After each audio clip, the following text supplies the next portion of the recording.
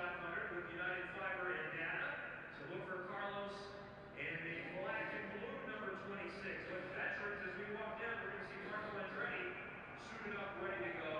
It's not going to be a full practice for these veterans, but they do get what we call an install lab. Just an opportunity to take a lab and make sure everything is repaired properly. There are no electrical issues or any other things that would take away their practice time when it begins at 2 o'clock. Ryan Hunter-Ray, a former champion, is suited up and ready to get the feel of his number 28 DHL machine.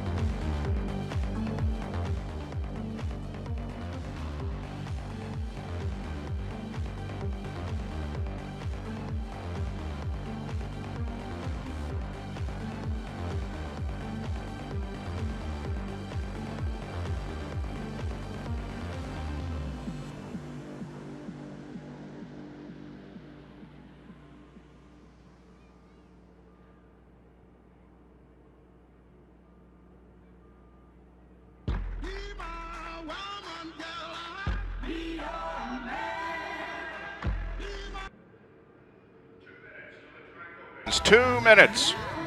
Yes, I be your woman. Yes, I be your baby. Yes, I be whatever that you tell me when you're ready. Yes, I be your girl, forever your lady. You ain't never gotta worry. I'm down for you, baby. Best believe that when you need that, I'll provide that. You will always have it. I'll be on deck, keep it in check. When you need that, I'ma let you have it. Beats in the drum like dum-dee-dee-day. I like the dirty rhythm you play. I wanna hear you calling my name like, hey mama, mama, hey mama, mama. Banging the drum like dum-dee-dee-day. I know you want it in the worst way. I wanna hear you calling my name like, hey mama, mama, hey mama.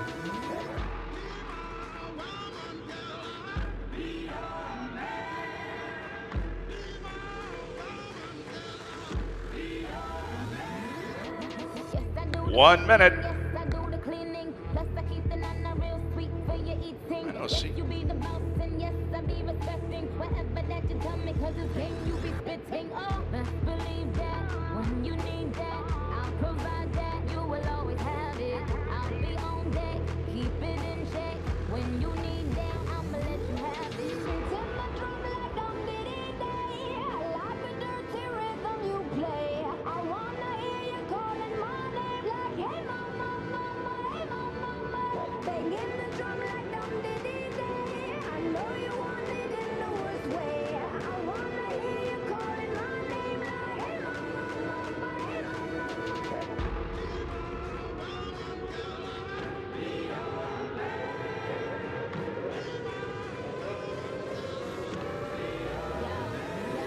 Whole crew got the truth. Show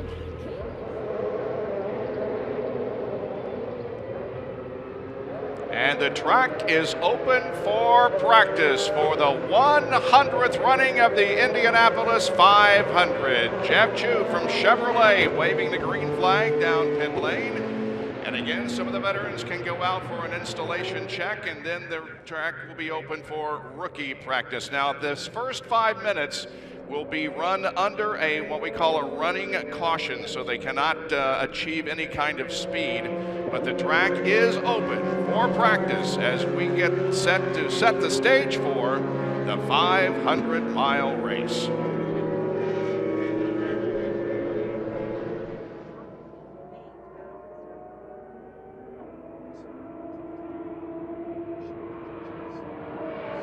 Temperature is 65 degrees on Saturday.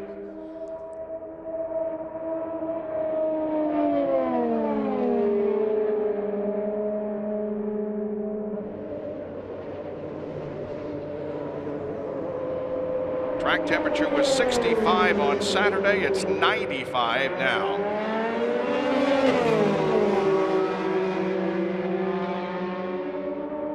Some of the cars out on the track include Ryan Hunter-Ray, Carlos Munoz, Sage Karam is on the track.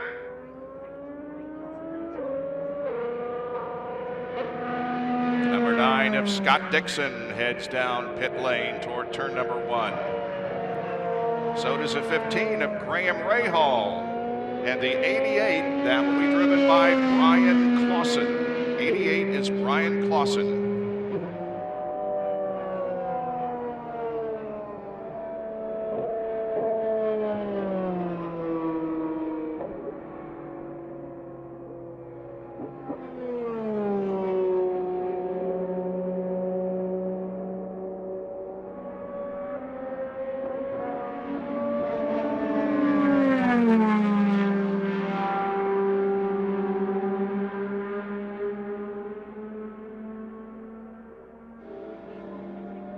Number 20 of Ed Carpenter down pit lane, and the Fuzzies sponsored machine, the number 6 of J.R. Hildebrand from Ed Carpenter Racing, also going out on the right racetrack. Joseph Newgarden also out there, Townsend Bell, Tony Kanaan, Charlie Kimball.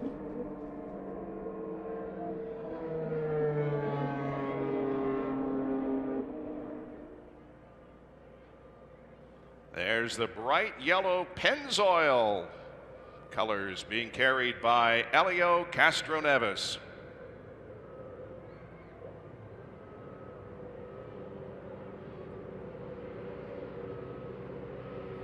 And it looks like that he has no power in that machine and is going to turn off the racetrack down at the south end.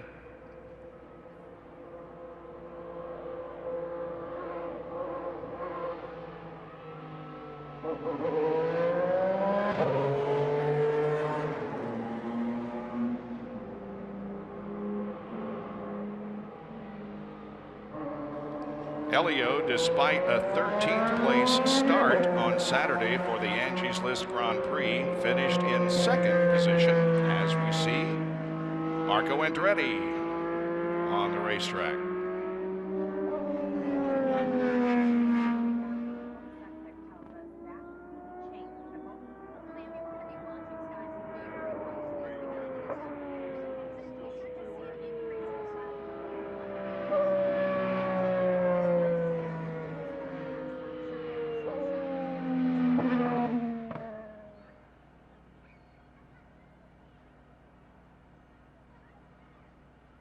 You see members of Team Penske retrieving the number 3 car of Elio and taking it back to its pit box.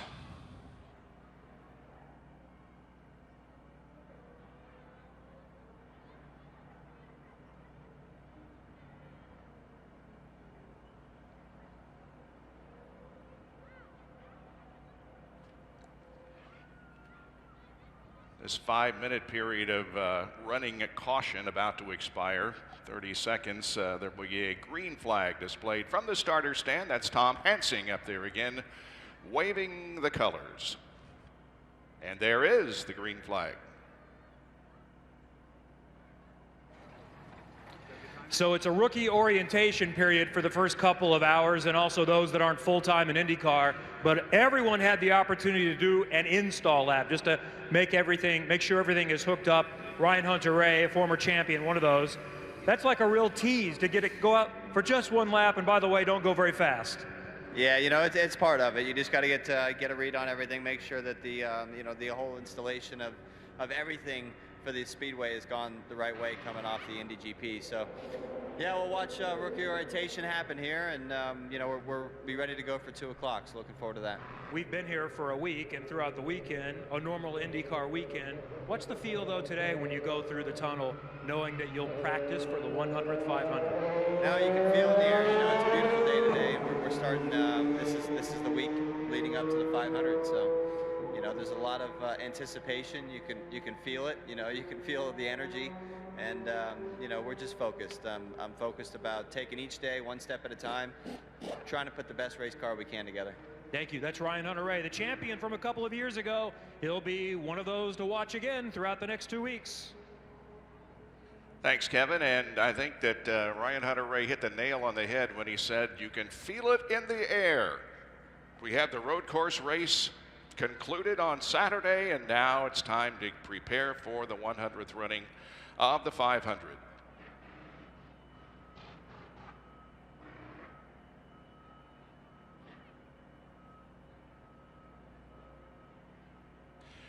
Now that the installation laps have been completed by the veterans and the rookies, the track is now open, as Kevin indicated, for rookie orientation and refresher courses only. Now, what is involved in a rookie test, you ask?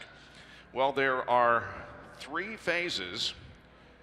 The drivers must run 10 laps in the range of 210 to 215. 15 laps between 215 and 220, and then 15 laps at more than 220 miles an hour. Those are the 3 phases of the rookie test. Veterans in the refresher program must complete the final 2 phases, that is 15 laps between 215 and 220 and 15 in excess of 220 miles an hour. Again, the rookies, Matt Brabham, Max Chilton, Spencer Pigot, Alexander Rossi, and Stefan Wilson.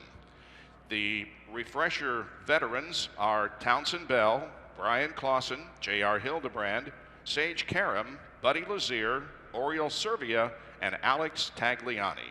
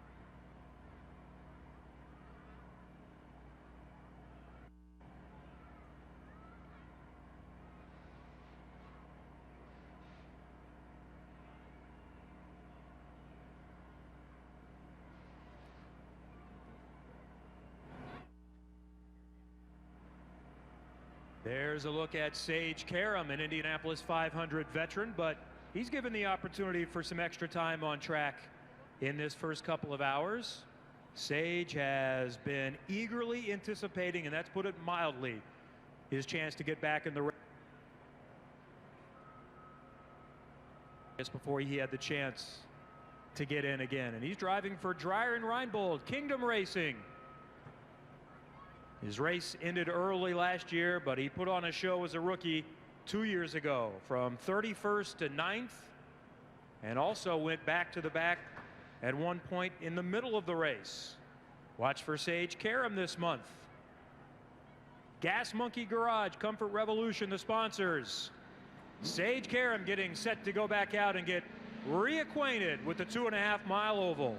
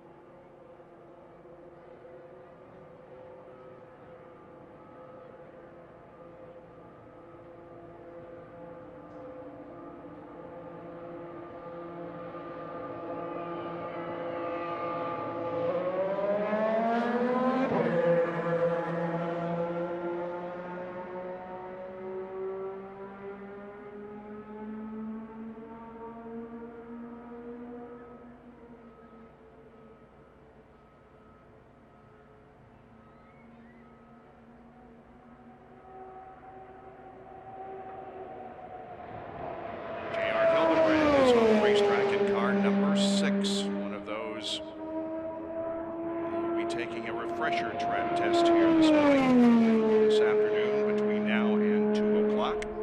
J.R. Hildebrand running for Ed Carpenter Racing this year.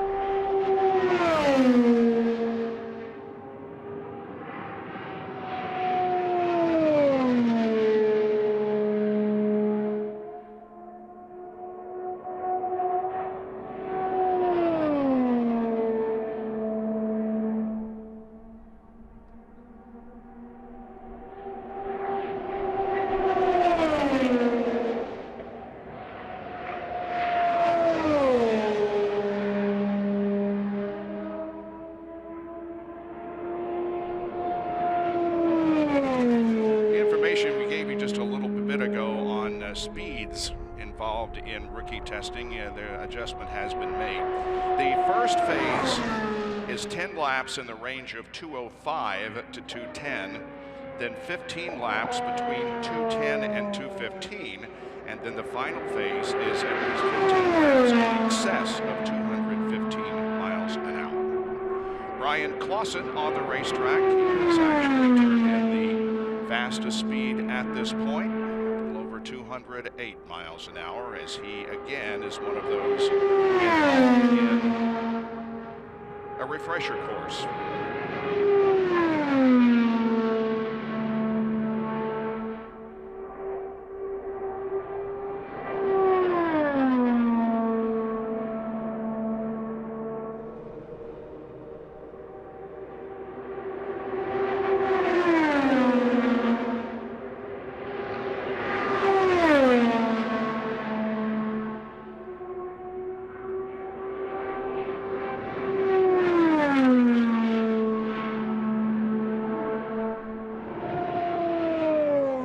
Brian Clausen, of course, comes from the short track open wheel division of USAC, has won many championships in the United States Auto Club sprint and midget ranks, and this will be his third Indianapolis 500. His rookie year was 2012, and also ran in the 2015 Indianapolis 500. He finished 30th in 2012 and 31st last year.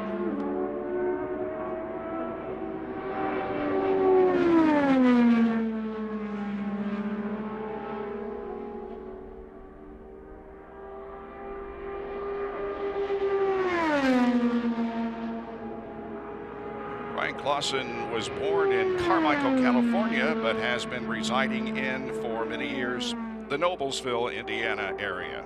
Brian Clausen.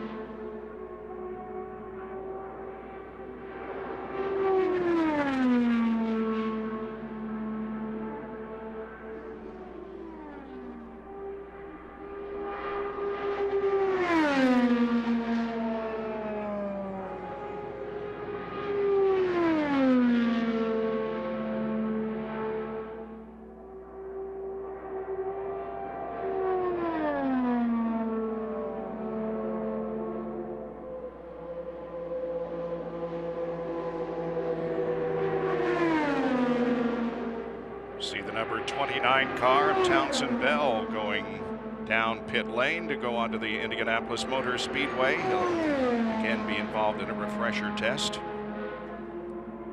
There is Alexander Rossi in car number 98.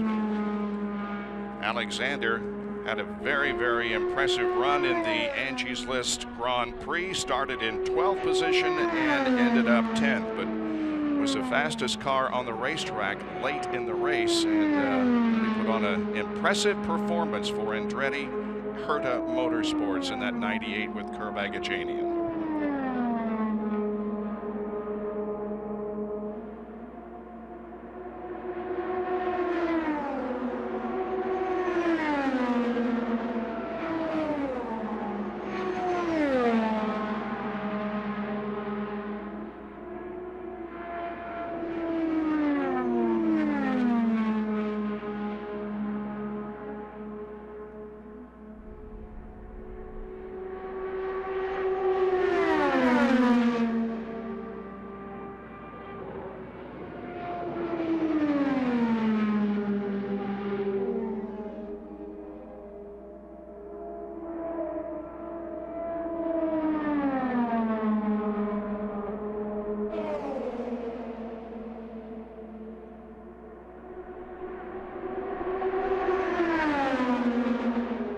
That's Spencer Pigot also on the front stretch. He was just passed by Brian Clausen.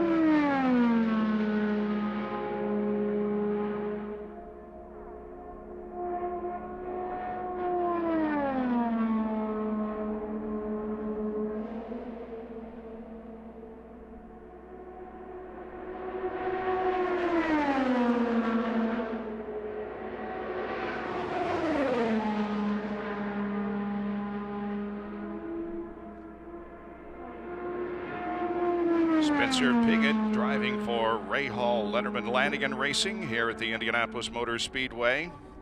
A rookie. In the Grand Prix last Saturday, finished in 11th position after starting 18th. Spencer Pigot is from Orlando, Florida.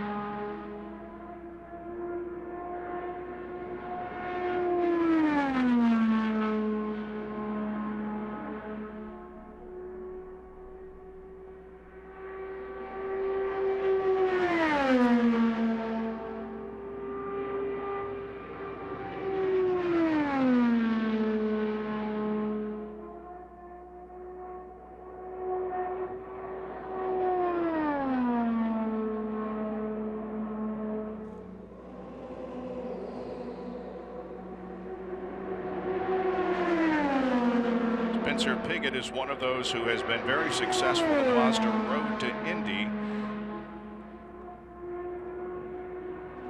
Won the Pro Mazda Championship and then won the Indy Lights presented by Cooper Tires Championship last year with 6 wins, 4 pole positions, and 10 podium finishes. That after he won the Pro Mazda Championship in 2014.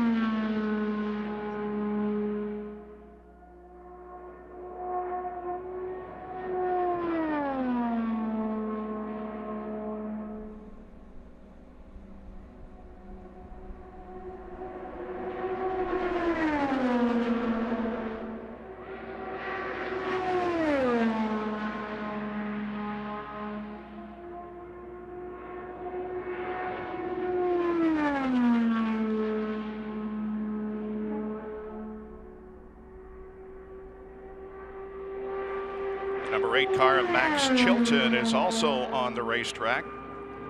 Chilton competed in the Angie's List Grand Prix last Saturday. He started in 11th position and finished 14th. His best finish this year has been a 7th on the oval at Phoenix. Now, Max Chilton comes from Formula One. He drove in the Indy Lights Series last year and in the Horizon IndyCar Series this year. He drives car number 8.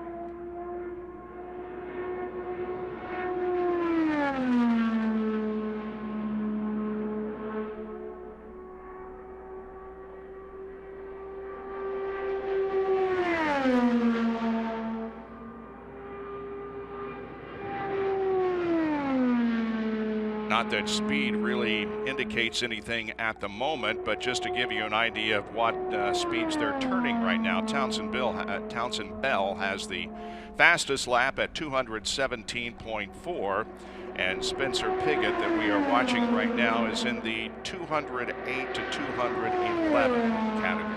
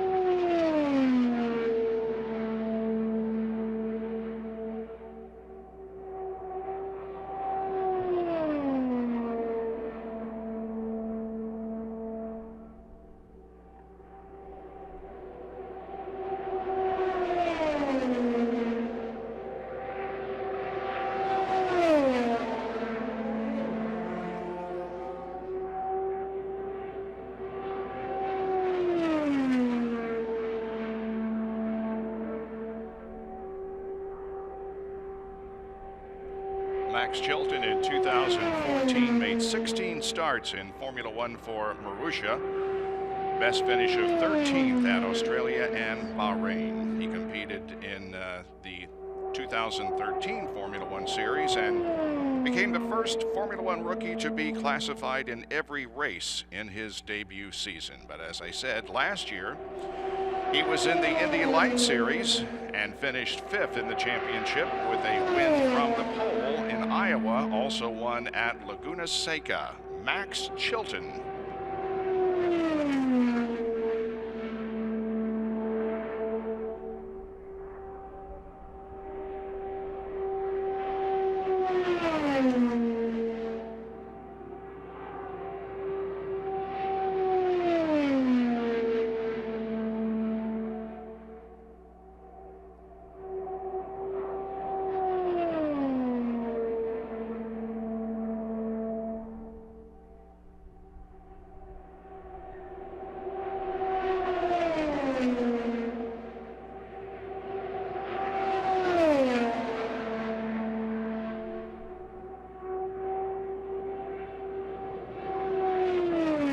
Besides Chilton, the other car on the racetrack is J.R. Hildebrand, who just went 2:13.6. Chilton last lap was 2:06.5.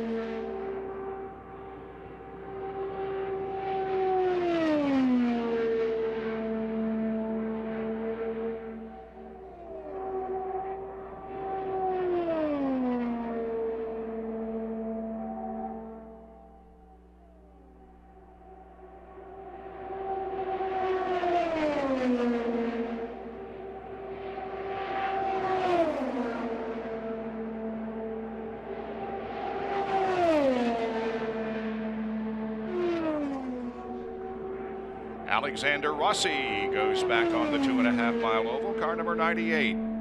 Alexander Rossi.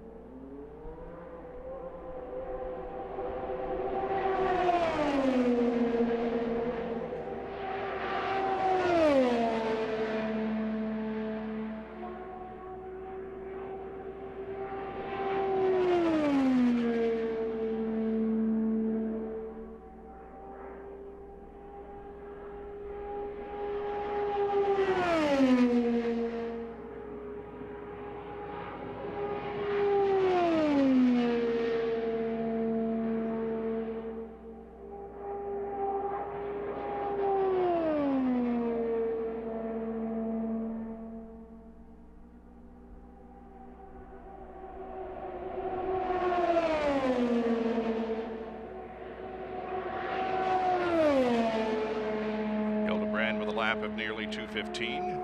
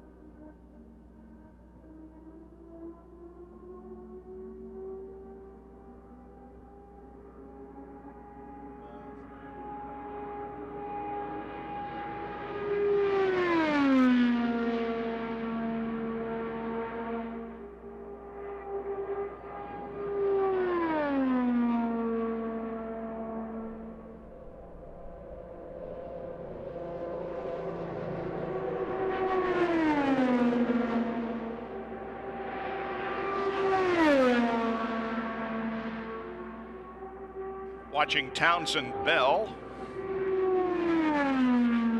This will be his 10th start in an Indianapolis 500. Most of his racing time during the summer is spent in the broadcast booth for NBC Sports, but comes here to the Indianapolis Motor Speedway every year and in some cases does an excellent job. His best finish here at the 500 came in 2009, finishing 4th. Last year, he finished 14th. This year, driving for Andretti Autosport, that begins San Luis Obispo, California, Townsend Bell. He is currently on the racetrack and running a lap of 214. His best has been 217.4.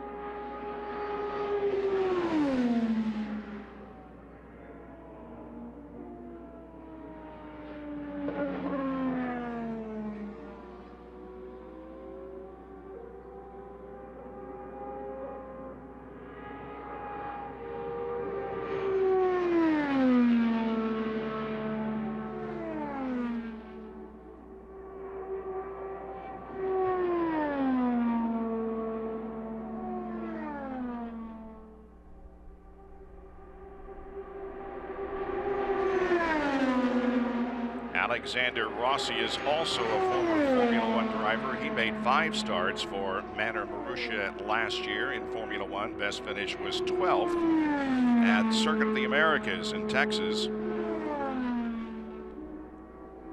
He is from Nevada City, California. 24 years of age.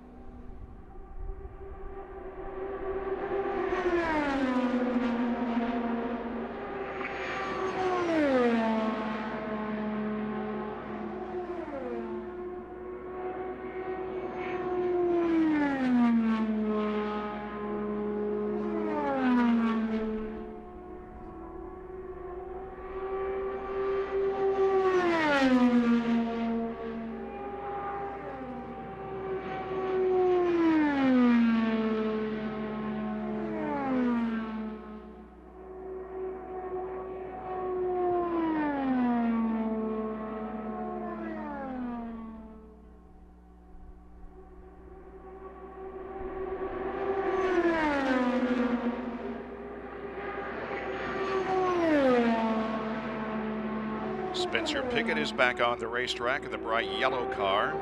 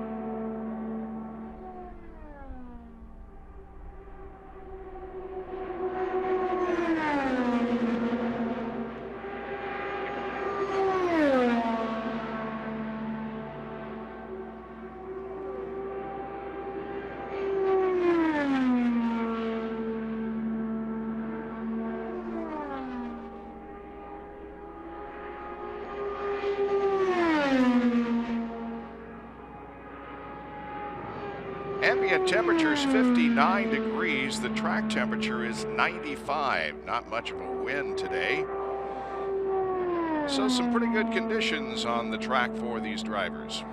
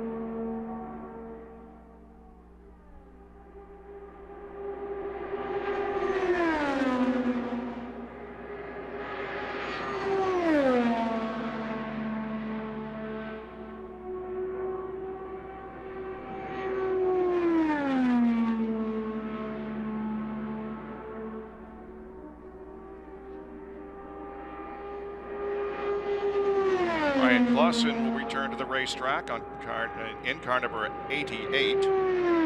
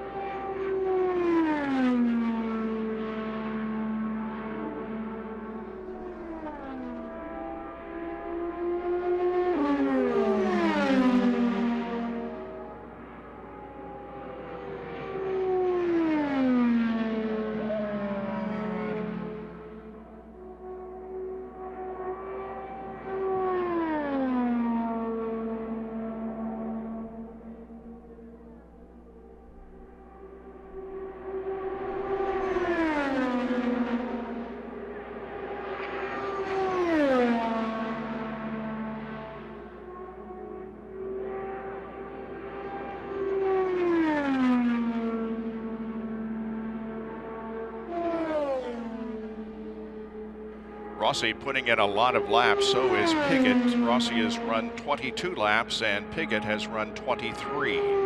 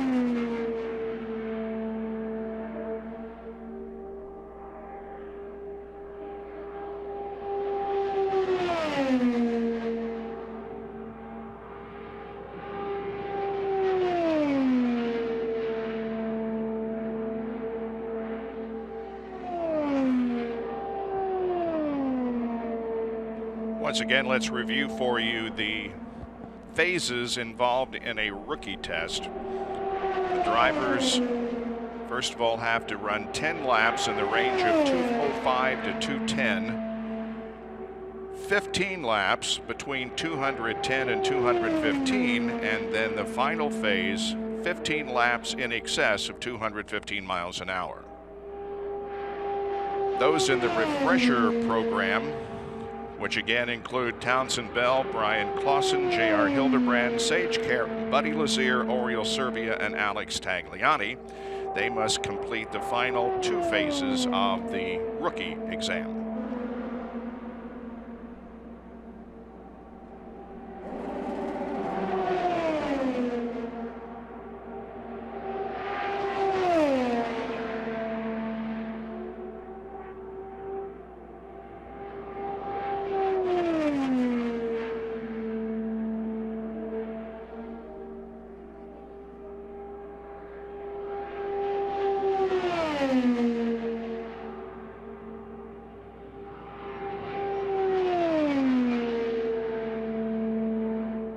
The 24 car is driven by Sage Karam.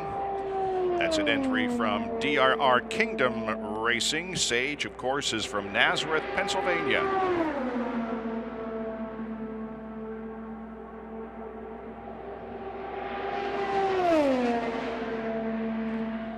He's competed in the 500 the last 2 years. In 2014, again driving for DRR Kingdom Racing, finished in 9th position after starting 31st, and then last year driving for Chip Ganassi, started 21st and finished 32nd. He was involved in an incident early in the race, turn 1 with Takuma Sato, so he finished in 32nd position last year.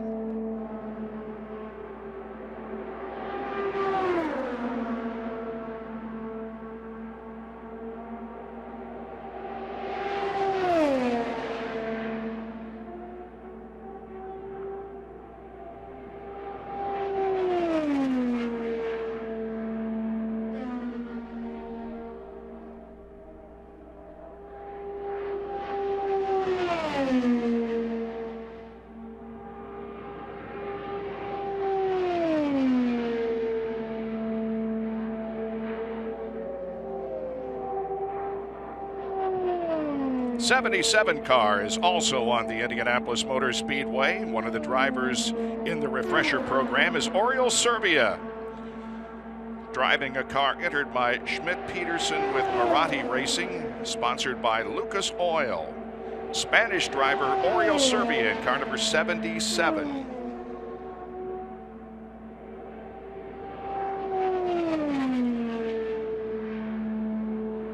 Servia, of course, is no stranger to the Indianapolis Motor Speedway.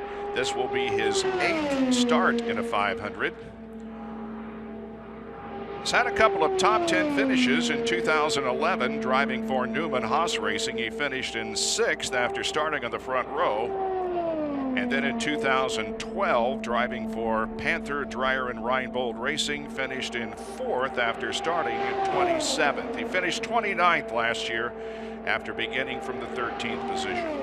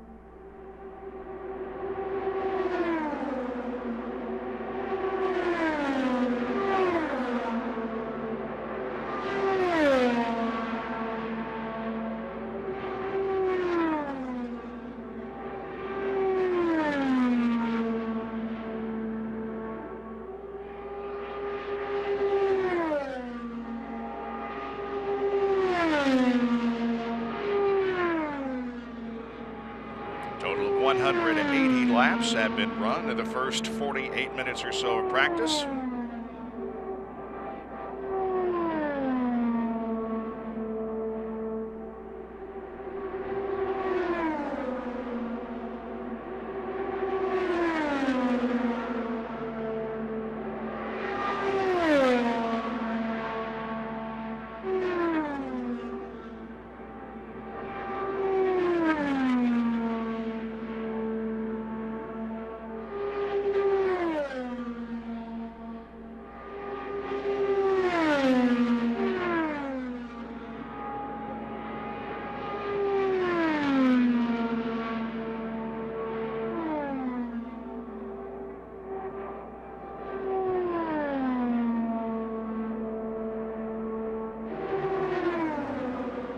Brian Clausen just turned the fastest lap of the session so far, 218.602. Brian Clausen in his refresher test as we continue to focus on Oriol Servia, car number 77.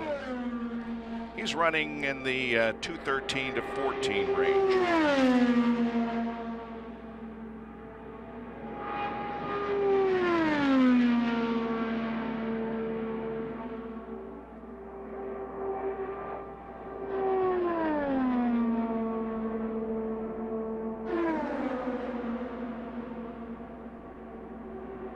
Clausen goes above 219, actually just at 219, 219.000.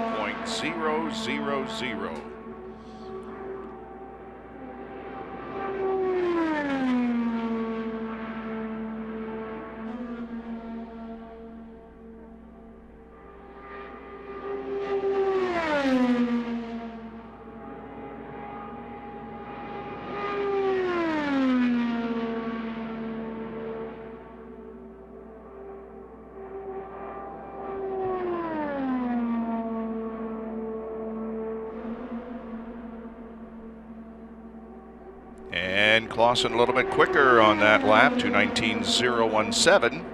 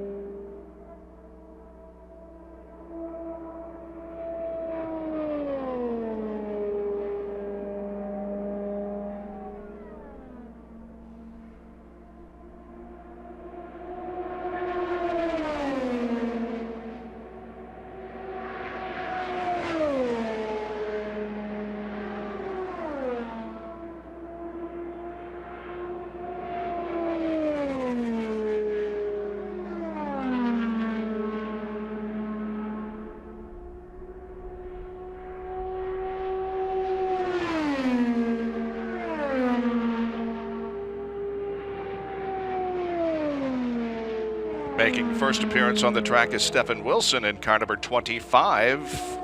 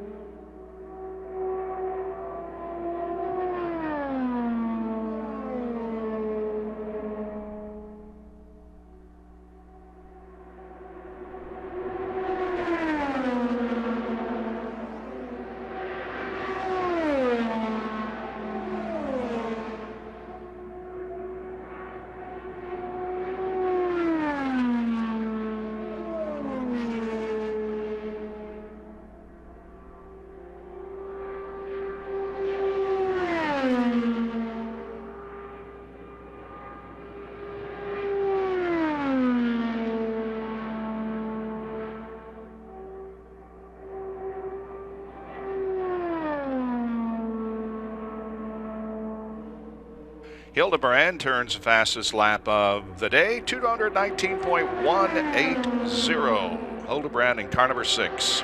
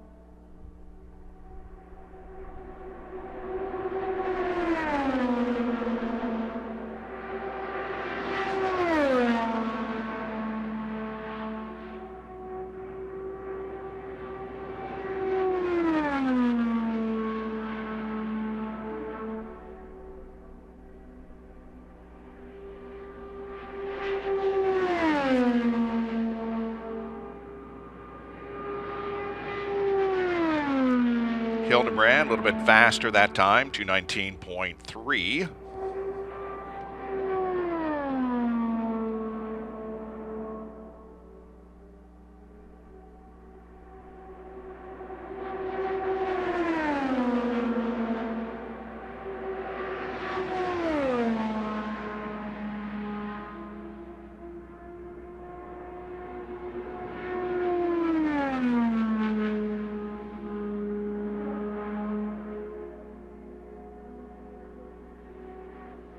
See the number 61 car of Matt Brabham being taken to the north end. Matt should be out before too much longer. He also participated in the Angie's List Grand Prix last Saturday.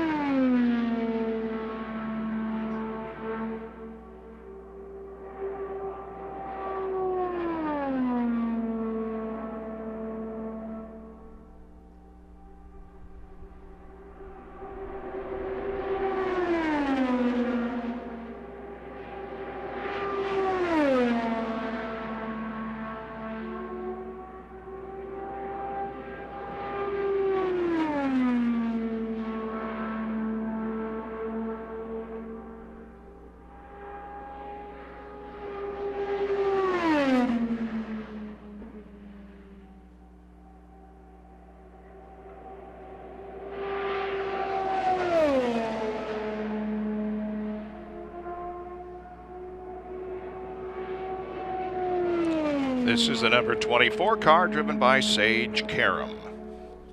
Currently, 2:15.055 has been his last lap. One of those involved in refresher course.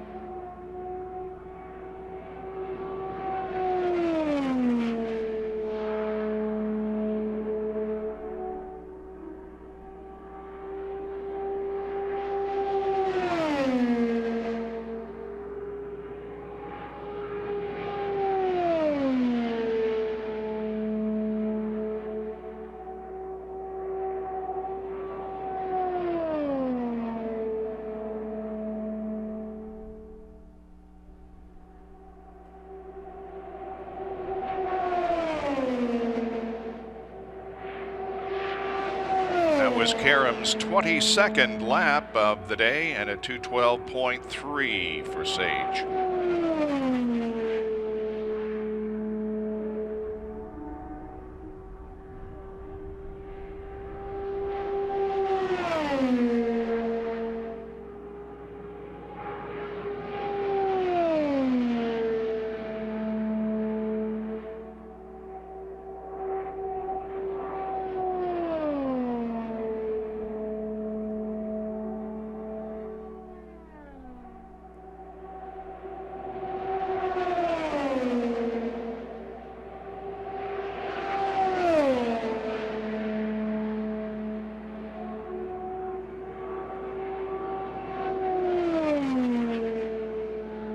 Just a little more than 55 minutes to go in this rookie orientation refresher course activity, and then the track will be open for everyone at 2 o'clock.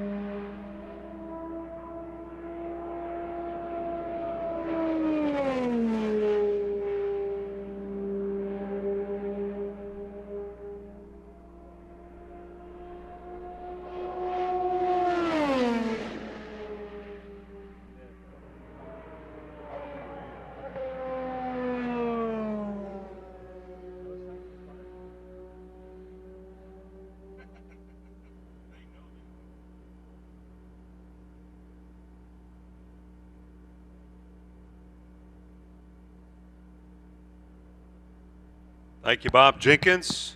Appreciate your work here on the public address system. Dave Calabro high above with you now. Coming from our new studios on Pagoda 2, right next to the Victory Podium. Good to be with you. Boy, it's fun to hear race cars again on the oval. We were up in the media center watching the cars go through turns 3 and 4 and just being excited that we're back in the oval open for practice for the rookies. We've had 9 drivers go out. The veterans had a chance to just shake their cars down, and we have a couple of guys doing refreshers as well. So that's what's going on here till 2 o'clock, and then at 2 o'clock the race course will be available for all the veterans to come out.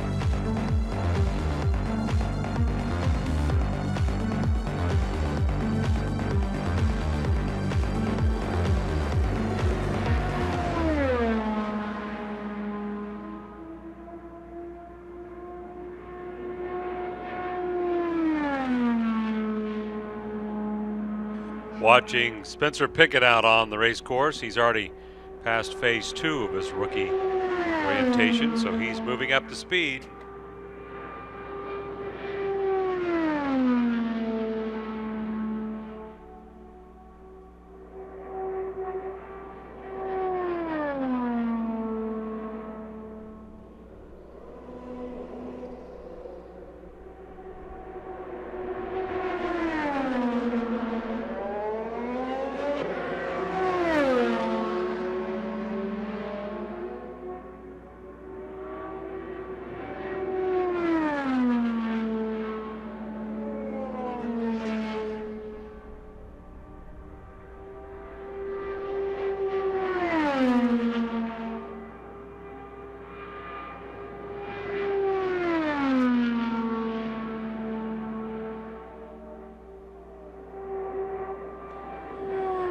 Well, we're watching the rookies right now taking part in this test right now. What happens here is they've got to complete 3 phases of testing.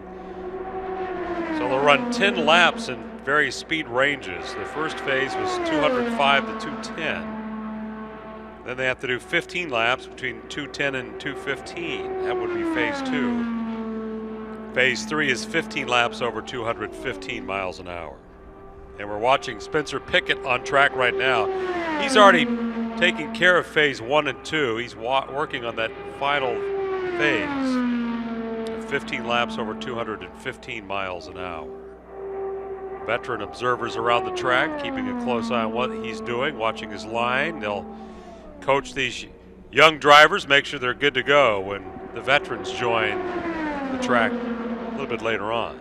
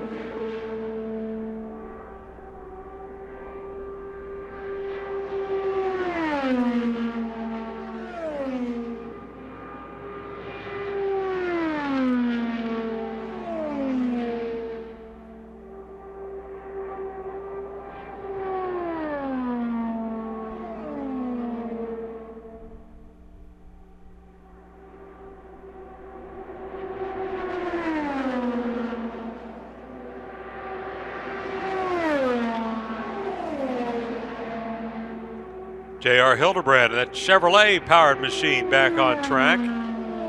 He had the best lap at 219.9 miles an hour, the fastest among these drivers taking the refresher course. And rookies out testing right now.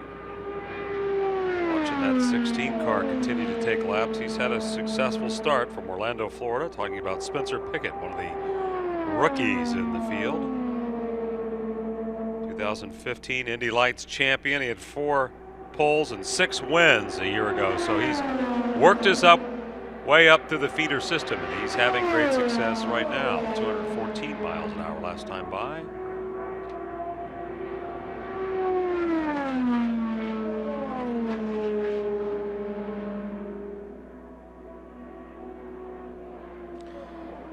Also, the Spaniard, Oriol Servia, back on track. Good to have Oriol back at the Speedway.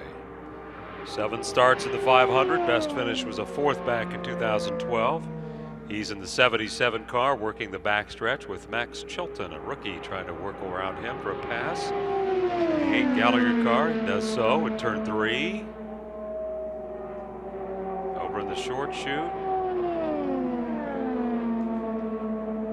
Max Chilton from England. Here he comes to the yard of bricks.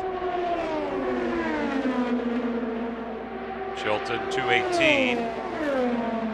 That was his best. His best is 218 last time by 216. The 24 car is in and out of the pits for more practice time. Sage Karam back at the Speedway. 2 starts in the 500. Back to have another shot at it. Best finish was 9th in 2014.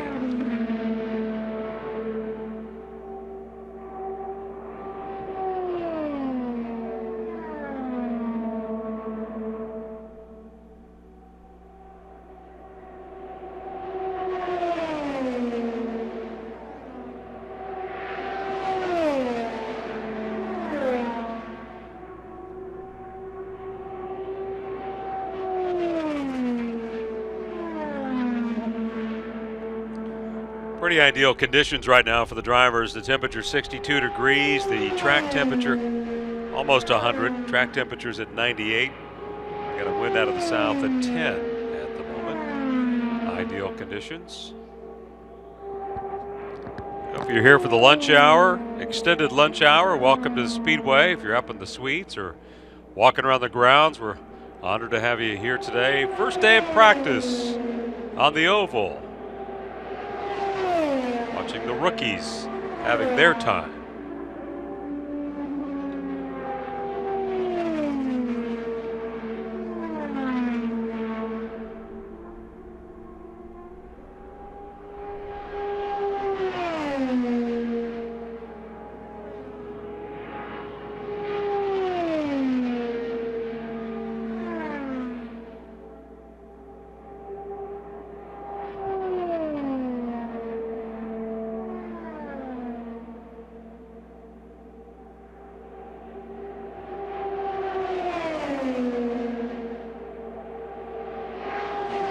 Chilton, 216 miles an hour last time by in the 8 car.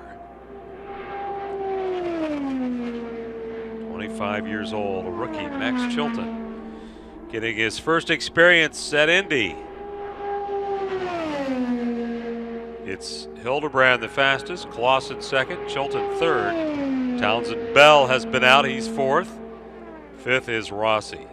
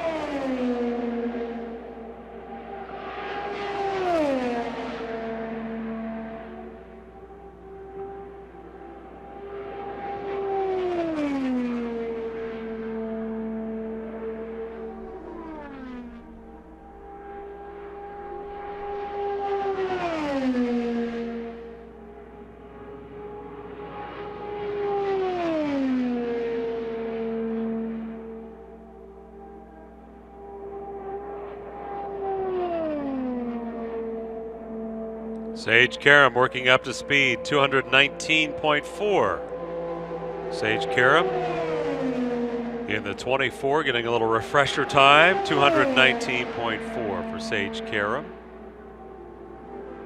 JR Hildebrand back along pit lane.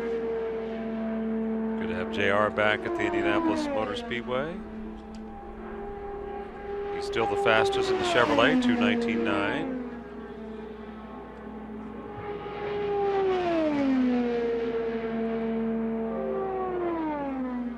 Not running full time on the circuit, JR Hildebrand, so he's getting some refresher time today. That's why he's out there. Last year he finished 8th in the Indy 500.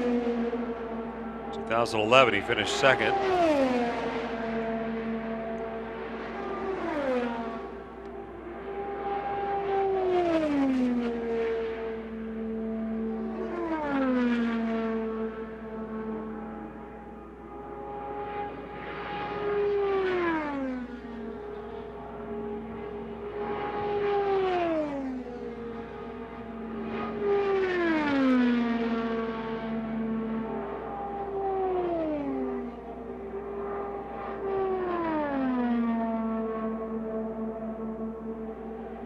Good to see Stephen Wilson back out there on track as well.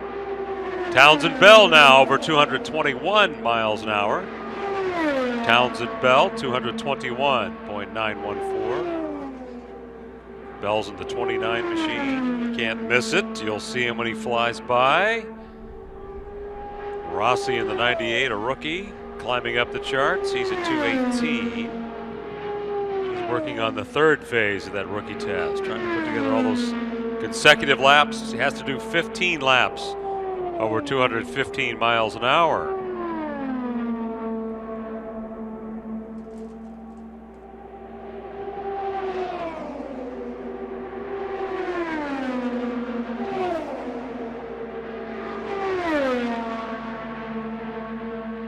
Brian Clausen in the 88. Clausen. 2 starts at Indianapolis. 2015, a year ago, finished 31st.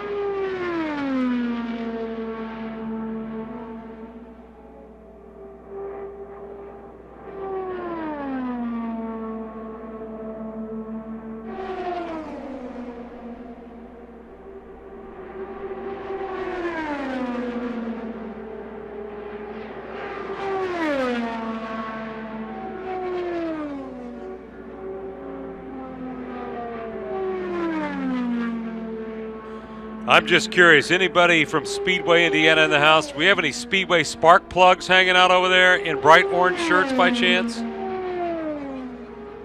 Oh, we couldn't hear you. Are you guys from Speedway over there? There we go. Big shout out to the 7th and 8th graders who somehow convinced their principal they deserve to go to the track today.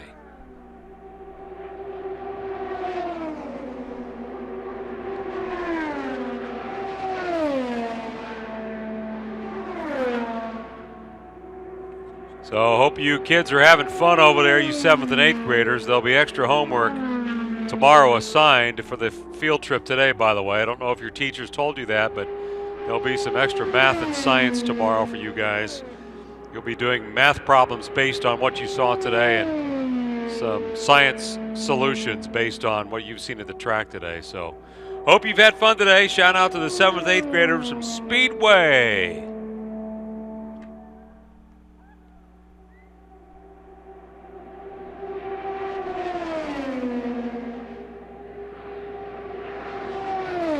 Being told that Max Chilton has passed all 3 phases of his rookie test. So congratulations to Max Chilton getting through all 3 phases of his rookie test. That means this afternoon he can go out and run with the big boys. You know, Dave, one thing we wondered about being in an enclosed booth is we couldn't get or hear the reaction from the crowd when something happens, and for the first time we have heard from the fans, and that's those students over there. So good going, guys. We hear you well.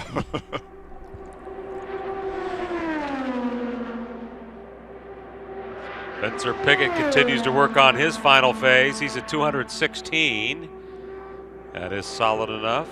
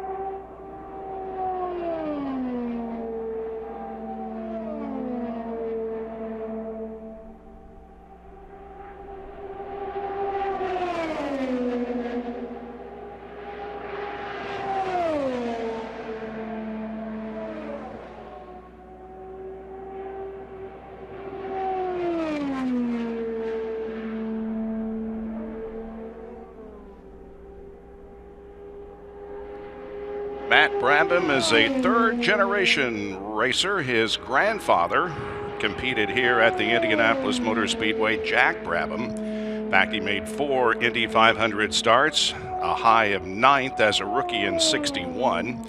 And then Matt's father, Jeff Brabham, made 10 Indianapolis 500 starts. His best finish was 4th in 1983.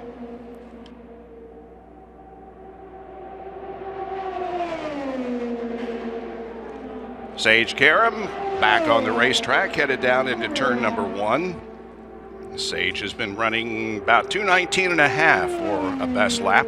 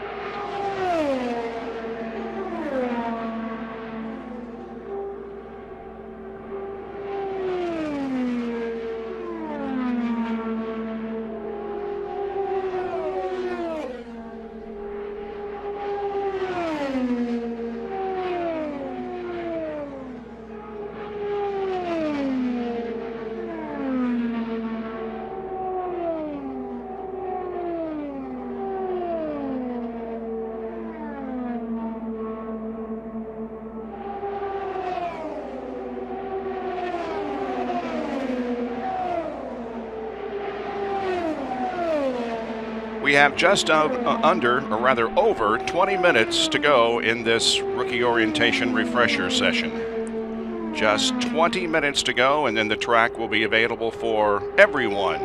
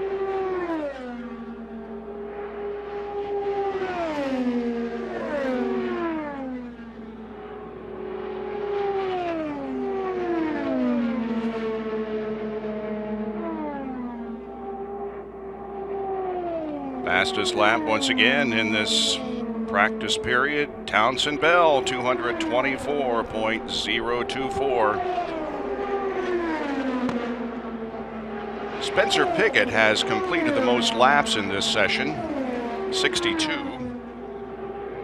And on the speed chart, he is 7th quick at 217.8.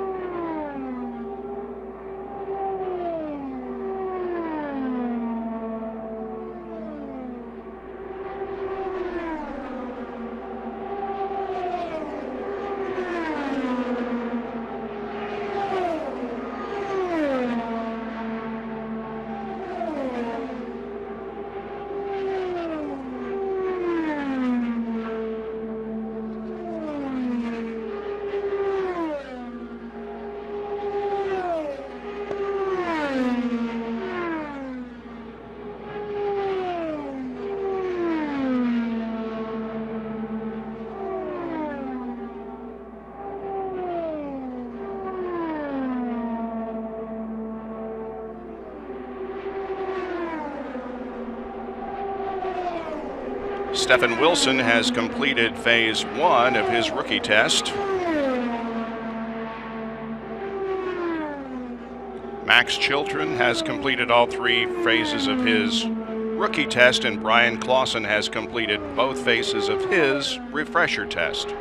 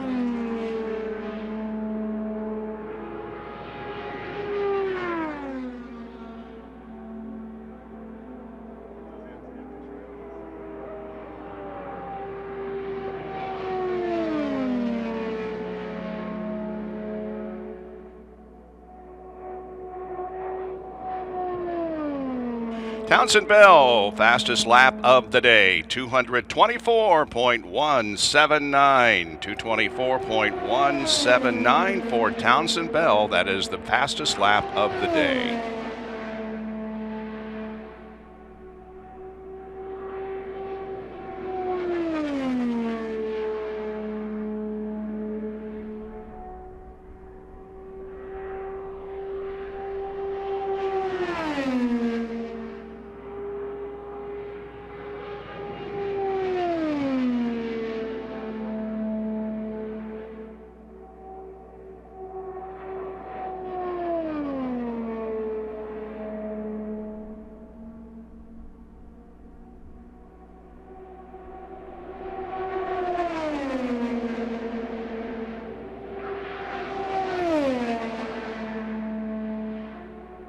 Less than 15 minutes to go. Less than 15.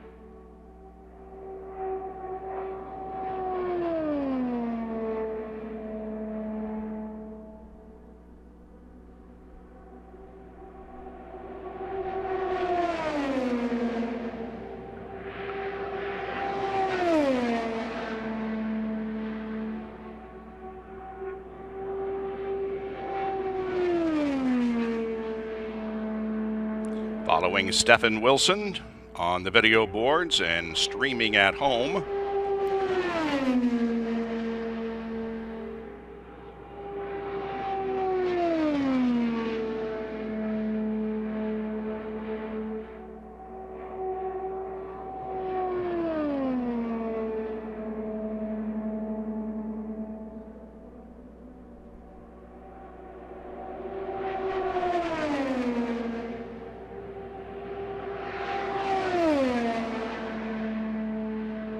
That lap for Wilson was 2:13.5.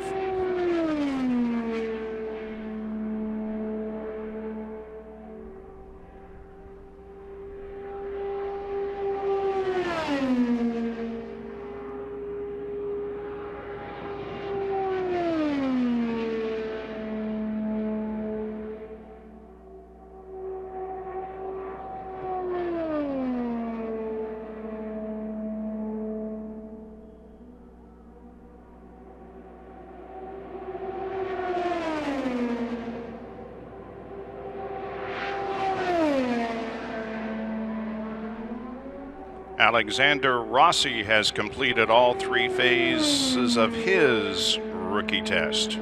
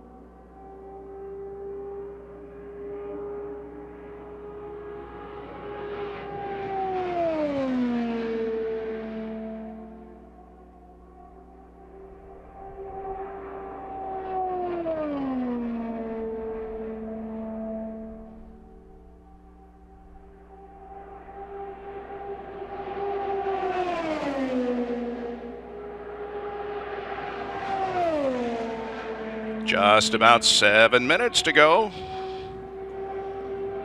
And then the track shortly thereafter will be available for all drivers, veteran drivers.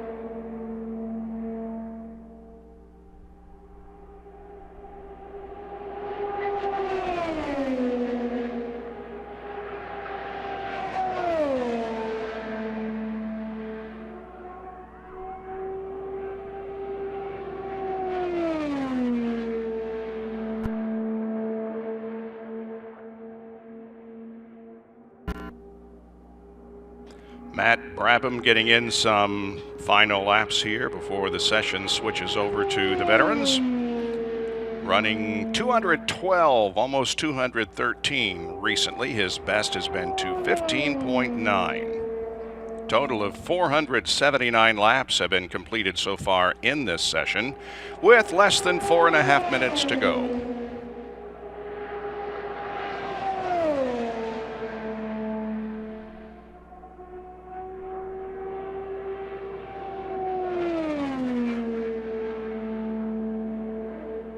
The fastest traveler in this session, Townsend Bell, car number 29, is back on the racetrack.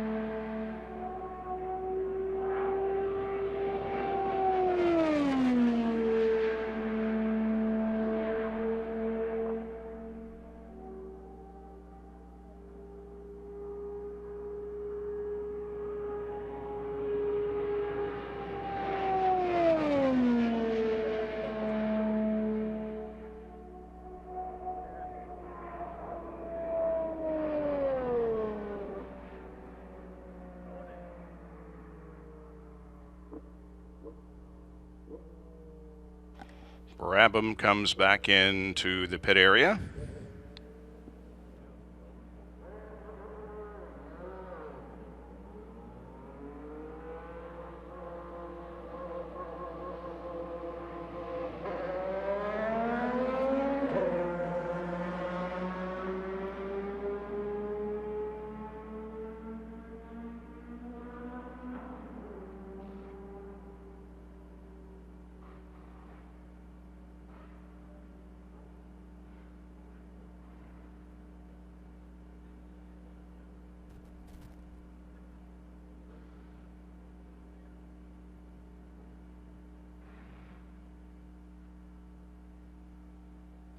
Spencer Pigot now the only car on the racetrack. And only 2 minutes to go.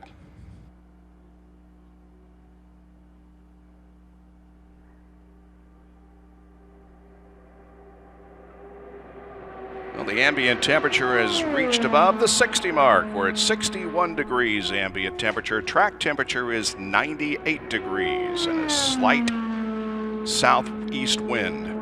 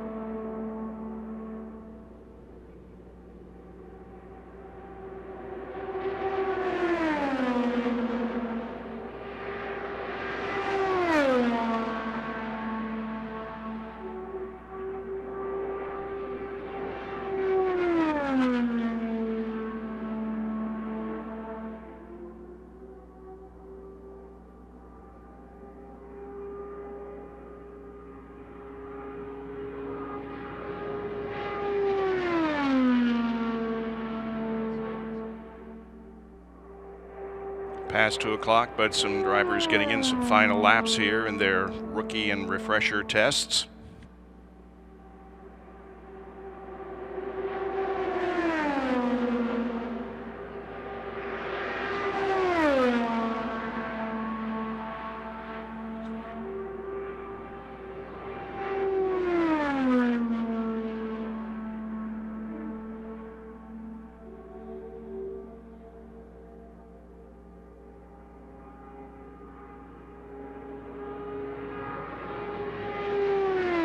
Spencer Pigot has 2 phases of the 3 completed in his rookie test.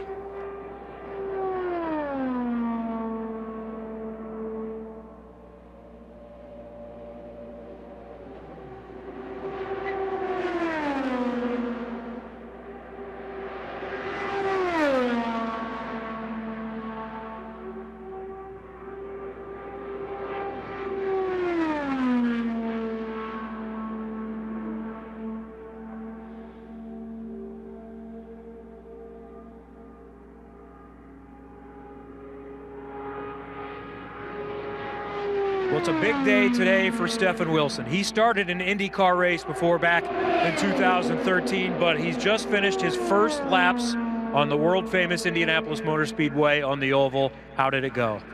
Yeah, it went pretty good. We got through the first 2 phases of ROP, which is what the target was today. And wow, it's pretty fast around here. About 215 miles an hour, and understand they're limiting you. They don't want you to go as fast as you can. What did you try to get done in the 41 laps you were out there?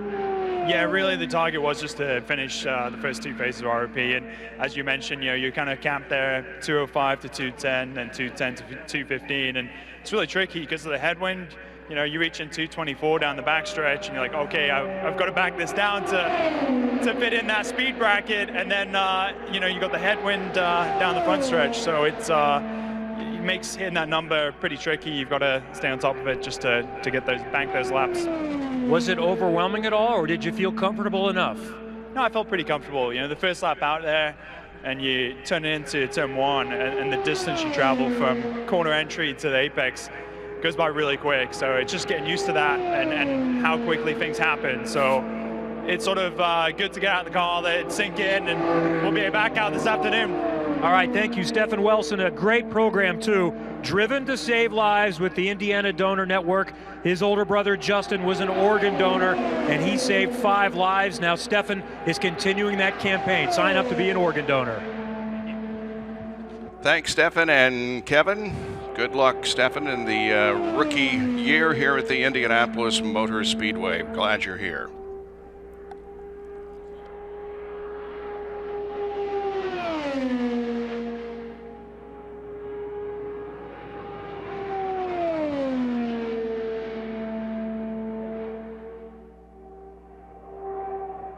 Matt Brabham continues to work on the track, running a lap last time at a little over 2:12.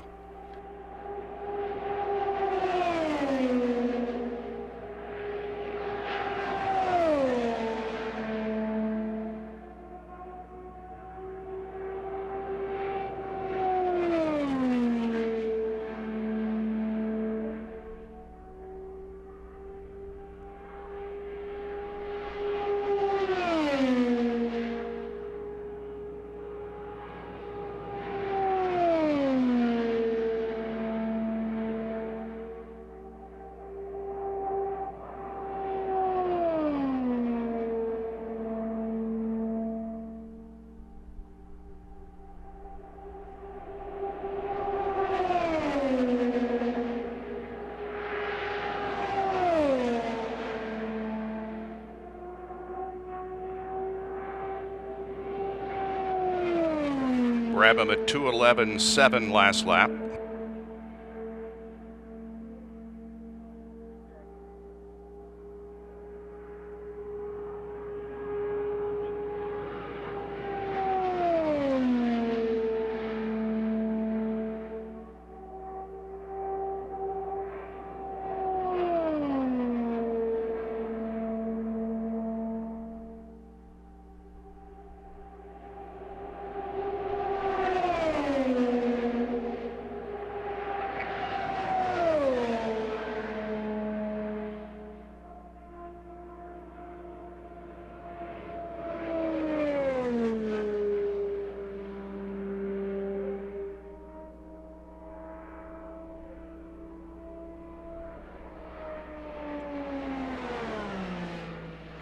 The yellow flag is being displayed at the starter stand, so Matt Brabham will be called in, and we may see some veteran activity here in a little bit. In the meantime, let's hear from Townsend Bell and Kevin Lee.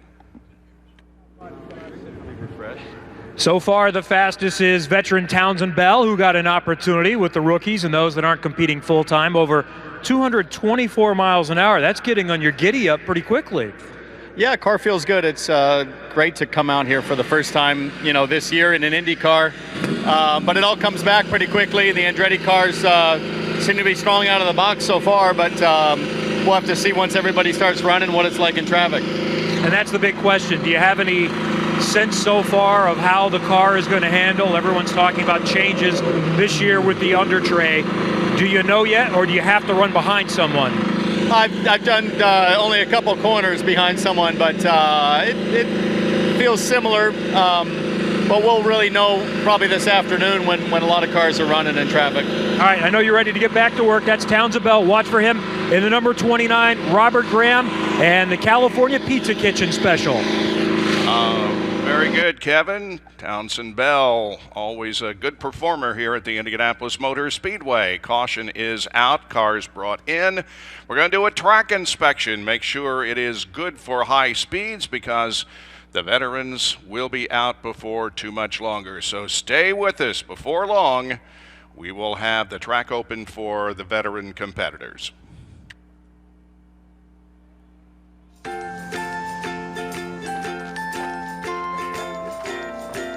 All right, crew, let's get started. Sure.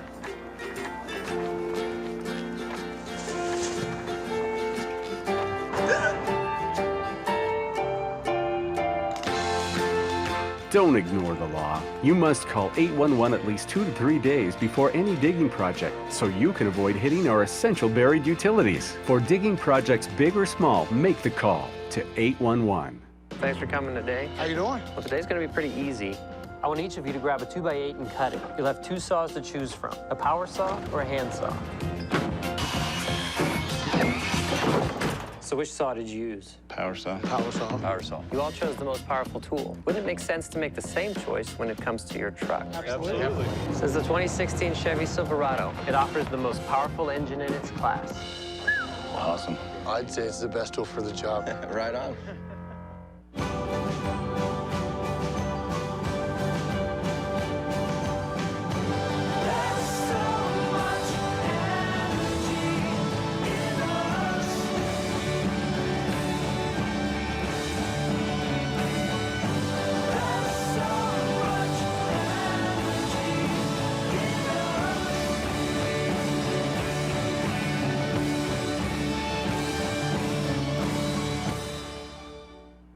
Hi, I'm IndyCar driver Joseph Newgarden, here with a message from Outrun the Sun. Did you know if you fill the Indianapolis Motor Speedway to capacity 12 times, you have the number of Americans diagnosed with skin cancer every year? 12 times. Skin cancer is preventable. Join me in pledging to be sun smart. When you're outdoors, protect your skin by wearing sunscreen, sunglasses, and hats. Learn more at outrunthesun.org.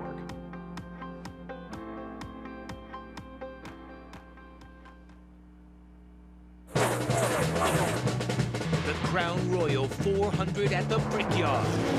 This is the fist-shaking, heart-pounding, bumping, drafting, crashing, screaming, and sliding racing capital of the world. See it live. It's the Crown Royal 400 at the Brickyard.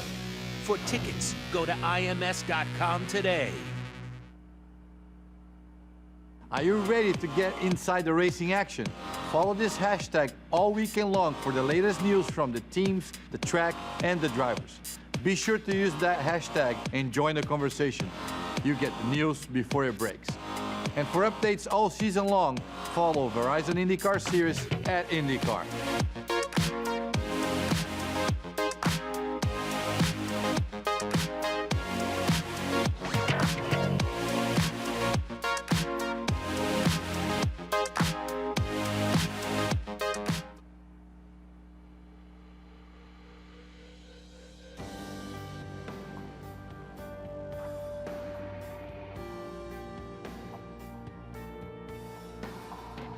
You know, when I look at racing and I look at greatness or I look at legends, legends are those who have achieved greatness to a level that the ordinary don't. I think one of the things that's really cool or unique about what we do is getting the opportunity to race against guys like Dixon, against guys like Elio and Kanan, and people that I've watched for many, many years. You know, guys that are already legends of the sport that you get an opportunity to go out there and compete with and try to beat. They really are the measuring stick for what we do. For me, I want to win a lot of races and I want to win championships and Indy 500s. I think that's how you measure, you know, somebody's legendary status. You don't do this sport just to win. You do it to be great.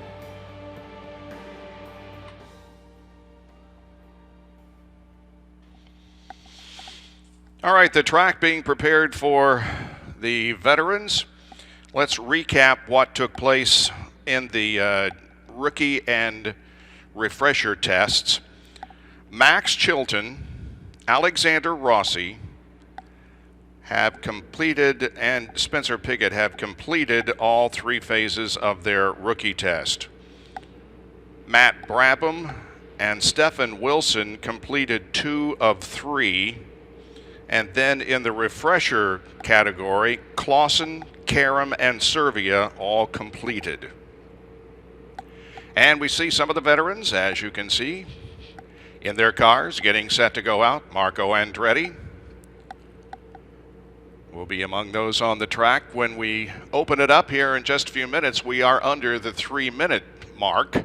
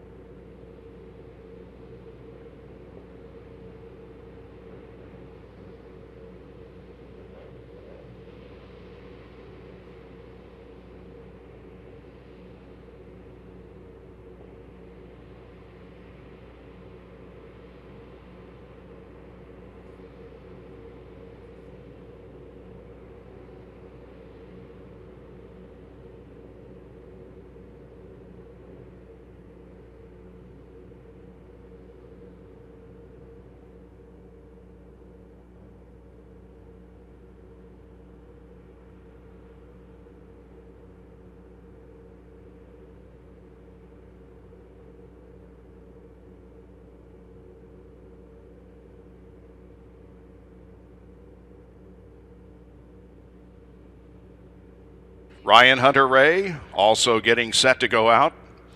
Among those completing their refresher test, J.R. Hildebrand, Townsend Bell has 3 more laps to do before he completes his refresher test. But again, the 3 rookies who have completed all 3 phases are Chilton, Rossi, and Pigot. Wilson and Brabham have completed 2 of 3 phases.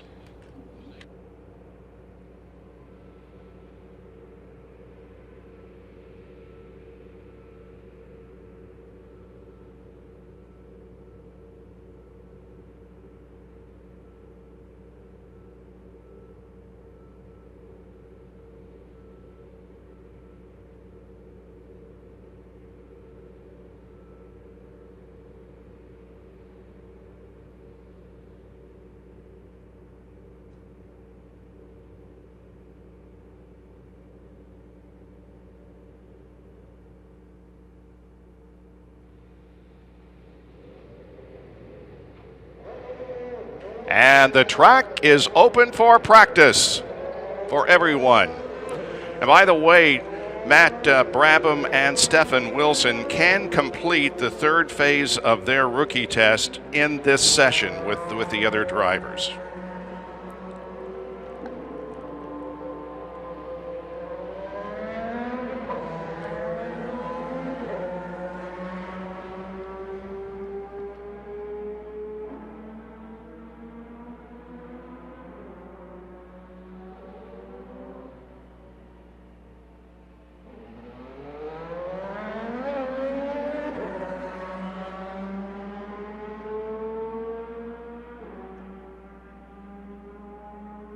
Among those out there, Simon Pagenaud, Juan Pablo Montoya, Elio Castroneves. Now remember, Castroneves is in a bright yellow Pennzoil car. That, of course, is Simon Pagenaud, the winner of the Angie's List Grand Prix and the winner of the last few races in the Verizon IndyCar Series. The 15 car of Graham Rahal is also on the racetrack. The 27 of Marco Andretti coming down the front stretch.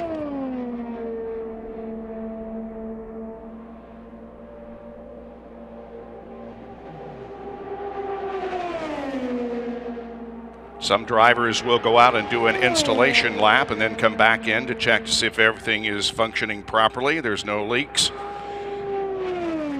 Pagenaud goes over 220 miles an hour on his first lap at speed.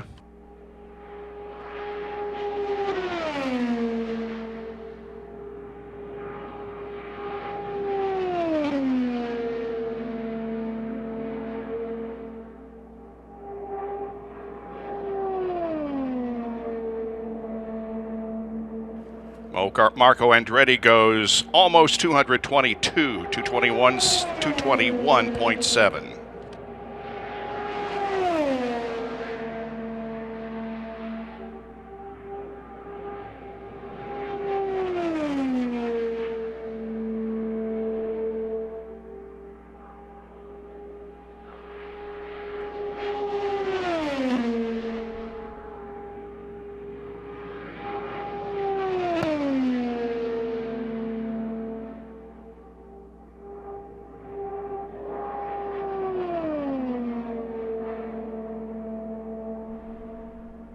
Marco now above 222 miles an hour.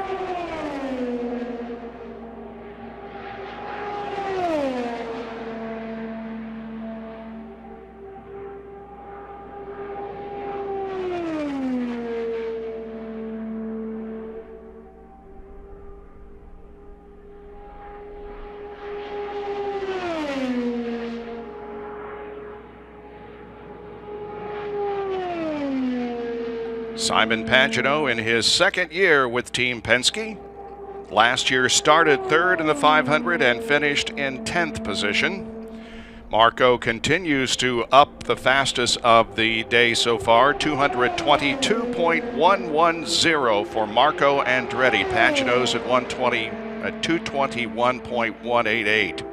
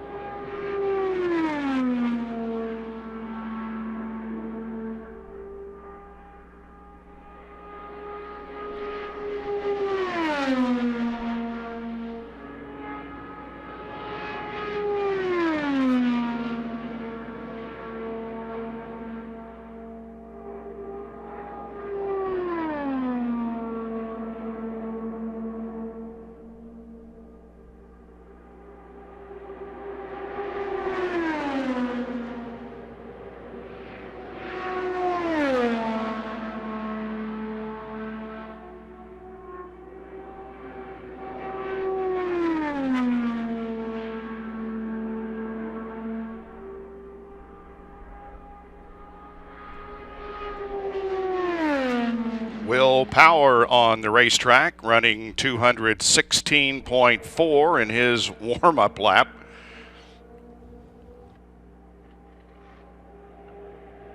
Ed Carpenter also on the Indianapolis Motor Speedway, just over 219.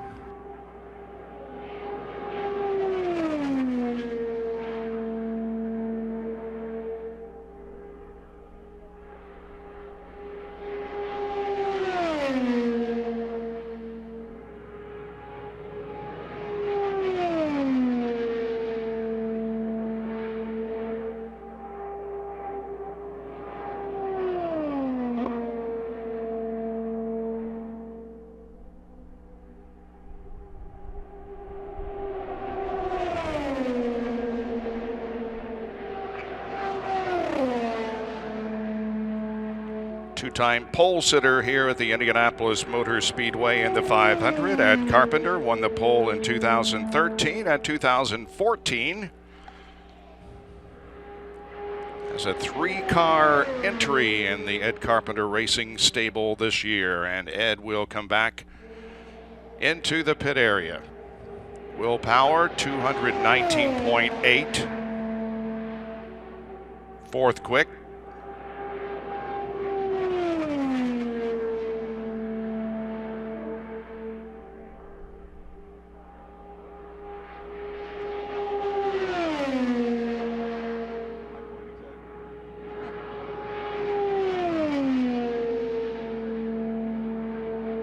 Ryan Hunter-Reay heads down pit lane.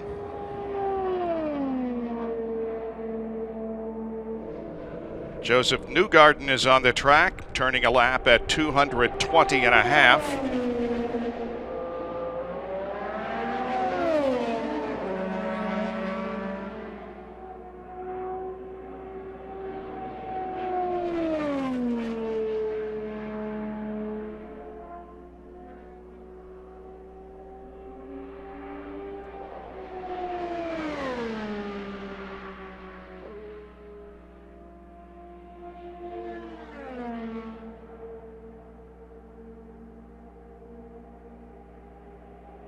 On the video boards is the number 21 car of Joseph Newgarden. 220.678 last time around.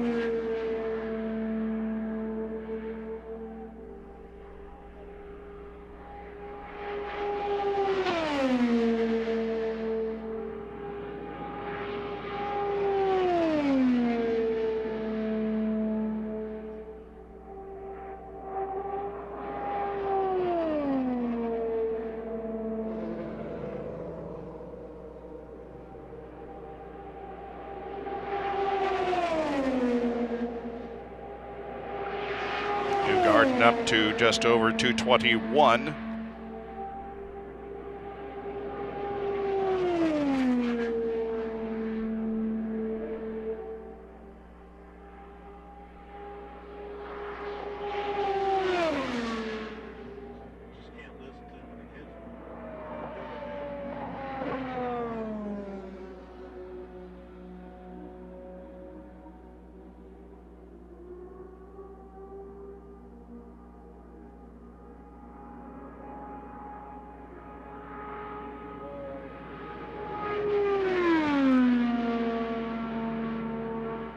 And our cameras catch up with Ryan Hunter-Reay on the video boards. In turn 4, onto the front stretch.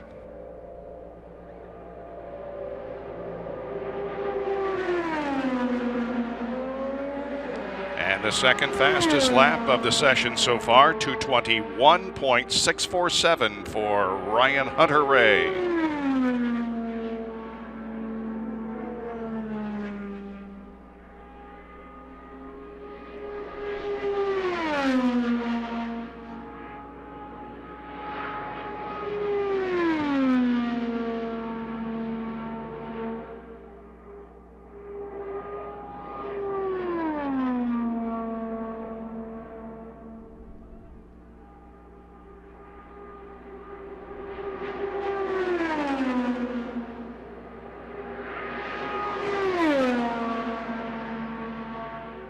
To 21.793 for Ryan Hunter-Reay.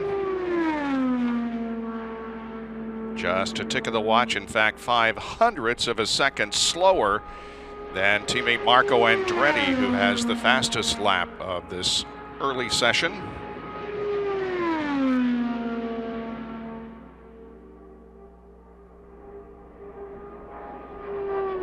James Hinchcliffe is on the 2.5-mile oval.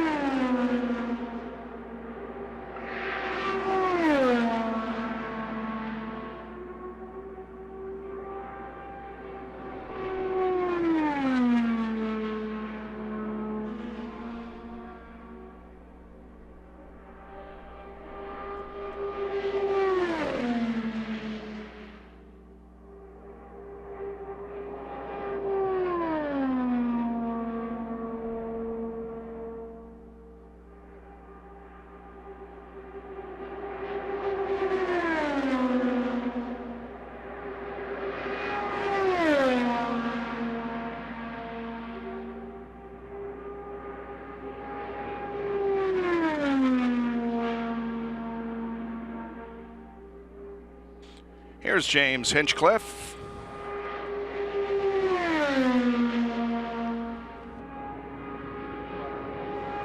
Just had a stellar performance in the Angie's List Grand Prix last Saturday. His first race back at the Indianapolis Motor Speedway. Of course, not on the same track, but first race back at the Speedway after his accident and near-death injuries last year.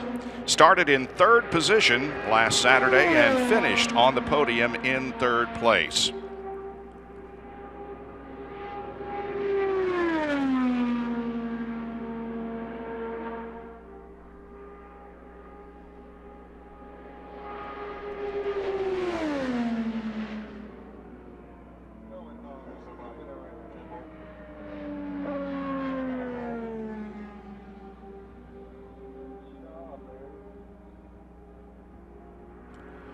Now here's a new combination and number that you're going to have to get used to. This is Charlie Kimball driving the number 42 car. And why, you say, did he change from 83 to 42? Well, actually, he's kind of borrowing that number from his Ganassi team mate in the NASCAR ranks, Kyle Larson. Kyle Larson has a cousin who has diabetes, of course, as does Charlie Kimball. And the sponsor on this car this year is Tresiba, or Tresiba, I should say.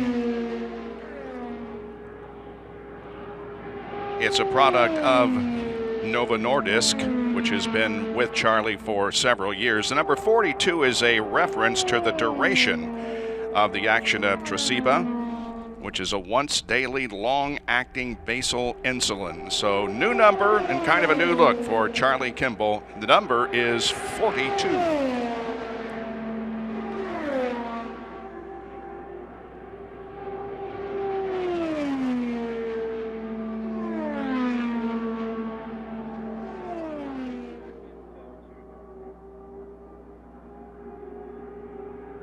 Carlos Munoz gets things going in a hurry. Fastest lap of the session, 222.299 for the number 26 car of Carlos Munoz. So Andretti Autosport is showing their mettle kind of early here. They have the top three speeds, Munoz, Andretti, and Ryan Hunter-Ray.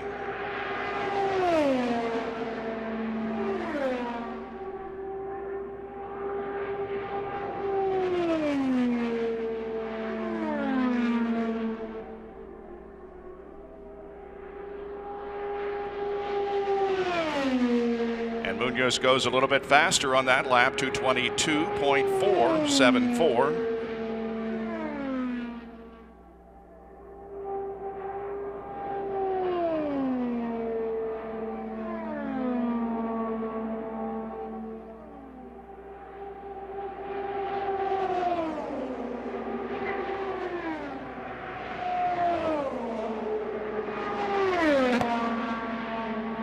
Pick up on Graham Rahal on the video board. Graham Rahal, sixth fastest at 220.7 so far.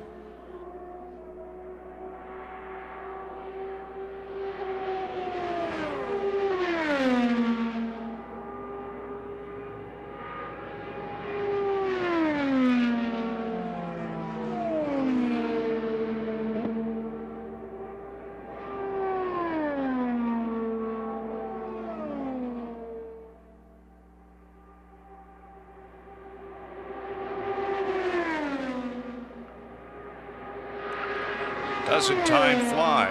The son of the former winner, Bobby Rahal. This will be Graham's 9th Indianapolis 500, believe it or not. His best start was 4th in 2009. He finished 3rd in 2011.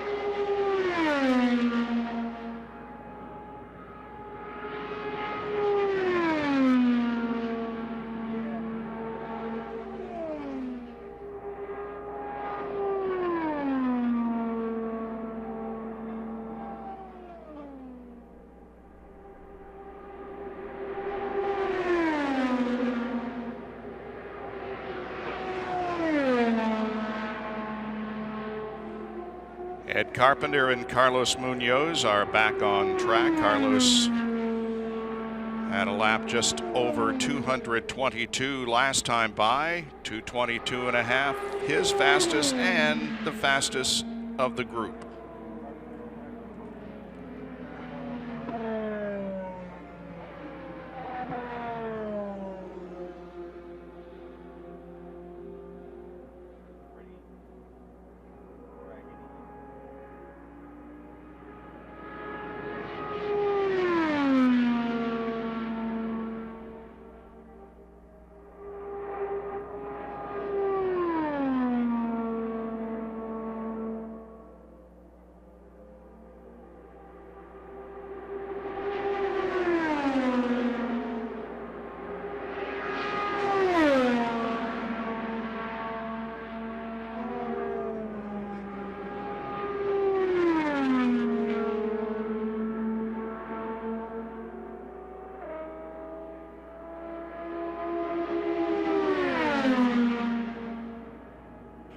Scott Dixon, didn't take him long either. Fastest lap, 223.202. 223.2 for Scott Dixon in his first lap at speed. Tops the chart.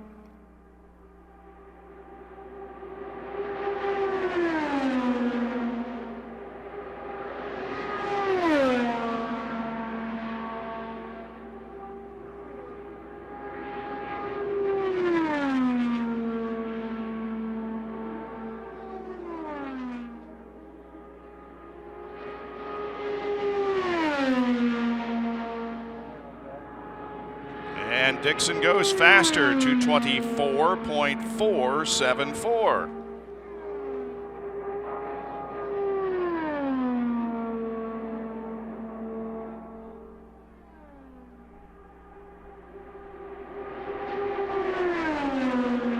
Will Power climbs to second fastest, 222.9.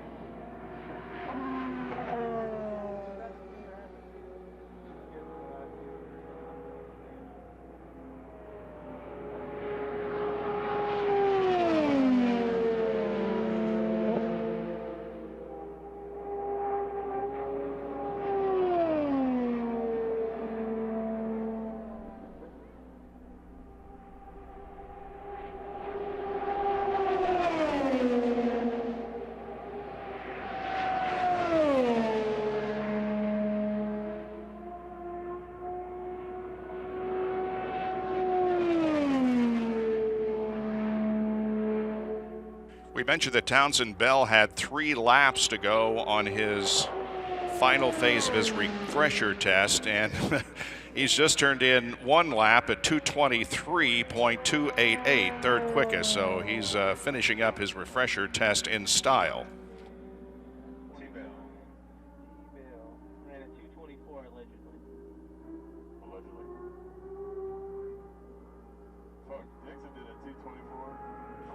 Last year, Scott Dixon won the pole position for the 500 with a speed of 226.760. 226.7 was the pole speed last year, and Dixon, in just his first few laps around the track this year, is up to 224.4.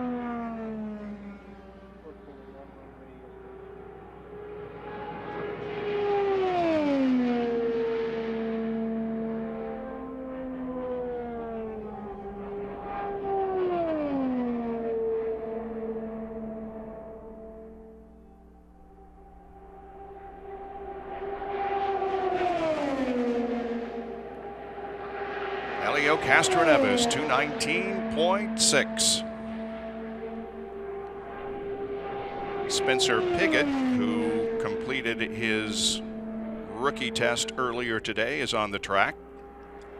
He's in car number 16.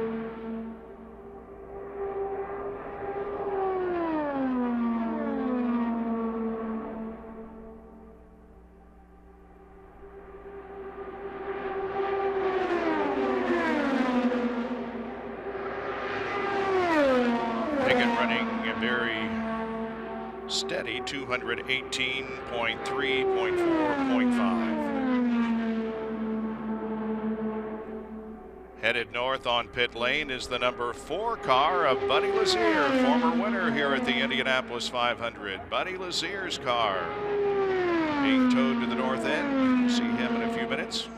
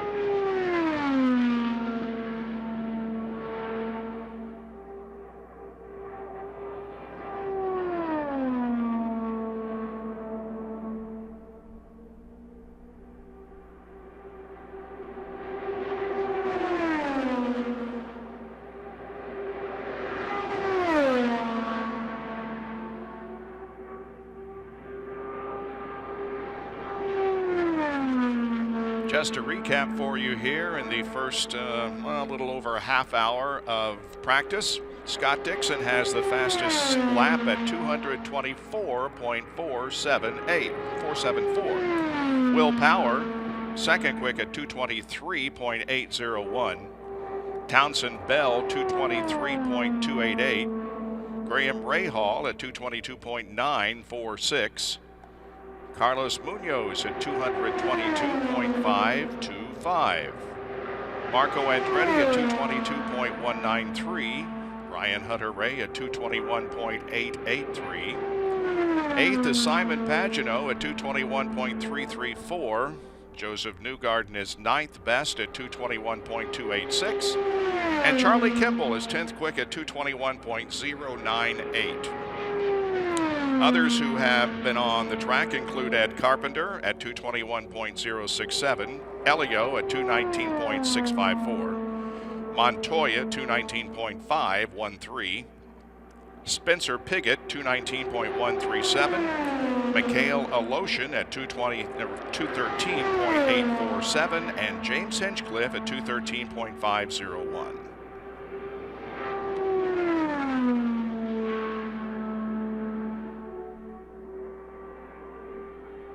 Kevin Lee is roaming around getting stories for us. Kevin, what you got? At the south end of pit lane, pit out, we have a look at Simon Pagenaud in that brightly colored Menards car, and he is the story coming into the month of May from this year's Horizon IndyCar Series season. It's been a long while since anyone has come in with the momentum that Pagenaud does. Probably 2005 with Dan Weldon, and he happened to win the Indianapolis 500 that year. Pagenaud finished runner-up in the first two races, then got his first win in his second year with Team Penske, and has rolled off two more in a row, including Saturday's Angie's List Grand Prix of Indianapolis. So Pagenaud now has a 76-point lead in the championship, and that's essentially two full points-paying races, not including the Indianapolis 500, which is a double points race. It's safe to say Pagenaud is on a roll. He says he feels like he's in the zone, and it's been a magical time so far. We'll see how it works out for him this year in the month of May. Simon Pagenaud for Menards and Team Penske. Yeah, he's been absolutely magnificent is what you can call it in the entire series this year, but his performance last Saturday was very, very impressive. As Simon Pagenaud continues on a roll, we'll see how he does during qualifying this coming weekend and in the 500 itself. Scott Dixon quickest. Will Power, however, has moved to second best at 223.801. So it's Dixon, Power, and Bell, the top three so far.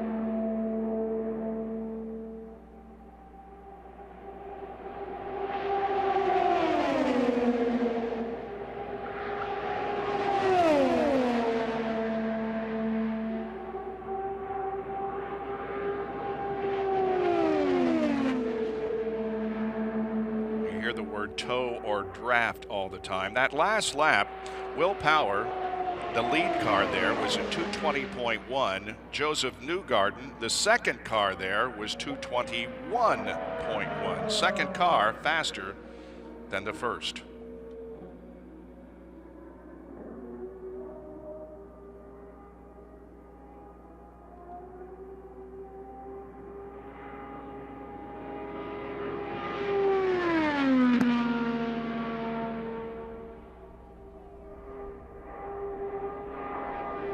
Mikhail Aloshin is on the track, and car number 7, Mikhail Aloshin.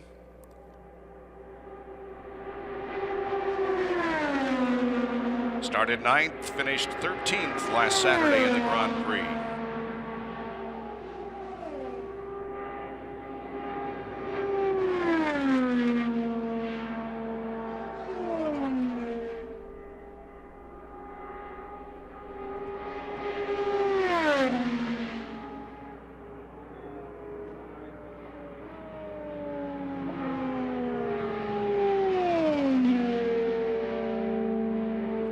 This will be Aloshin's second 500. He wasn't here last year, but in 2014 he finished in 21st spot. Here's Scott Dixon. We'll see if he can up his fastest lap of the day to 24.4.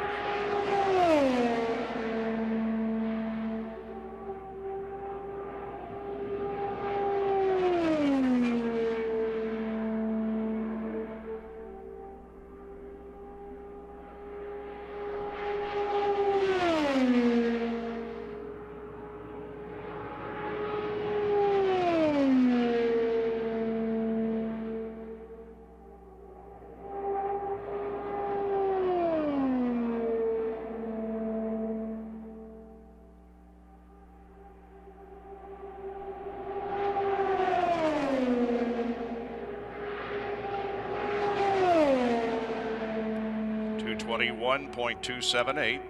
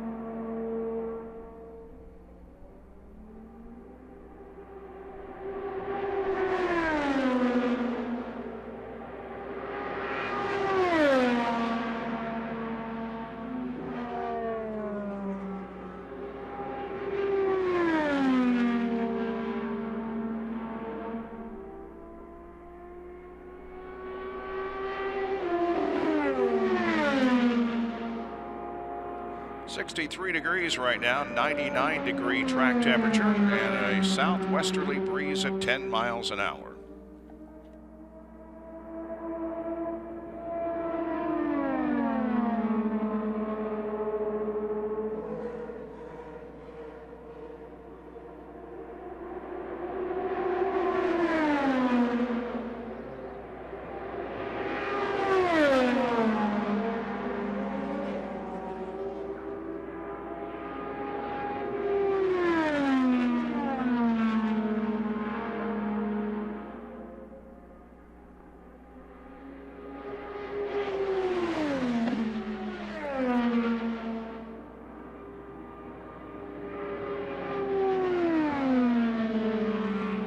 Carpenter runs his fastest lap of the day to 21.170, 10th fastest for Ed Carpenter.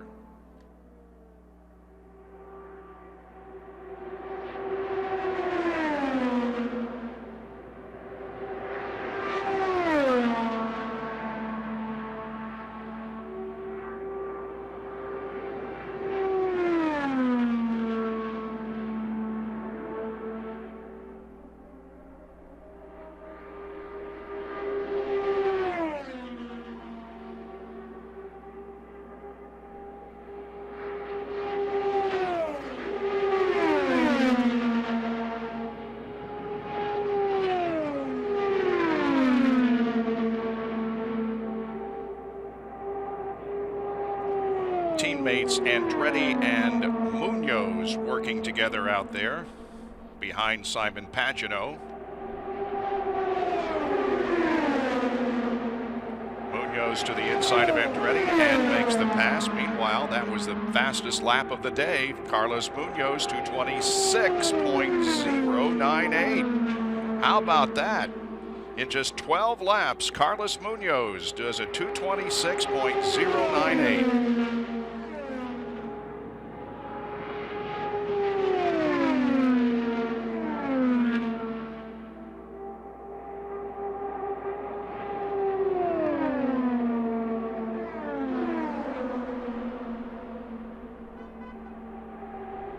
Now he's going to go to the inside and nail Pagano down into turn number 1.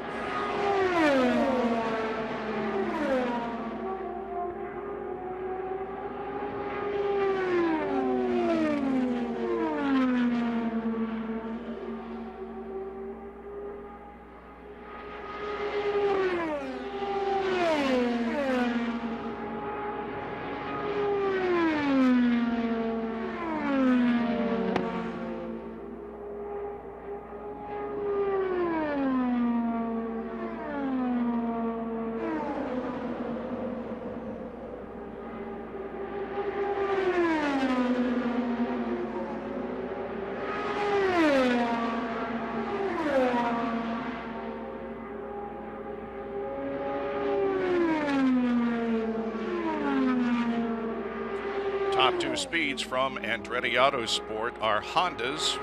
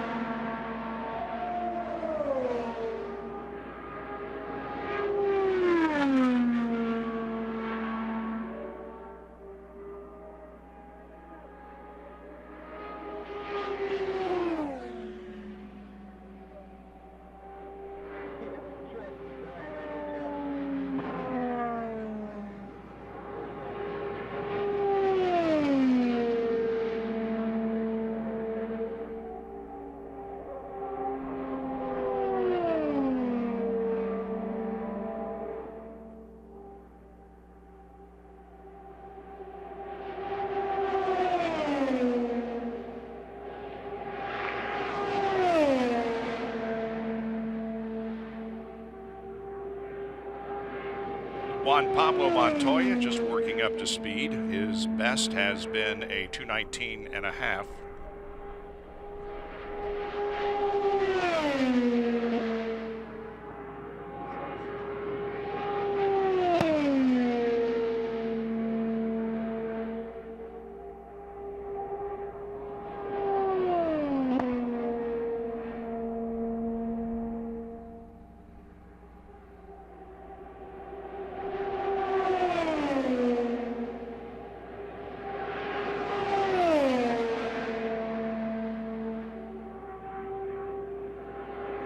Man's car and Pippa Man on the tow vehicle. Being moved to the north end of the track. Susan G. Komen sponsored pink and white car. Pippa Man will be on the track soon.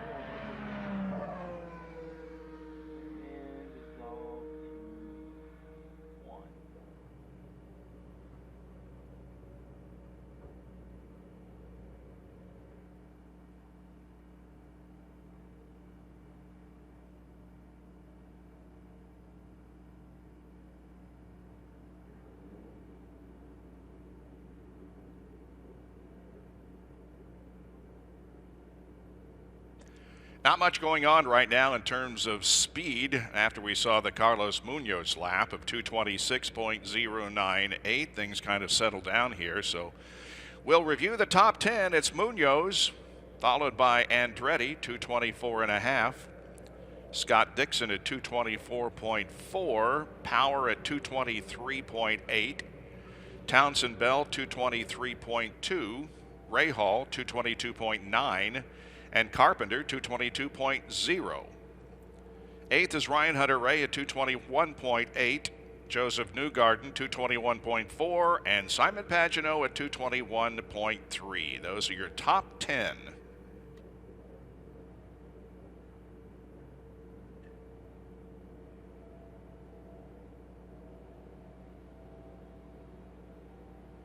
You know, we saw a few minutes ago before, while the drivers were waiting to go out onto the track before it opened, we saw Marco Andretti sitting in his car, but on the side of his helmet was Mario Andretti. Kevin, what's that all about? Well, with the 100th Indianapolis 500, we spent a little more time this month thinking about the history of this race and those that made it great. And in Marco's pit box, you obviously will find his boss, his dad, Michael Andretti, and his grandfather, Mario, is here. And if you can look in closely in the cockpit, you'll recognize that helmet. It's very similar to the helmet from Bell Helmets that Mario wore when he won the 500 in 1969. Now, it does say Marco Andretti on the side, but from a little ways away, it looks like Mario, and it's got the Firestone emblem on there as well. Silver, very traditional, very, very simple helmet, and it really stands out and pops, and it makes us think back to 1969 and the great look. And helmets have always been part of the relationship with the driver and part of their branding, and certainly that was for Mario as well. And Marco is resurrecting it for the 100th Indianapolis 500. Very cool looking lid as Mario looks on at his grandson. Good report. Thank you very much, Kevin. The legend Mario Andretti. Yep, I thought that was cool.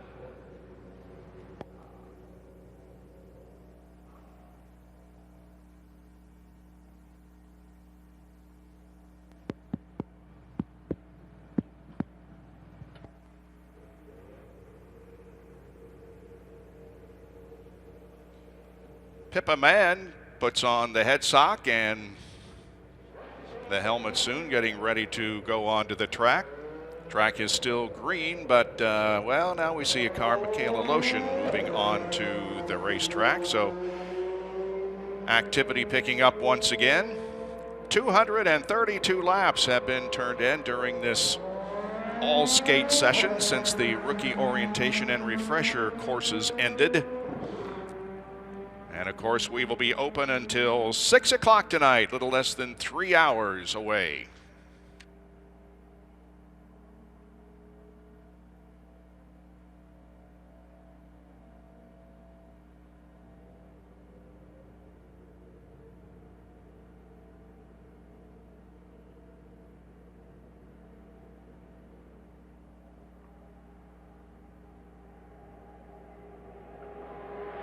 Ed Carpenter making his way down the front stretch into the south end of the racetrack. Car number 20, Ed Carpenter. Now in turn 2, there goes Michaela Lotion down the front stretch.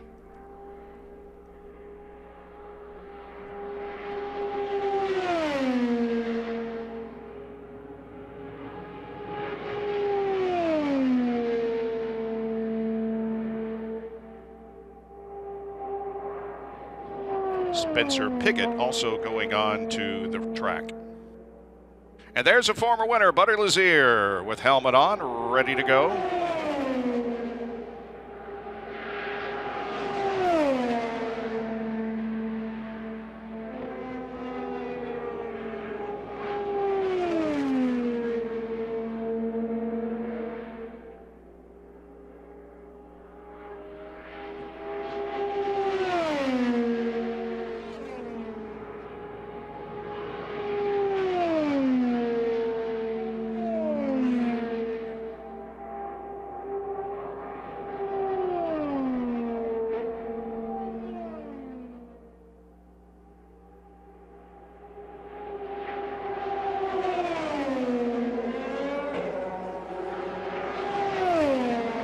Carpenter last time around, 222.029, his best.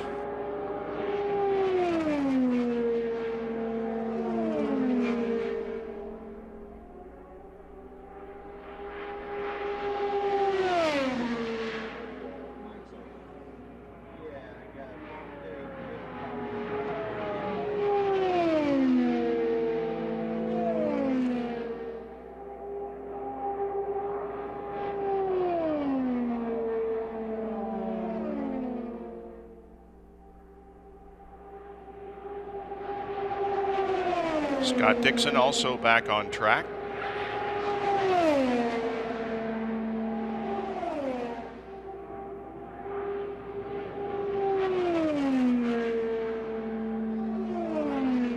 That was Alotian's fastest lap of the day, 220.432.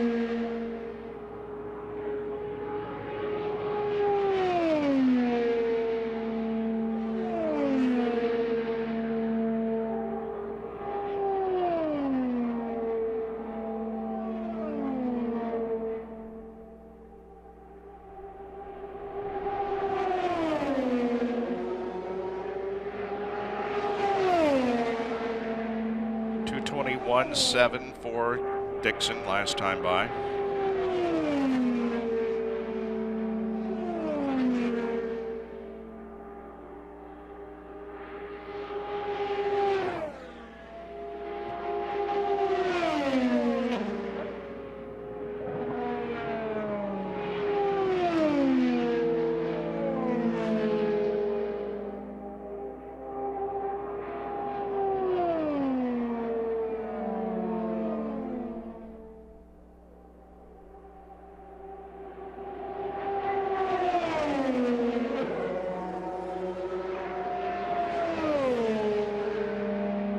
Will Powers back on track.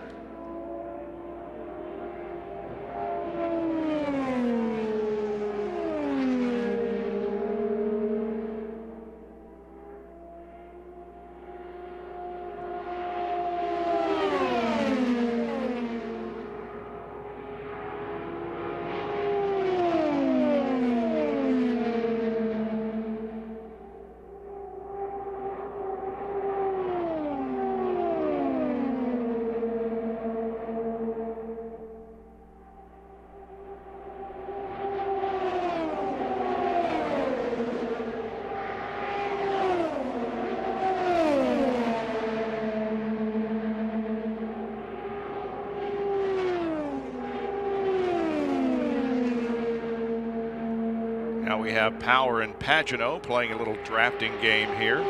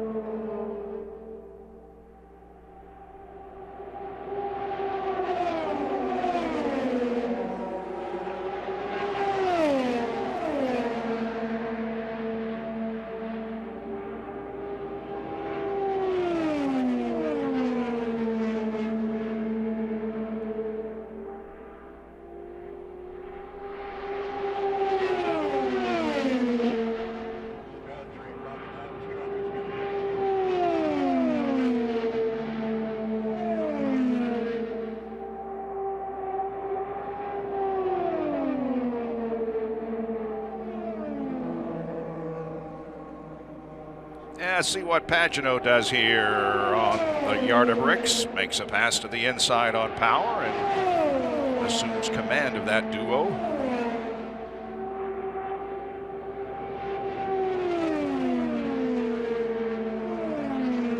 And that was Pagano's best lap of the day, 221.823.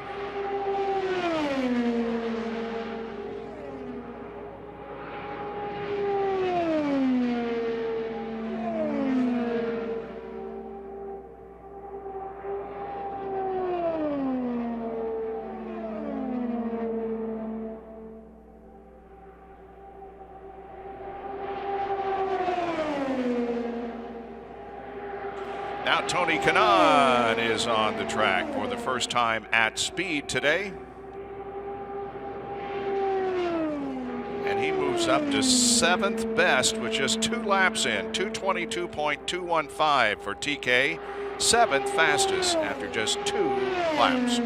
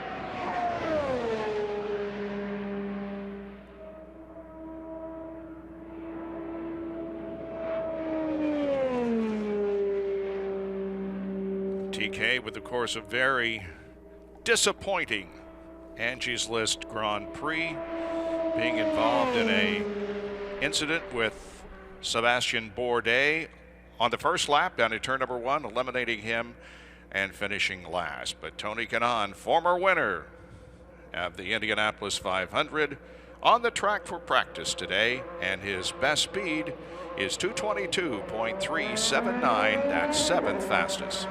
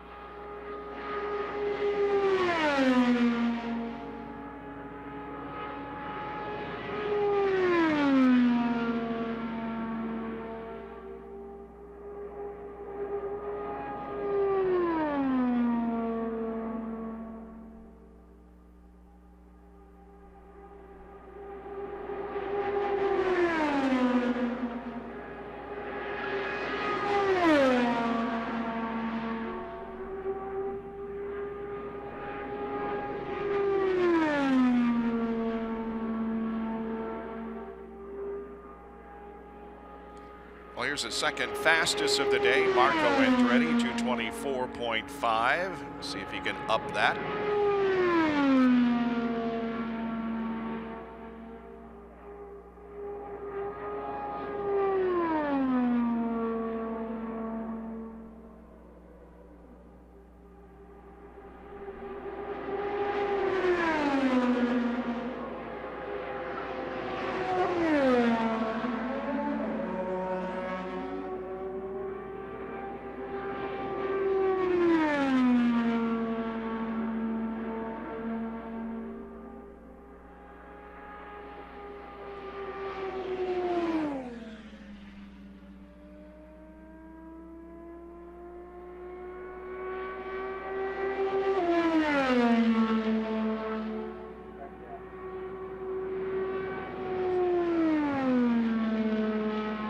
Marco comes in, Spencer Pigot, the only car on the track at the moment.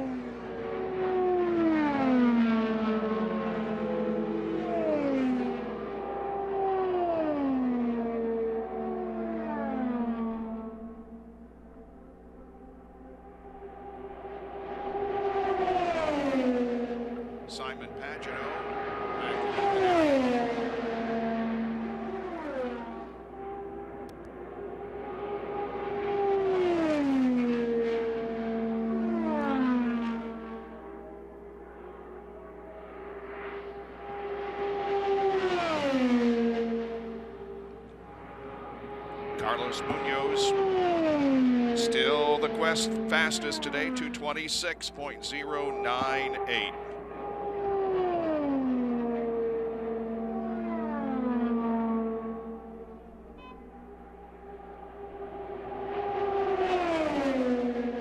J.R. Hildebrand in car number 6 on the track, nearing the 220 mark.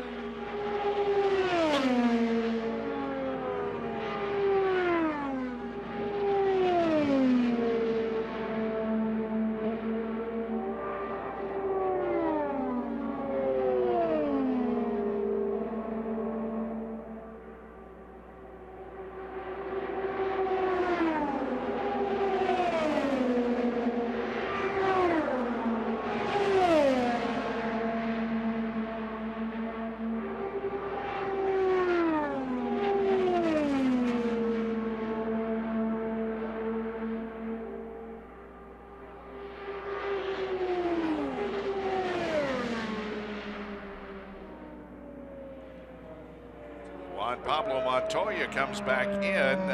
He hasn't had what you would call impressive speed so far, with a 221.041 his best, 14th fastest on the day.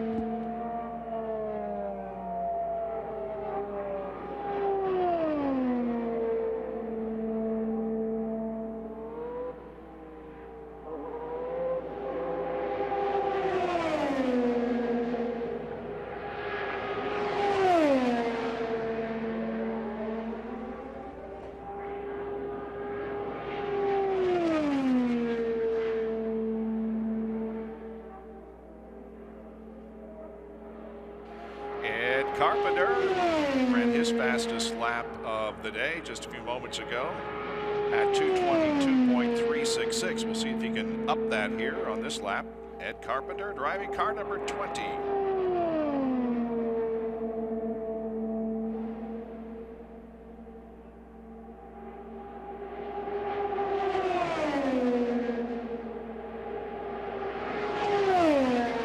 Just a little bit better, but a little bit under his best, 222.329, best 222.366.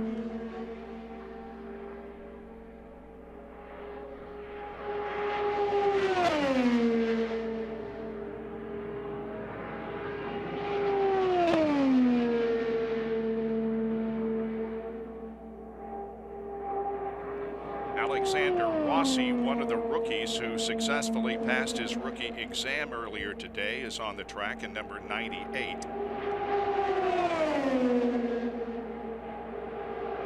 And that's Carpenter's fastest lap of the day, 222.610, 7th best.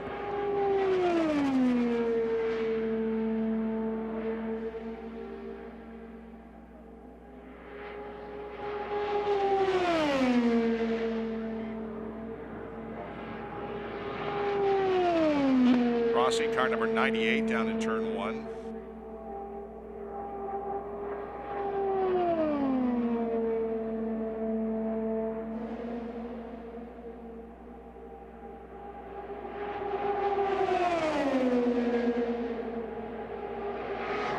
Carpenter a little bit faster, 222.842.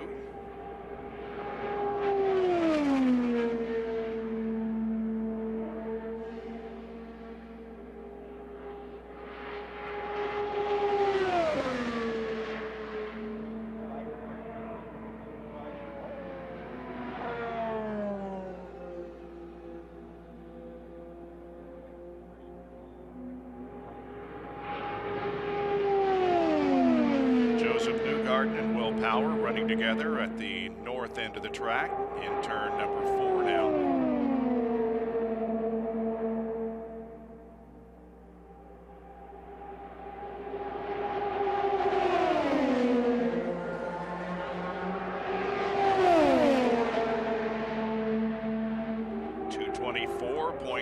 .469 for Power for the best.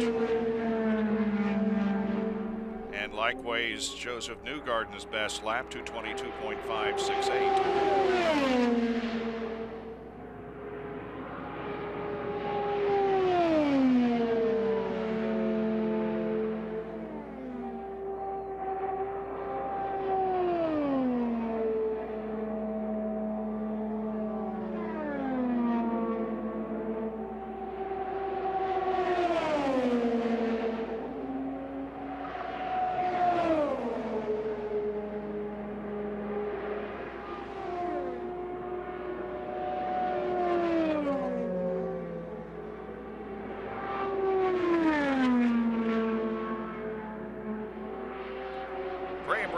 Sixth fastest of the 19 cars that have been on track so far.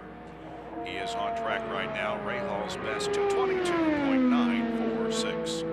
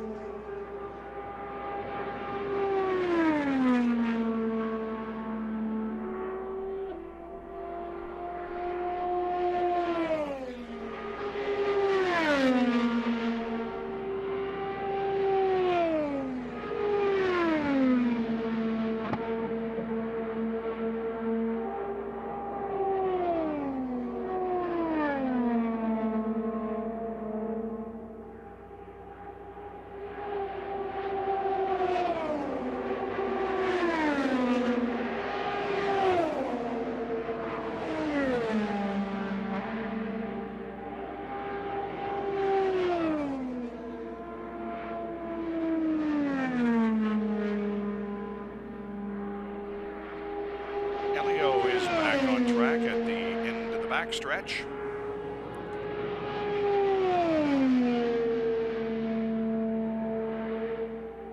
And we see Buddy Lazier moving down pit lane. Buddy Lazier in car number 4.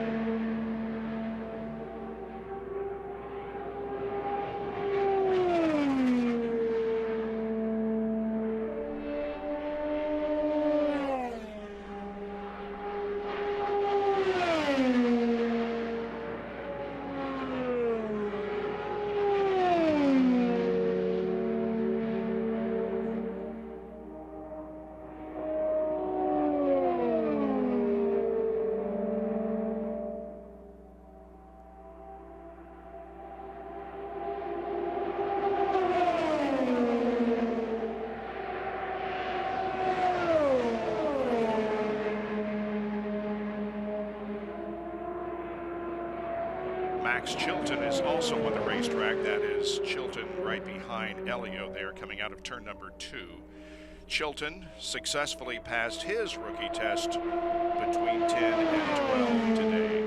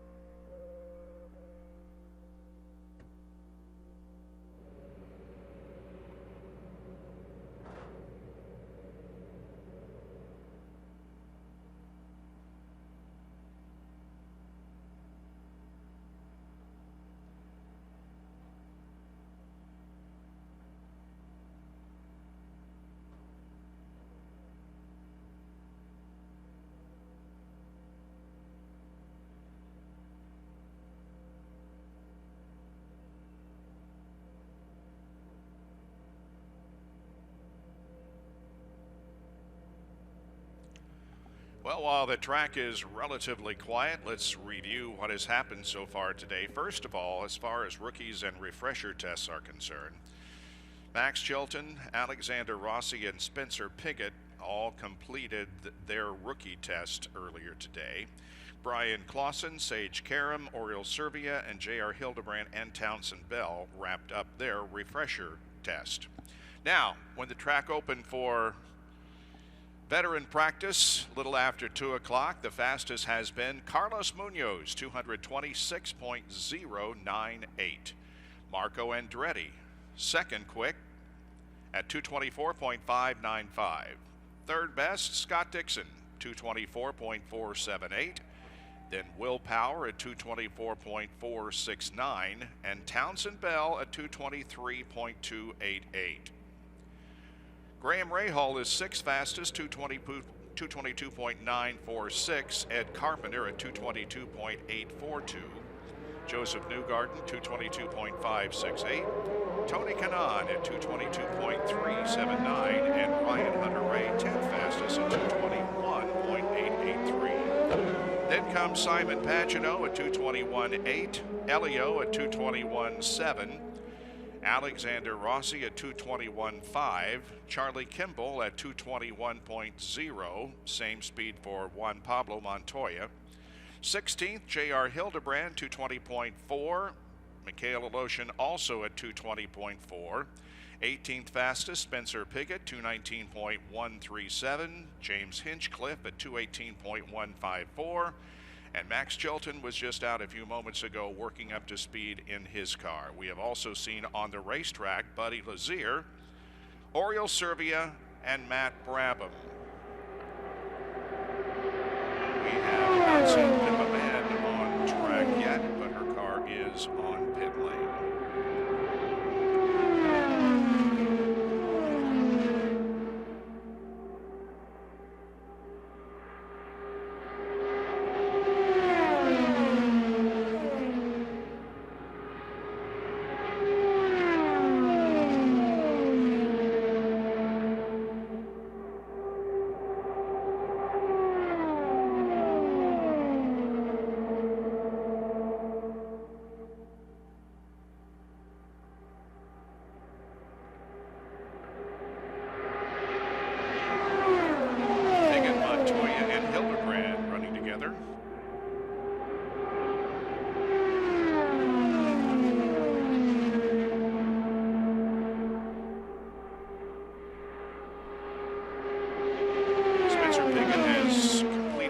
Laps today, 35. We have a yellow flag. We're going to have a track inspection here, so the cars will be called in, and a bit of a break for you before the cars go back on the track, as we'll have a track inspection. Again, Carlos Munoz, 226.098, the fastest.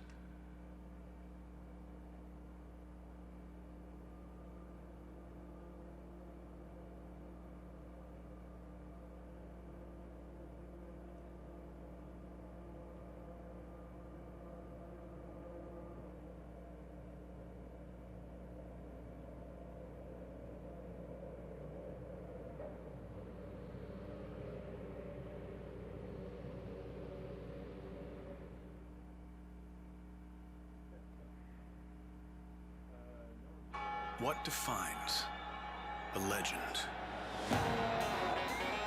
Is it mastery? Or destiny? IndyCar.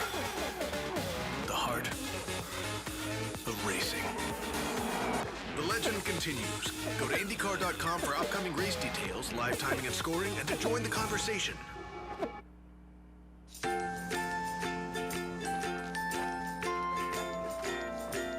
All right, crew, let's get started. Sure.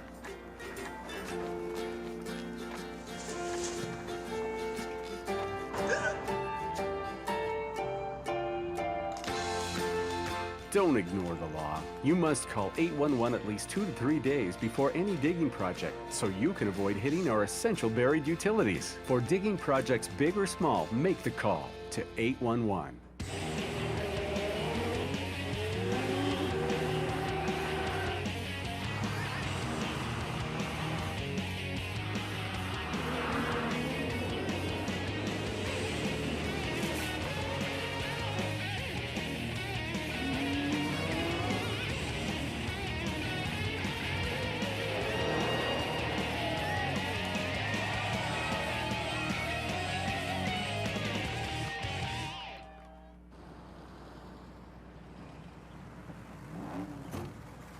You got a truck for a reason, remember? So get some Firestone tires and go do truck stuff. 300 million view stuff. Big boy truck stuff. Secret spot stuff. The Firestone Destination AT. Long link, carbon reinforced to conquer any terrain and any truck stuff. Whatever you drive, drive a Firestone. We brought you here today to get your honest opinion about this new car. To keep things unbiased, we removed all the logos. Feels like a BMW. Reminds me a little bit of an Audi. So this car supports Apple CarPlay. Siri, open maps. She gets me. It also has Team Driver technology. It even mutes the radio until the seatbelts are buckled. I'm very curious what it is. This is the 2016 Chevy Malibu. And it sells for? It starts at $22,500. What? Oh, wow. I mean, all this technology. That's a game changer. You're clear deep to the track. Smoke on. Experience the thrill from closer than ever before when the Ultimate Motorsports Series takes to the sky. 265 miles per hour, 10 G's of force. The Red Bull Air Race World Championship is coming to Indianapolis Motor Speedway, October 1st and 2nd. Tickets now on sale. Whether you spend your time hauling race cars across the country, bringing cattle to market, riding horses, or heading out for adventures, there's a Featherlight perfect for you. Built for extreme durability and easy pulling, you get legendary quality that can last a lifetime. Featherlight, yours for life. It's the official trailer of IndyCar. Visit our website to find out more or to find a Featherlight dealer near you.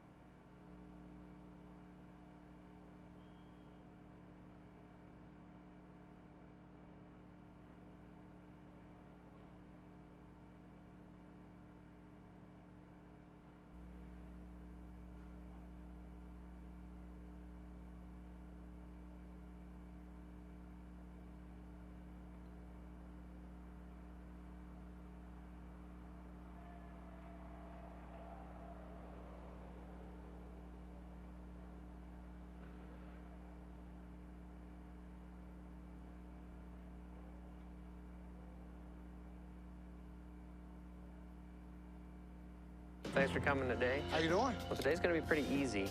I want each of you to grab a 2x8 and cut it. You'll have 2 saws to choose from, a power saw or a hand saw.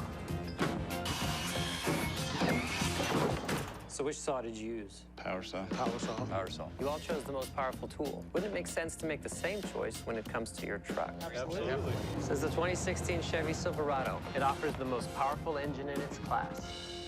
Awesome. I'd say it's the best tool for the job. Right on.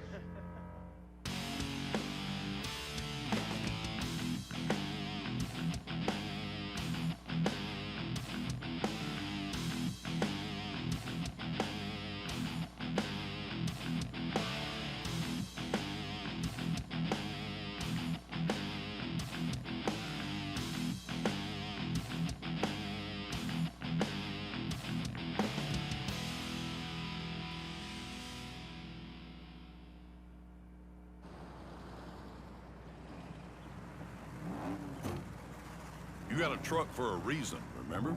So get some Firestone tires and go do truck stuff. 300 million view stuff. Big boy truck stuff. Secret spot stuff. The Firestone Destination AT. Long link, carbon reinforced to conquer any terrain and any truck stuff. Whatever you drive, drive on Firestone.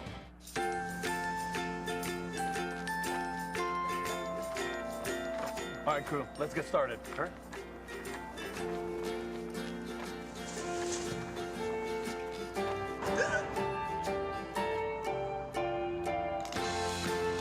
Don't ignore the law. You must call 811 at least 2 to 3 days before any digging project so you can avoid hitting our essential buried utilities. For digging projects big or small, make the call to 811. The Hoosier Lottery's Indy 500 scratch-off is here.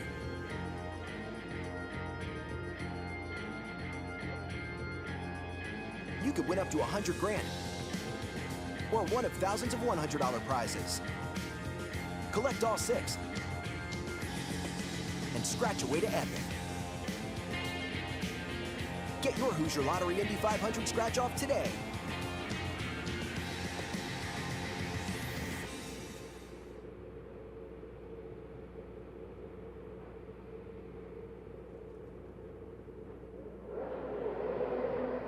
And there's the green flag. The track is once again open for practice. Track inspection completed. The track inspection was because Graham Rahal came in with a cut tire, and that necessitated, of course, sending the trucks out to retrieve whatever did the cutting to make sure that the track is in good shape. So that has been accomplished, and we're now back to practice.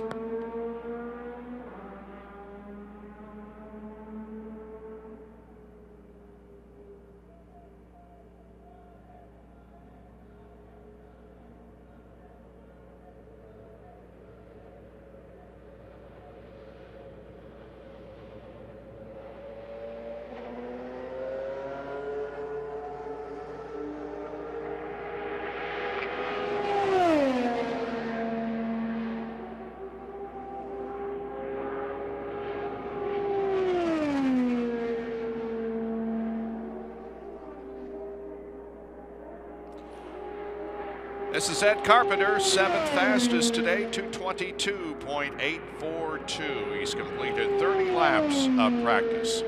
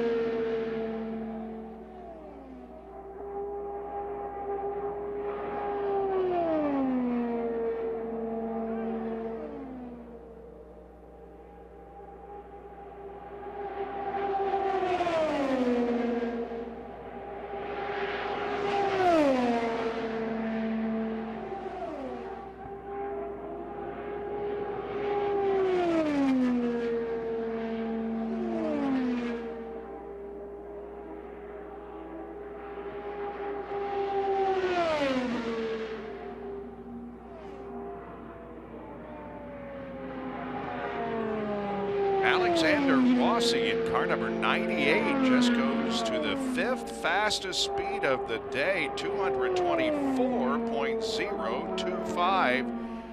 That's the 4th car, actually the 5th car over 224. We do have one over 226, but again, Alexander Rossi driving for Andretti Herta Motorsports with Curb Agajanian. Well, he was 5th, but now is 6th because Tony Kanaan just went to 5th best, 224.265. So the top 5 now are Munoz, Andretti, Dixon, Power, and Kanaan. Then Rossi, Bell, Rahal, Carpenter, and Newgarden.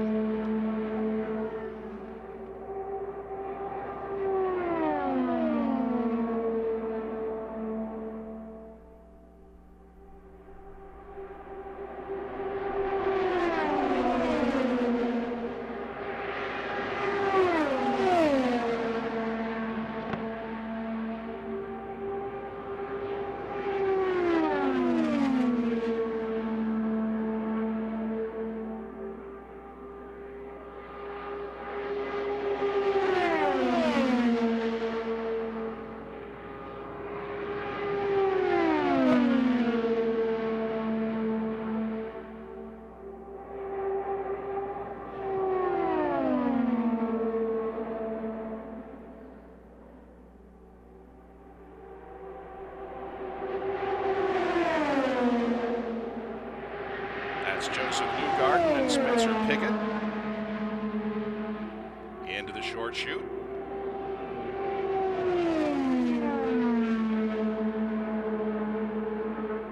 And Pippa Mann leaves pit lane.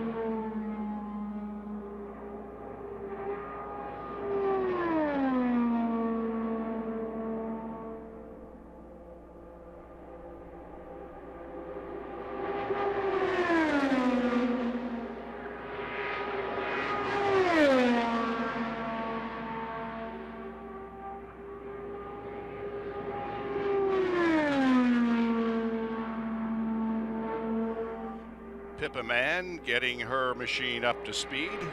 Car number 63.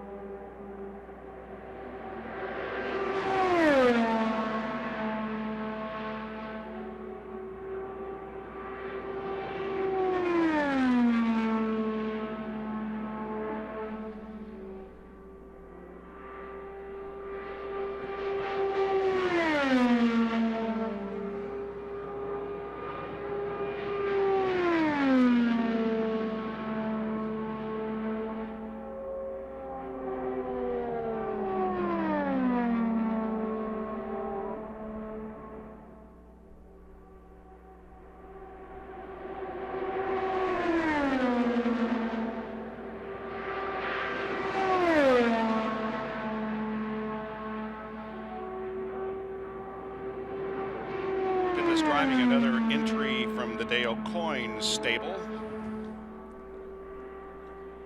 2:17.968 fastest.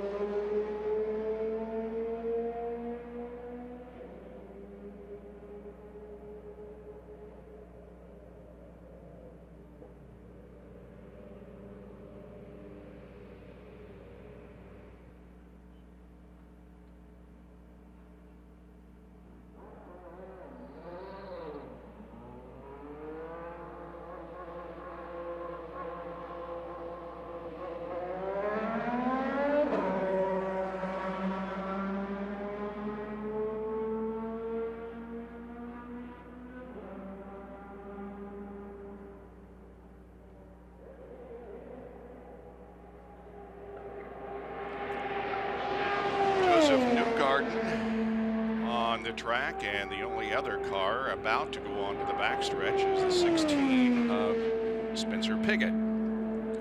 So a little bit of a lull in the activity here as we welcome Jerry Baker to the public address microphone. Good afternoon, Jerry. Good afternoon to you.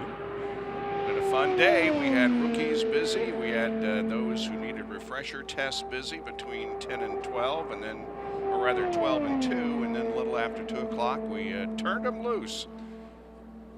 Get most of those refresher tests and rookie tests out of the way, I can understand. So most of the guys will be able to and run up to speed now. Yeah, the only two that did not complete their rookie exam were Matt Brabham and Stephen Wilson. However, they completed 2 of 3, and they needed to complete those those two phases by themselves, or when rookie orientation was going on. Now they can pass the third phase with the veterans.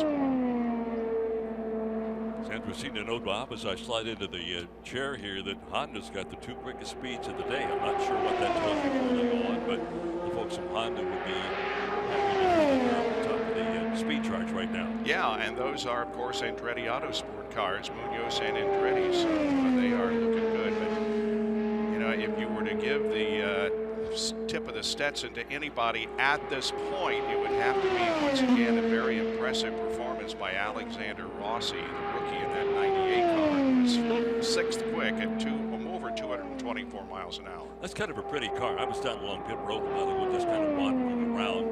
And it's a black and white machine, and you wouldn't think that's much of a scheme to look at, but it's kind of pretty. Yeah. Well, we'll watch for him as we watch for Joseph Newgarden and others before the track closes this afternoon at 6 o'clock. Newgarden at 221.6 last time around. His best has been 222.5. TK's also out there.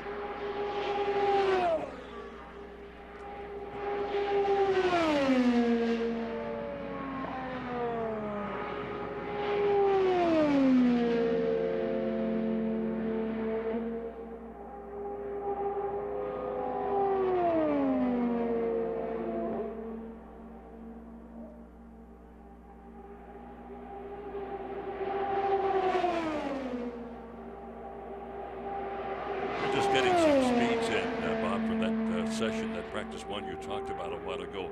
Townsend Bell, who is a veteran, had taken the refresher test, and it's interesting to check on some of the speeds. He turned a lap at 224, 179 in his refresher test. So that's coming out of the box in a hurry. Two other cars, Lawson and Karam, over 220 miles an hour.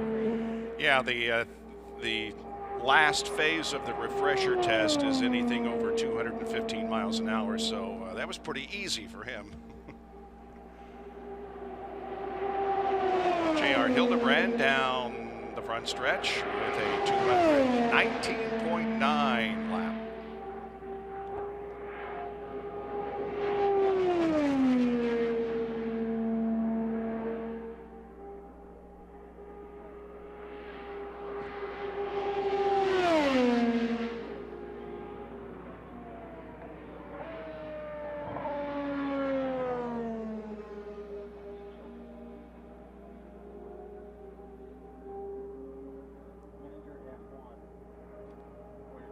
Seeing Gabby Chavez's car being towed to the north end of the pit area. He's been out, well, he's in the pits, let's put it that way. He's not yet been on the track. He also Honda Power. Gabby Chavez, car 19, that white car with the blue and red stripes.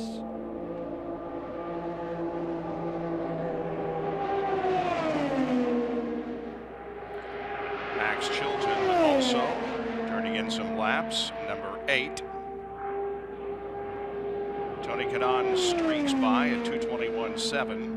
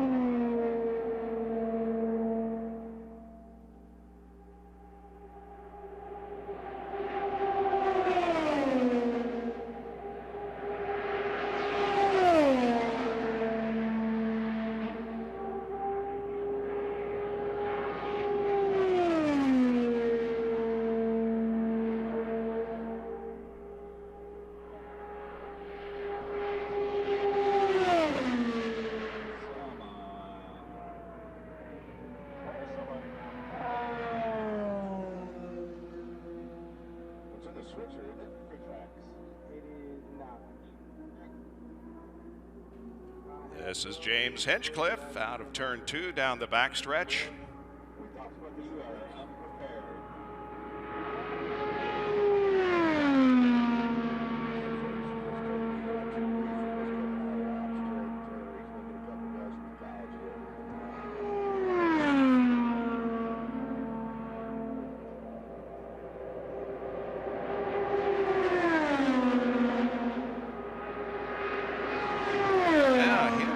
His fastest lap of the day, breaking the 220 mark, 220.526 for James Hinchcliffe. So he's one of 19 now that have exceeded 220 on this first day of practice.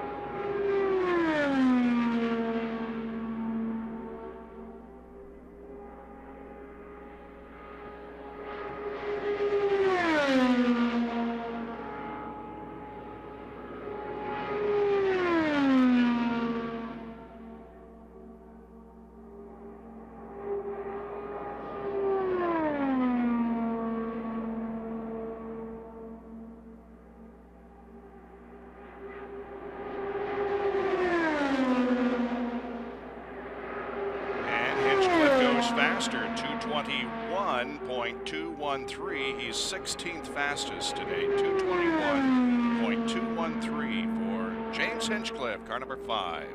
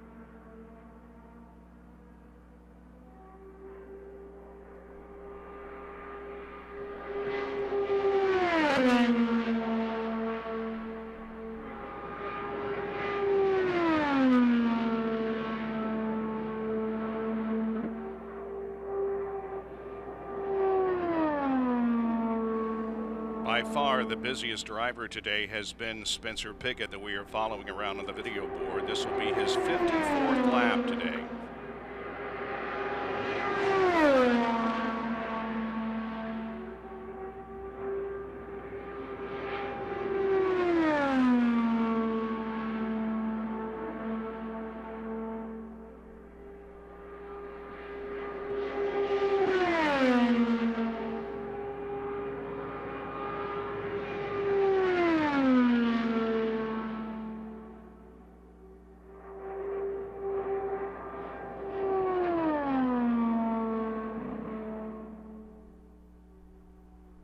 Yellow comes out once again for another track inspection.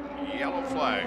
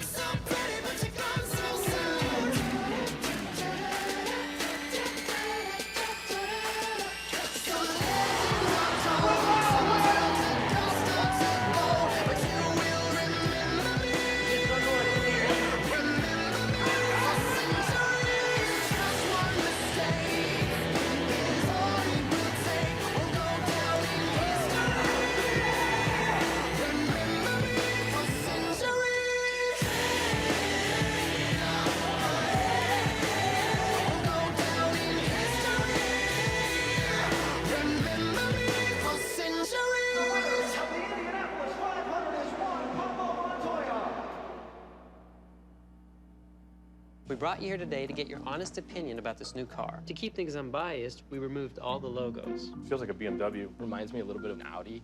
So this car supports Apple CarPlay. Siri, open maps.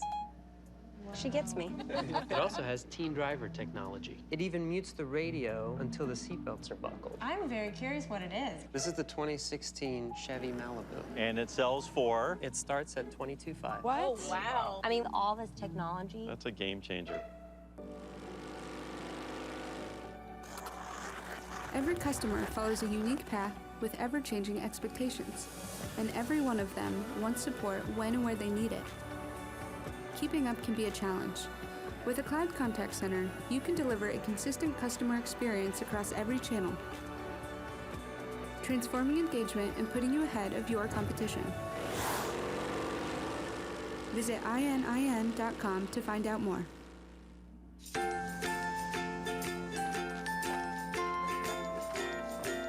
All right, crew, let's get started. Sure.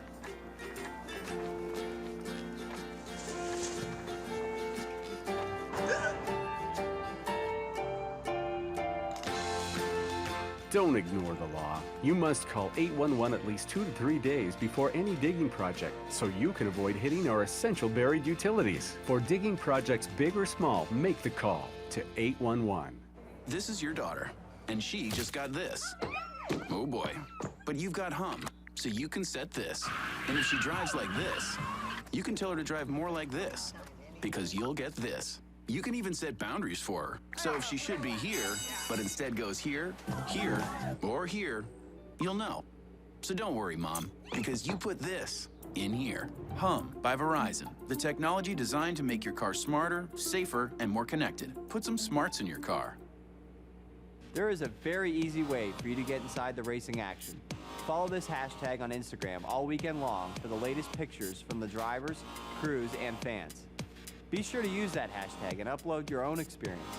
And for the updates all season long, follow the Verizon IndyCar series on Instagram @IndyCar.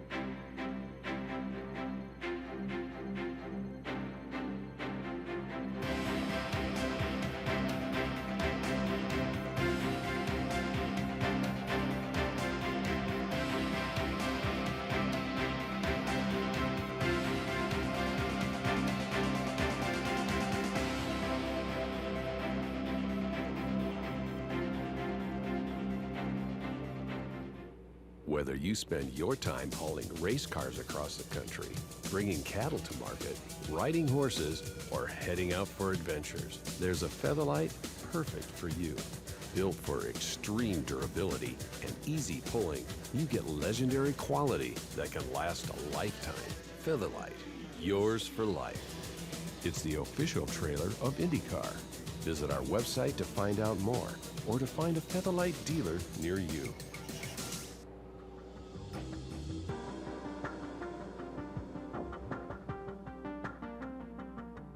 Yellow flag is up. Less than 3 minutes till the track will reopen for practice.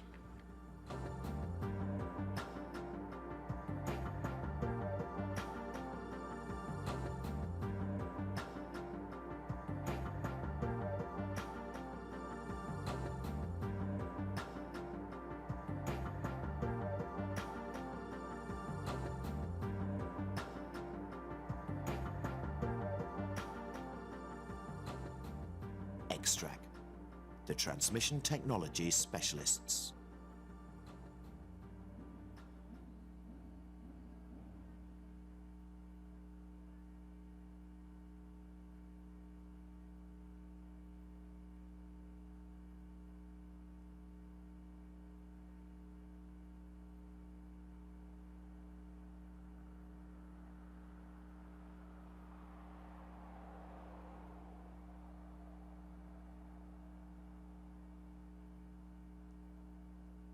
There's a look at Gabby Chavez.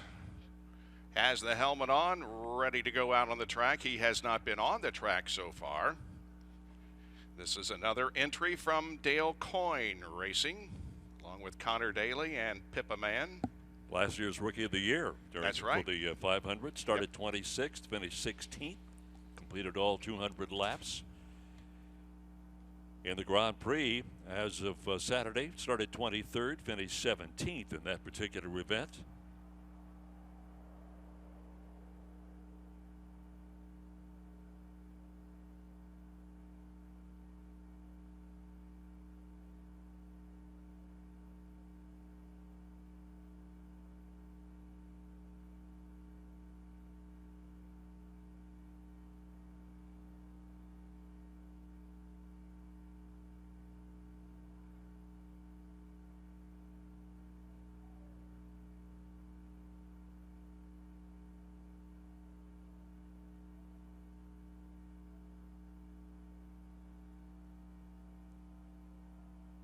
One minute till the track will reopen.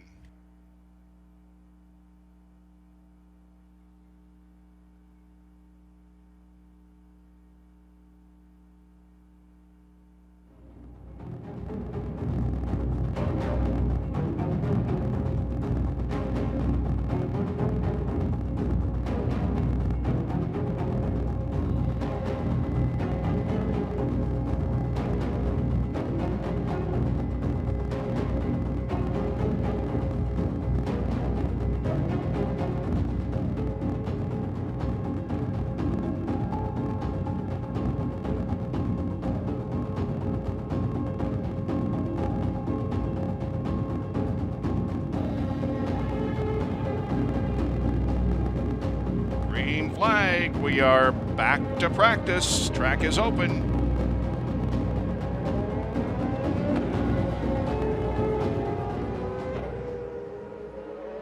We see Takuma Sato's car and Connor Daly's car both being towed out of Gasoline Alley onto the pit lane. Neither of those cars have made an appearance on the track, but will before too long. And there we see Simon Pagenaud getting his helmet on and ready to step in the car for more practice laps. Pagenaud has turned in 29 laps in this session so far today. And his fastest speed is 221.823. When Daly and Sato finally do put their cars out of the track, that will give us 27 for the day that have been out there. 27.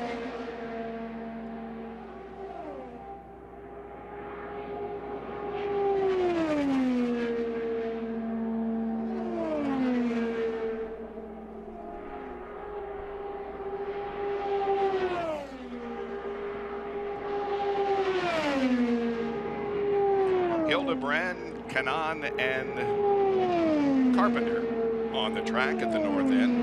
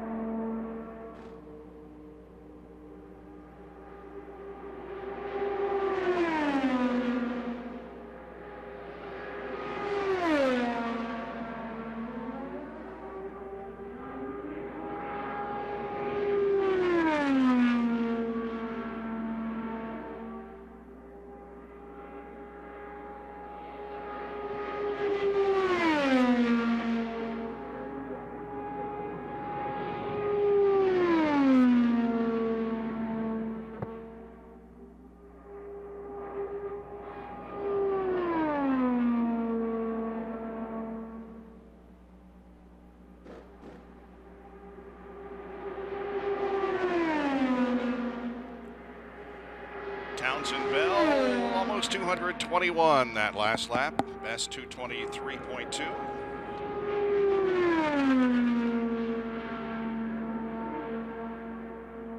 Ambient temperature 63 degrees.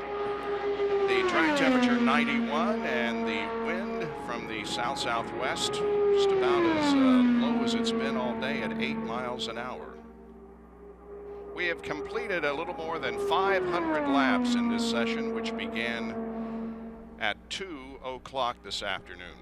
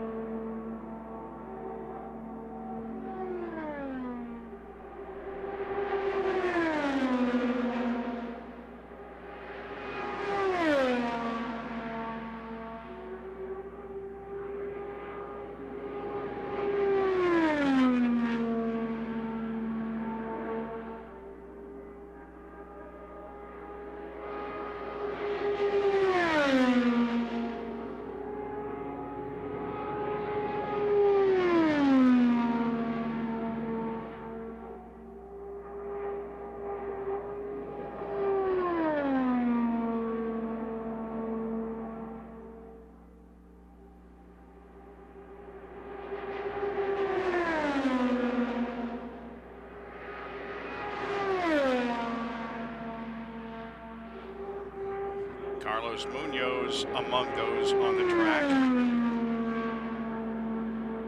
He's the fastest traveler of the day. Here he is, coming off of corner number 4.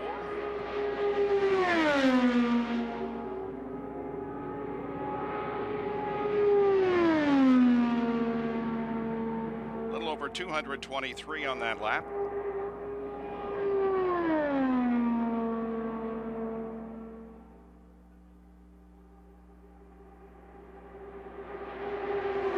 Hinchcliffe has gotten above 220. His fastest lap so far has been a 221.273 miles an hour. That's 18th fastest, so he will be looking for more speed as time goes along. Max Chilton just moved one step ahead of James Hinchcliffe on the speed chart. Chilton had a 221.404. lot of work going on down there, Bob, not just on the track, but off the track likewise. I was down standing by Ryan Hunter Ray's pit area earlier today. You may have seen him go out with a totally different front wing on that car. It was totally white and not been painted. I was down there when they took the old front wing off and put this one on. So you wonder, are they looking for a specific thing that this wing does the other one didn't do? But it's kind of fun to watch the mechanics do a lot of work down there that we don't necessarily see out on the racetrack itself. Right, yep.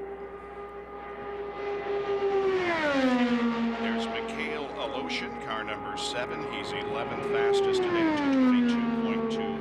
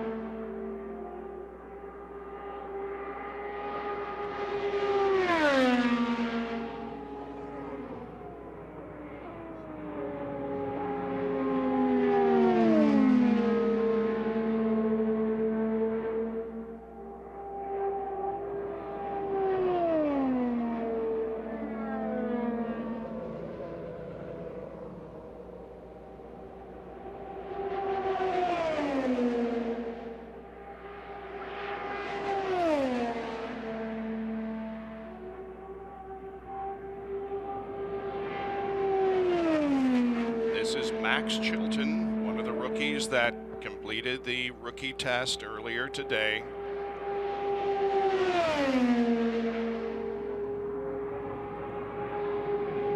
His best lap 221.404 today.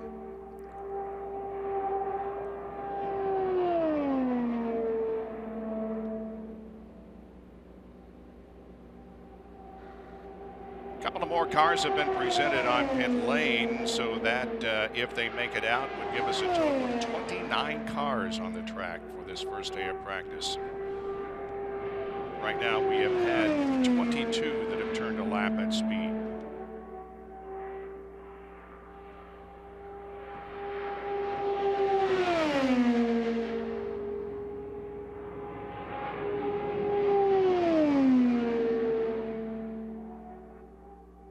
Considering the fact that Scott Dixon's pole speed last year was 226.7, I think you could pretty much say that today has been a pretty successful day, because the fastest lap we have is less than a mile an hour under that.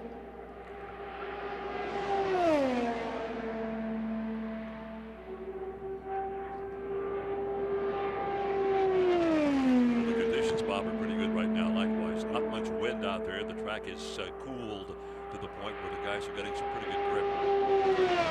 Yeah, the conditions have been pretty good all day. The wind has certainly settled down from what it was over the weekend, so that is a big bonus for them.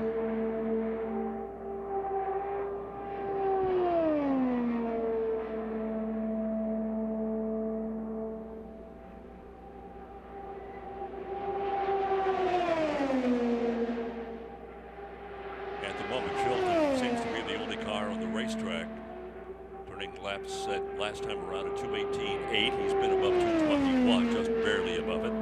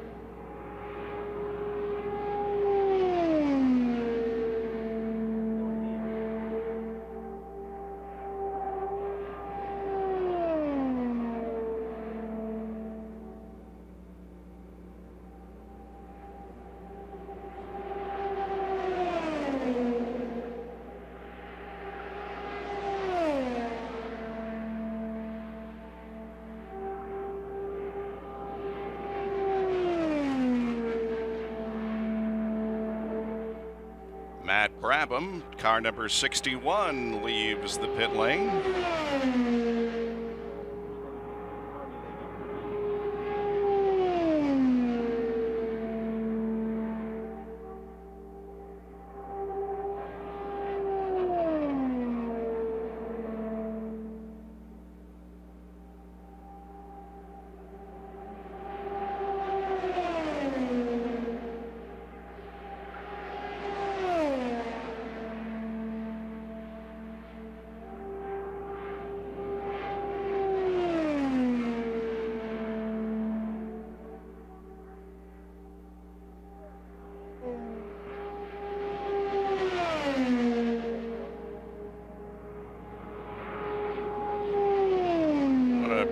Remind everybody in the grandstands that that number that is glowing brightly behind and slightly above the driver's head, that indicates where they are in terms of speed.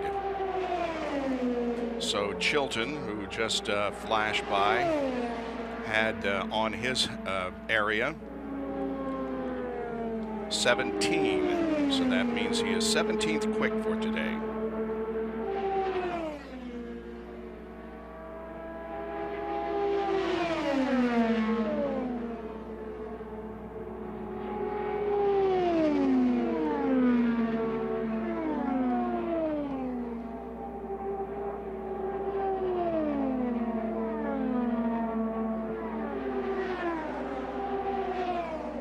Indications are, Bob, that Marco Andretti, the second quick of the day, has left the pit area. He has turned in a 2:24.5, that's second quick on the speed list. And there he is on the video boards.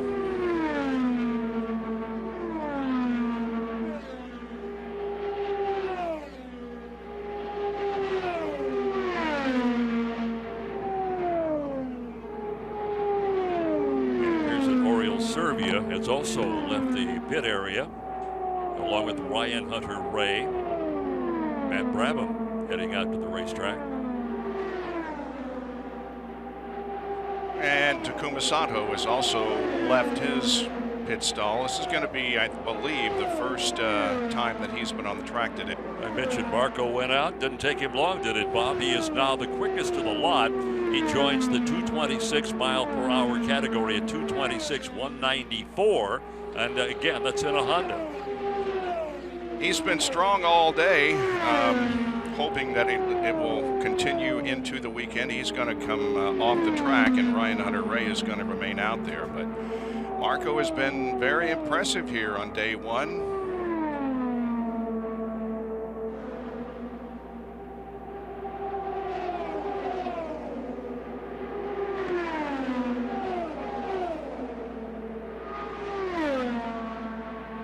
Recognize that gentleman that just rolled by us here, Bob, right down in the ABC pit area? Seems like that could be A.J. Foyt. The king is here. The four-time winner of the Indianapolis 500 and 35 straight starts. That is why the car that he entered for Alex Tagliani is so numbered, 35. Great to see A.J. here. He's had some physical problems. We wish him well.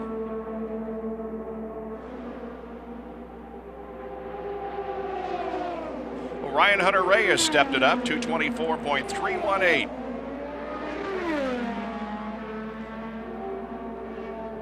And now 224.901. Third fast, 3 Hondas fall from Andretti Autosport at the top of the chart.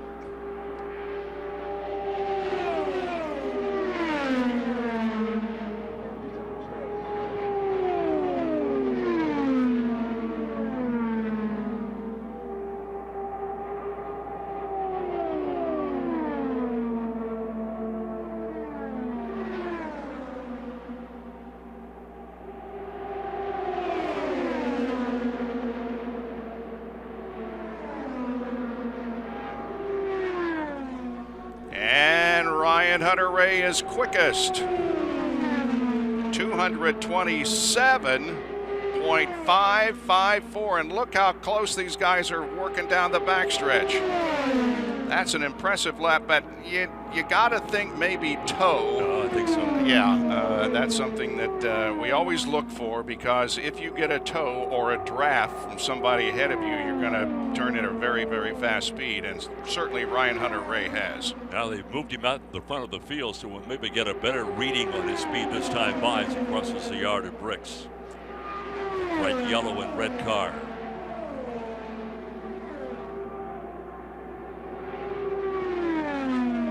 That's well above last year's pole speed from Scott Dixon, 226.7. And Ryan's coming in.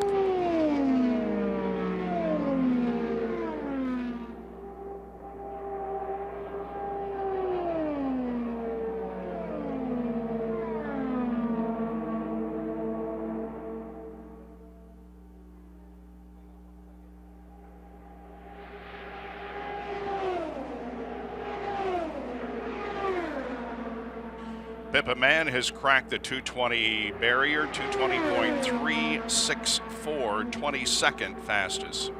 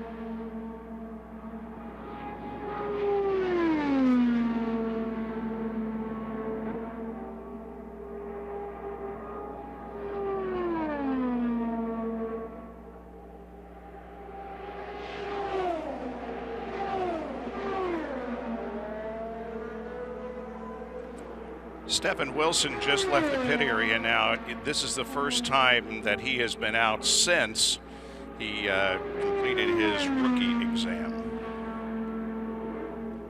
Actually, he's trying to complete phase 3 of his rookie test, which would be 15 laps in excess of 2:15.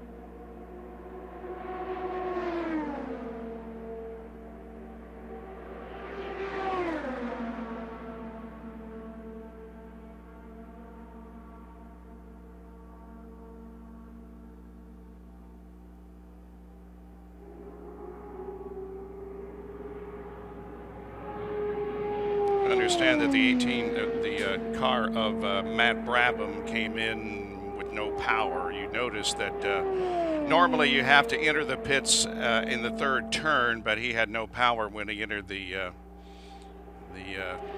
pits off the fourth corner.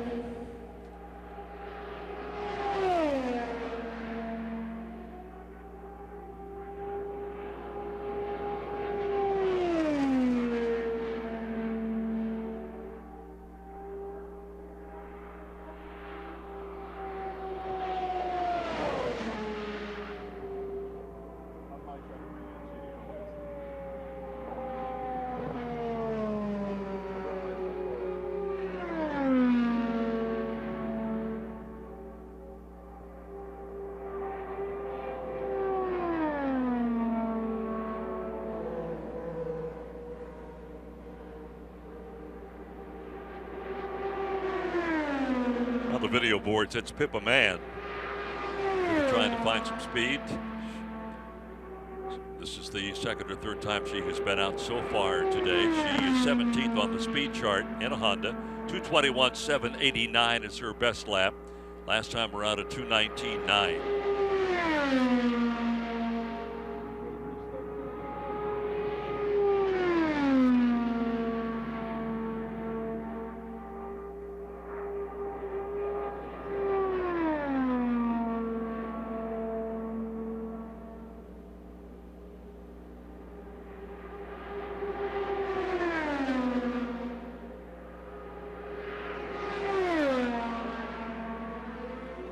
Pippa going by at 221.789.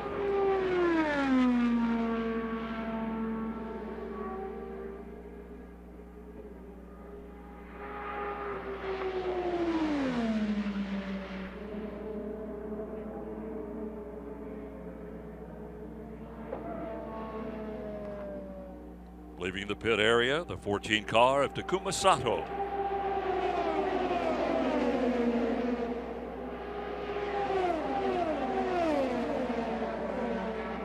That will give us 27 machines that have been on the racetrack today. 27.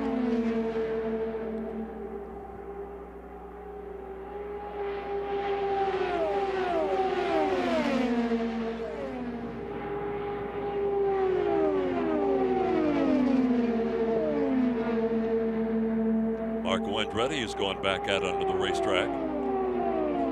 226.1 is his best effort so far today.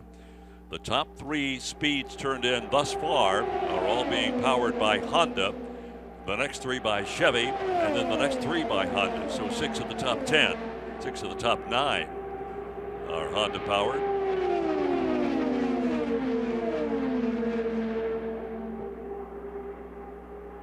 Scott Dixon also out, will power on the racetrack.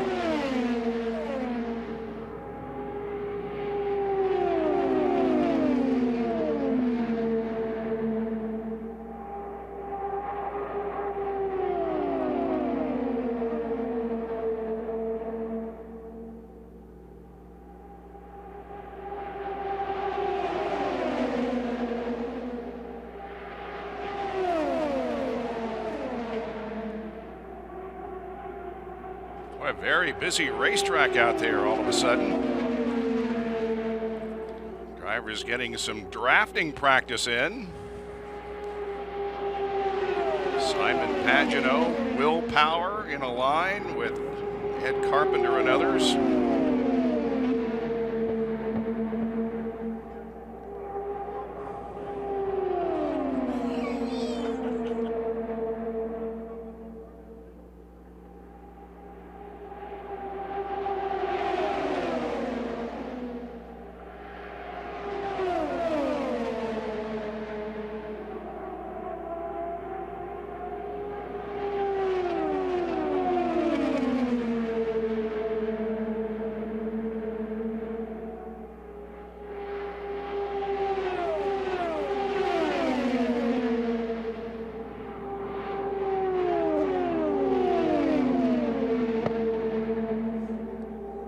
Car of Rossi being towed to the north end of the pits. We'll see him out again in a few minutes, I'm sure. And there goes Connor Daly down the pit area. He has not been on the track so far today, so we'll see him out momentarily. Did he have a good Grand Prix or what? Yeah, he sure did. That was very impressive from that young man. And he has been in several of the races this year. Hoping to complete a lap this year. He did not complete a lap last year, had a fire in the car on the second parade lap that eliminated him from further competition, but he has a full-time deal now with Dale Coyne Racing and hopes to have a good showing here at the 500.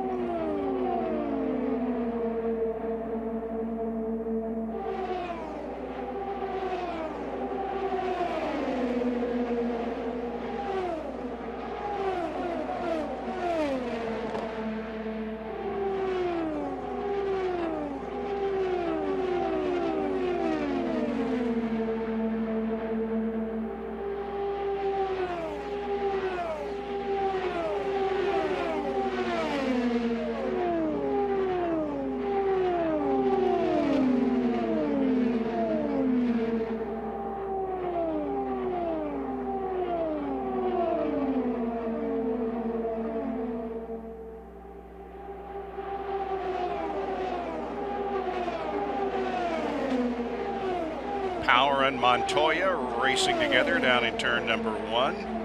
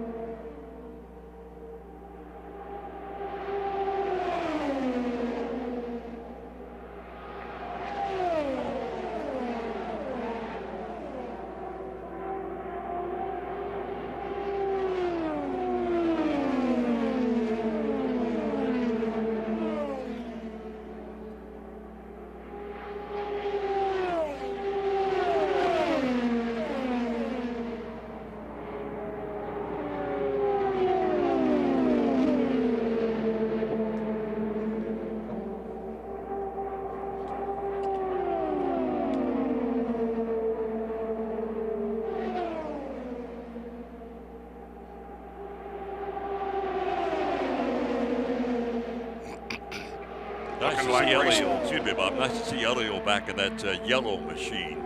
Yeah. That Pennzoil sponsorship. Been a while since we saw Pennzoil in a car, and reminds us of some of the old days. These guys are going at it pretty good out there.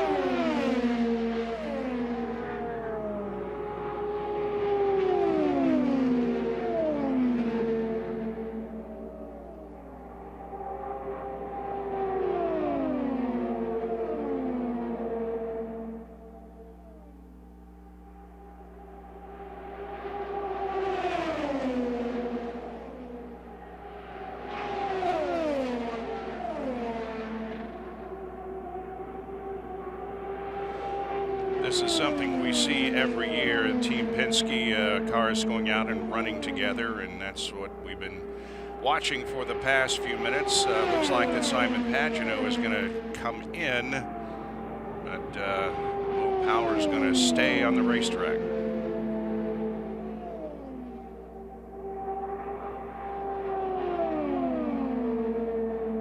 That's Ed Carpenter right behind Will.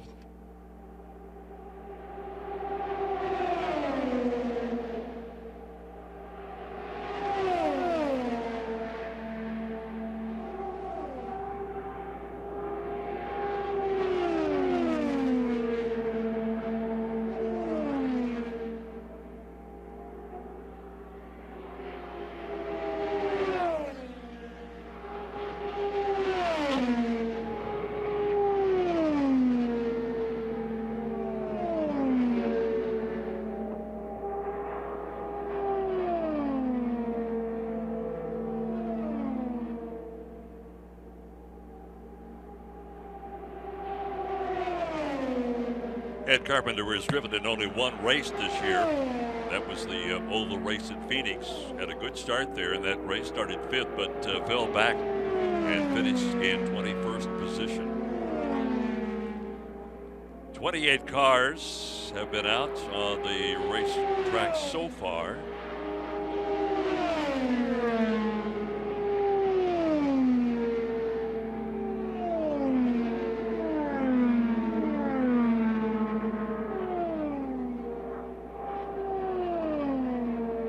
Really busy, Bob, for the first day. We have 3 more cars in the pit area waiting to go out. They will hopefully momentarily. Chavez, Karam, and Clausen. So in that case, we would have 31 making an appearance on the opening day.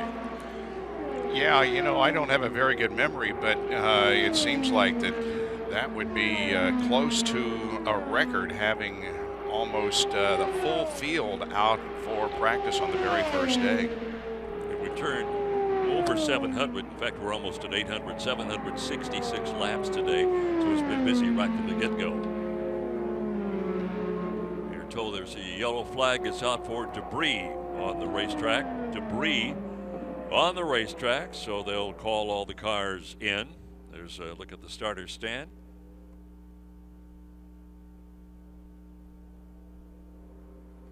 Those gentlemen had their jackets on today. It's a little chilly, Bob, but a whole lot warmer than it was on Saturday when we were out here working. I think Tom Hansing, who is the flagman up there, was without a jacket in the middle of the afternoon, but he's put it on now because, yeah, it has been just brutally cold in some instances since Thursday when the track opened for practice for the Angie's List Grand Prix. But it's warming up, and I guess is going to continue to do so for the next few days. Could even be in the 80s by race day. That'd be nice.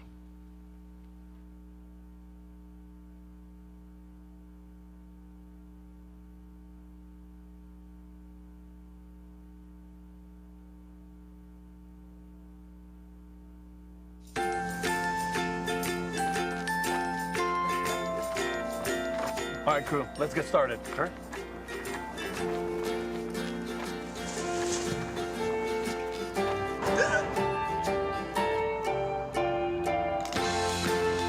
Don't ignore the law. You must call 811 at least 2 to 3 days before any digging project so you can avoid hitting our essential buried utilities. For digging projects big or small, make the call to 811.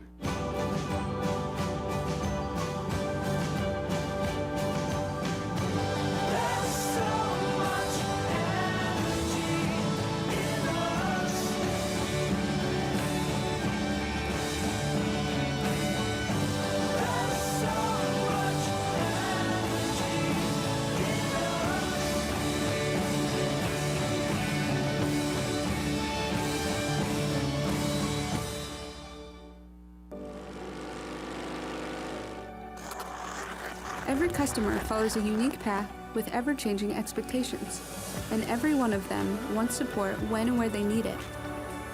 Keeping up can be a challenge. With a cloud contact center, you can deliver a consistent customer experience across every channel, transforming engagement and putting you ahead of your competition.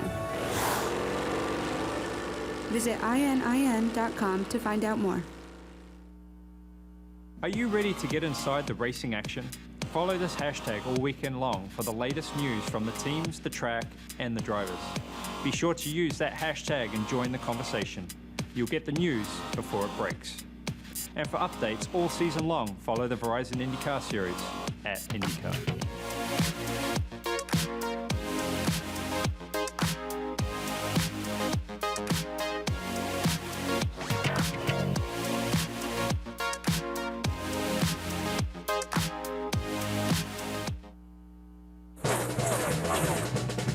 Crown Royal 400 at the Brickyard.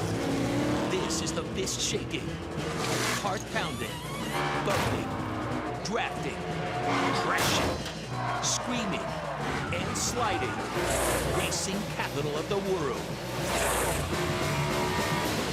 See it live. It's the Crown Royal 400 at the Brickyard. For tickets, go to ims.com today. Today we're going to talk about trucks. Sweet. What truck company do you think offers best-in-class V8 fuel economy? Chevy. Let's look at the second door. Best V8 horsepower. I'm going with Ram. I'll go with Ram too. Best-in-class V8 towing. Definitely Ford. Let's see how you did. I'm scared. Where's my scorecard? I know. The new 2016 Chevy Silverado offers best-in-class V8 fuel economy, Holy smokes. horsepower, and towing. They're all Chevy. Whew, my goodness. Just reinforced my love for Chevy.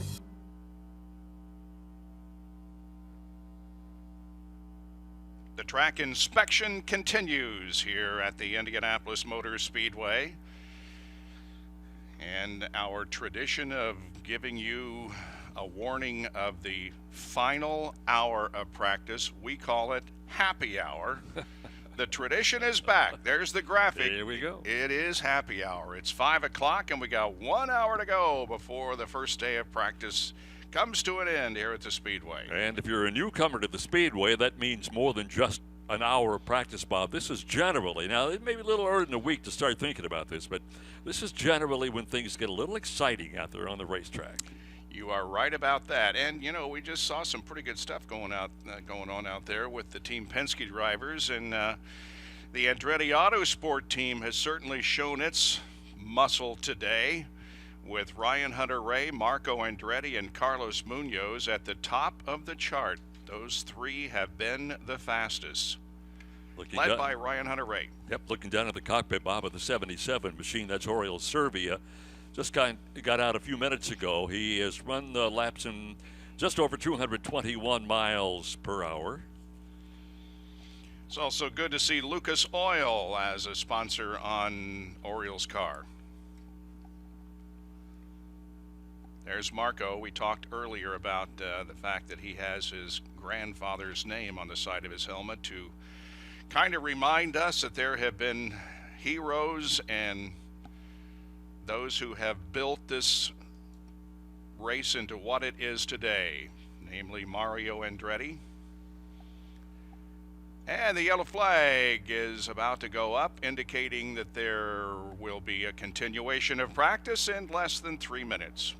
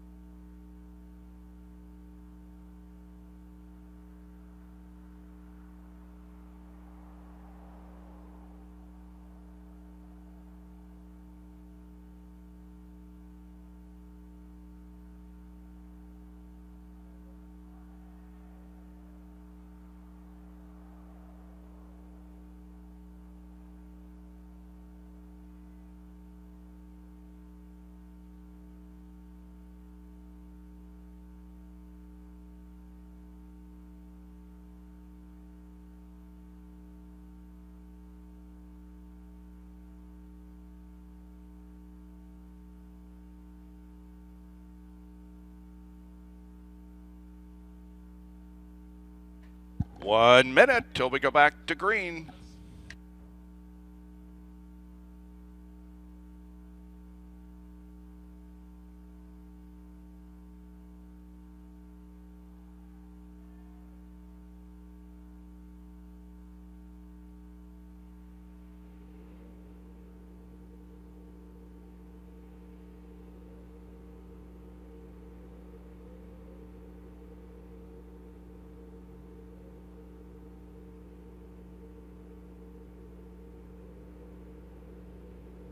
Engines begin to fire as we await the raise of the green, and there it is. All right, here we go. Happy hour underway at the Indianapolis Motor Speedway. Sebastian Bourdais, one of the first cars heading out in that 11 machine, that dark red and black car.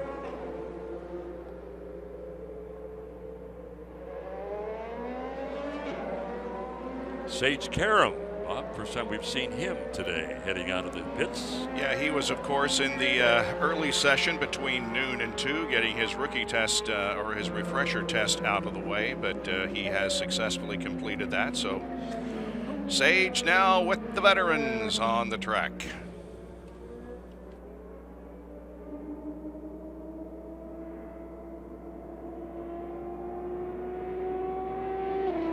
Backstretch very, very busy. Too early to talk about the pole position, but I was just reminded that the last driver who won the race from the pole position was Elio back in 1909. Good, Bob. Only a century off. 2009. Well, you were here for that 1909 I was. race. It was not a bad event, yeah. That was a little before Ray Haroon even in 1911. But,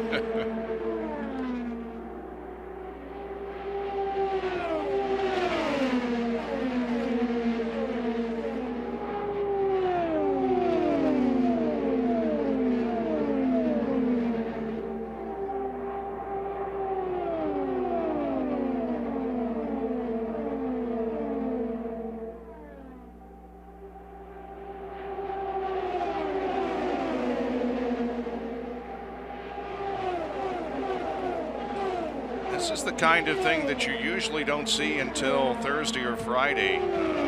This is good stuff here.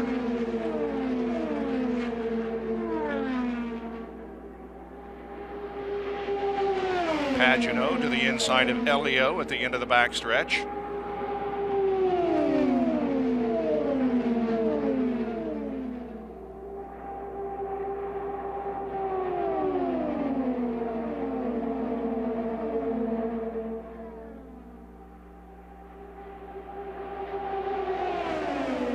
Juan Pablo Montoya joins the passing game down into turn 1.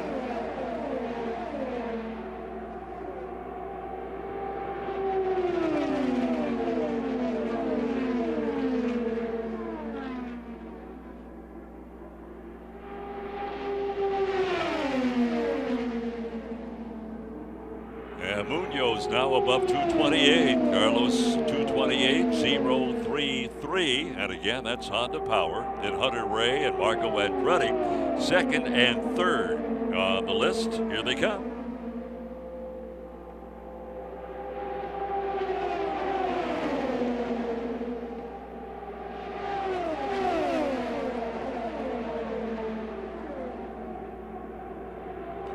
And Munoz goes even faster, 228.945. He's almost at 229 miles an hour. Carlos Munoz in 26.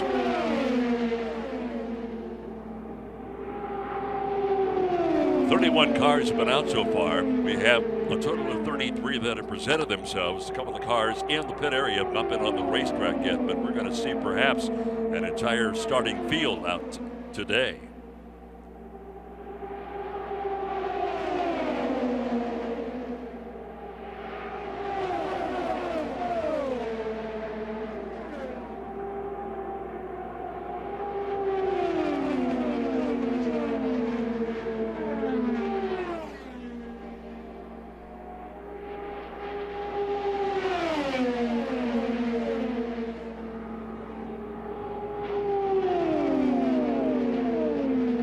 I count 15 cars on the track at the moment.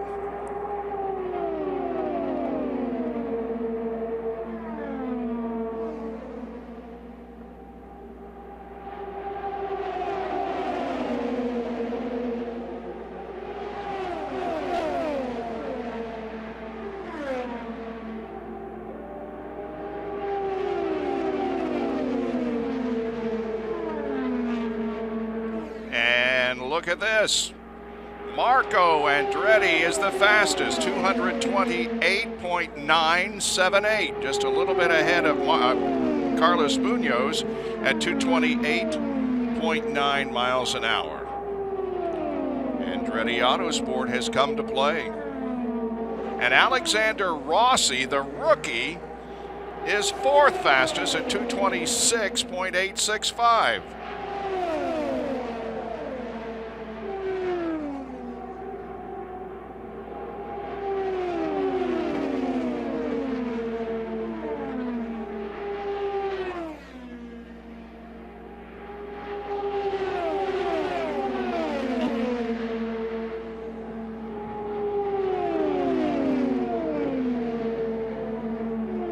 now, Bob, 3 cars over 228 miles an hour. Andretti, Munoz, and Hunter Ray. And then Rossi, as you mentioned, up to the number 4 spot at 226.8.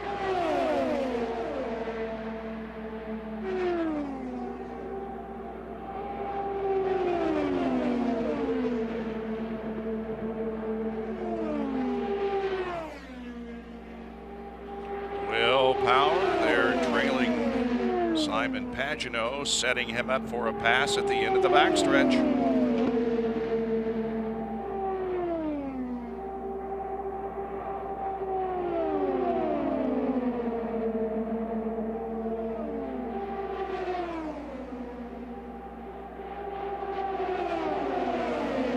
Here comes that pass you were talking about, Bob. And in fact, Elio goes right along with it.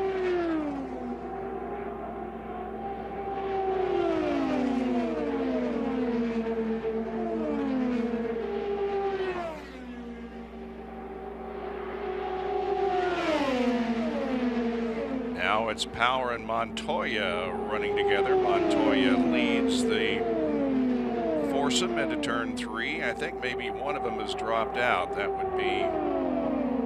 No, Pagano's still back there.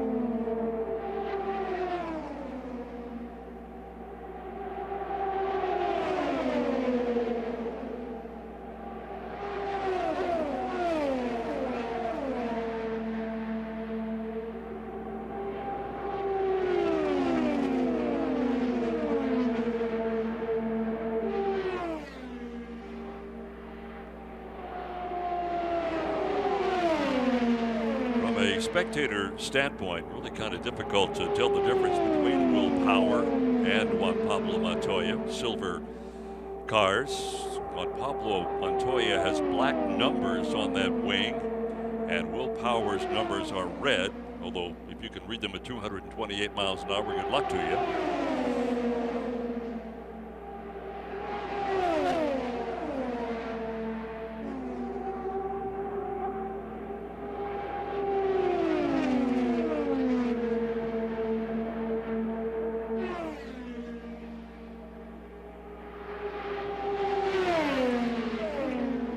Just 1.2 seconds between the first 25.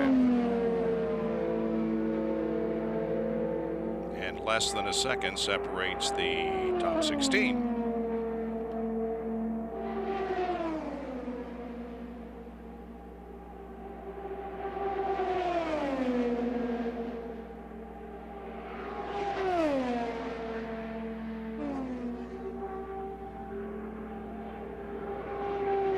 Ed Carpenter we're seeing on the video boards right now, the 20 machine. Ed Carpenter, 2-time pole sitter here at the Speedway.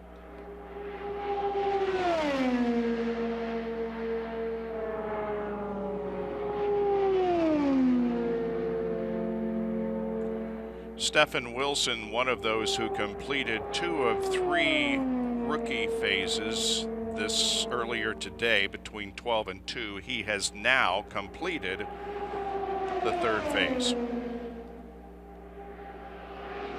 Carpenter's best lap, 2:24.738. 7th quick today.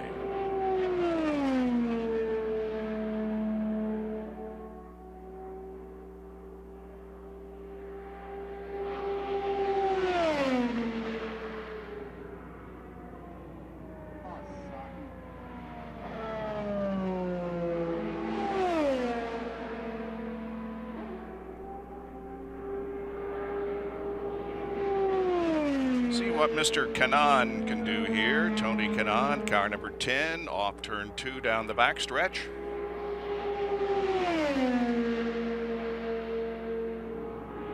Best lap so far, 2:24.2 for Tony, 11th fastest for the day.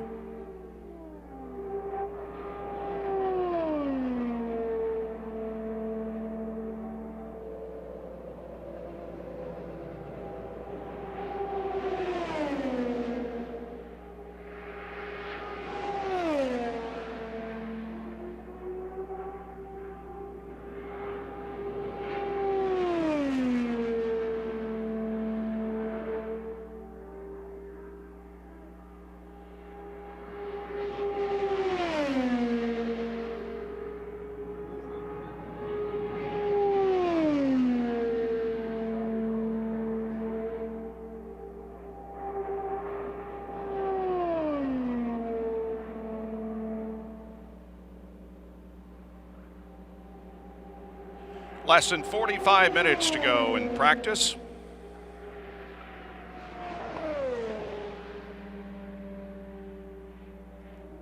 Kanaan turning laps of 2:20.777, so that's well below his top speed of the day.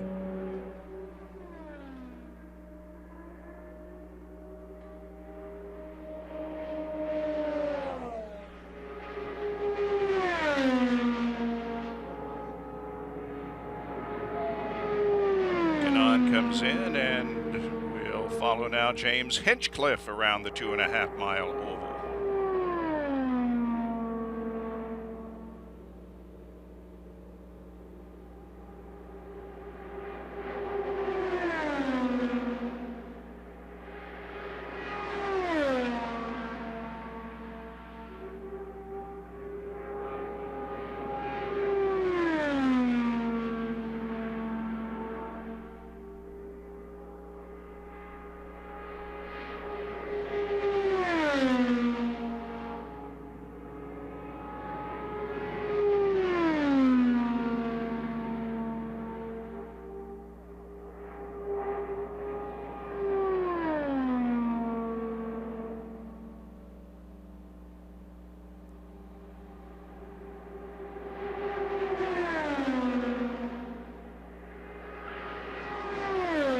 Is putting in a lot of laps today, well over 50, Bob, but he's not getting a lot of speed out of that particular machine in the 220 category, which puts him way down at 27th on the speed charts. 2:21.319. That's his best effort so far.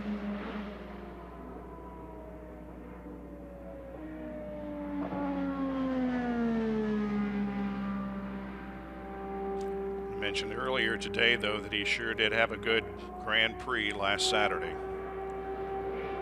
finishing on the podium. This is Matt Brabham down the backstretch.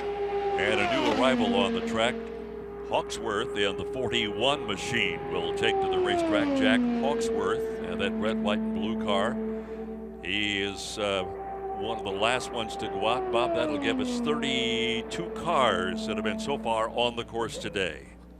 And the only car that has not been on the track is one of the other A.J. Foyt cars, Alex Tagliani.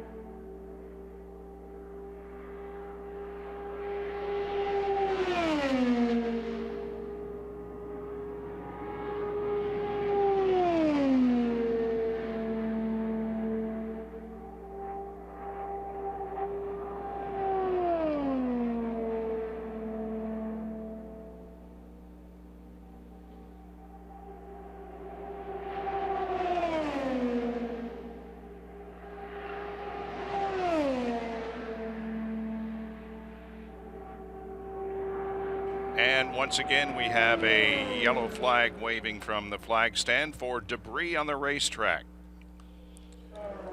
Yellow flag, everybody in. Debris on the track. And so the track crew will go to work.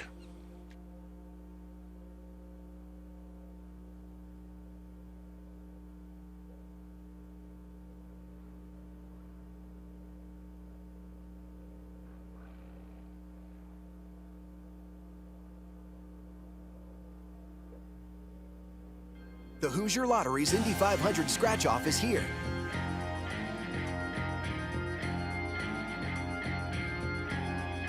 You could win up to $100 grand or one of thousands of $100 prizes. Collect all 6 and scratch away to epic. Get your Hoosier Lottery Indy 500 scratch off today.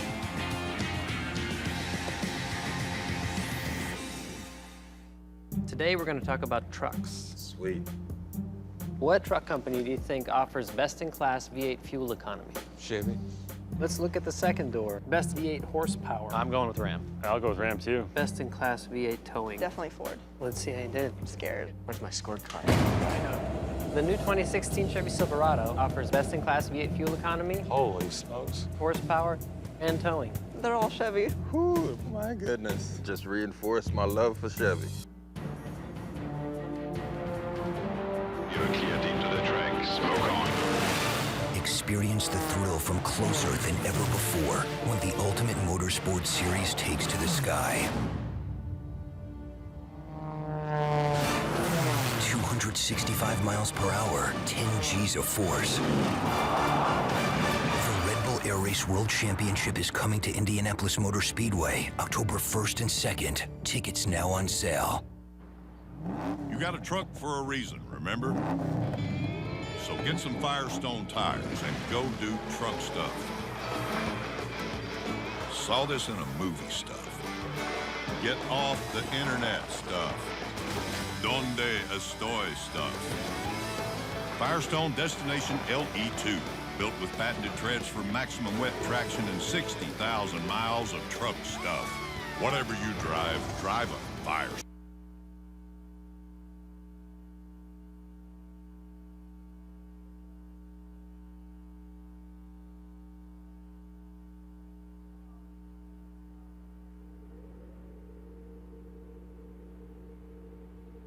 Green flag. Track is open for practice once again.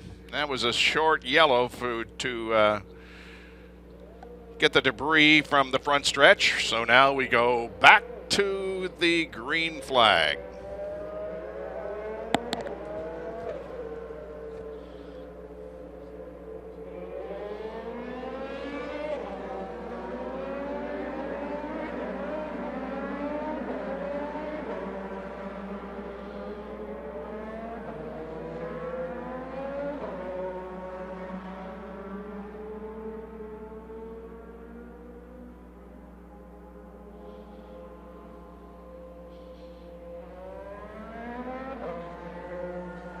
Bet. Yes, sir. It's going to be a busy track here once again. We got several cars that are headed toward the north end of the racetrack, including Elio Castroneves. And there goes Alex Tagliani onto the track. So now I think we have either 32 or 33 cars that have made an appearance in this first day of practice. That would be 33, yep.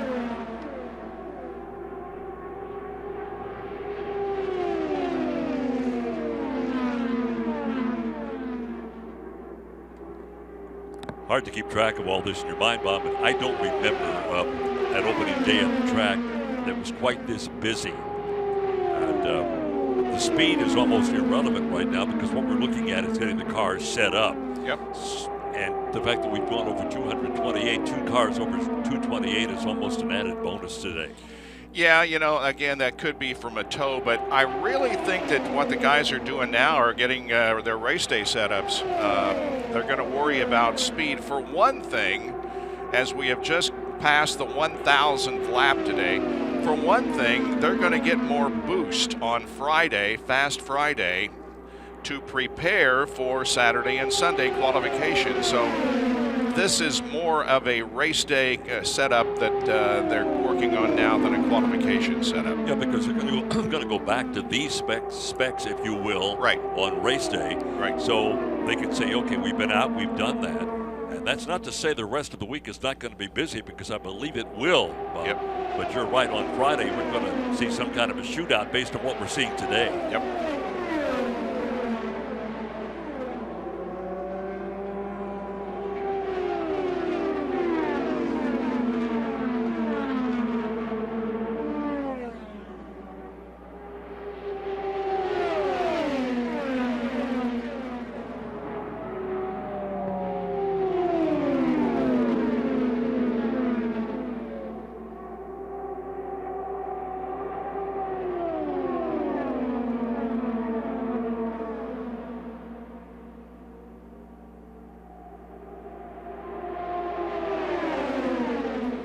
That is Sebastian Bourdais that was leading this group. All of a sudden he's back to third as he gets overwhelmed by a couple of the other cars, but Bourdais is right in the middle of this group. It's Ryan Hunter-Ray that's out front there, Bob. They had a 9-car train going by just moments ago.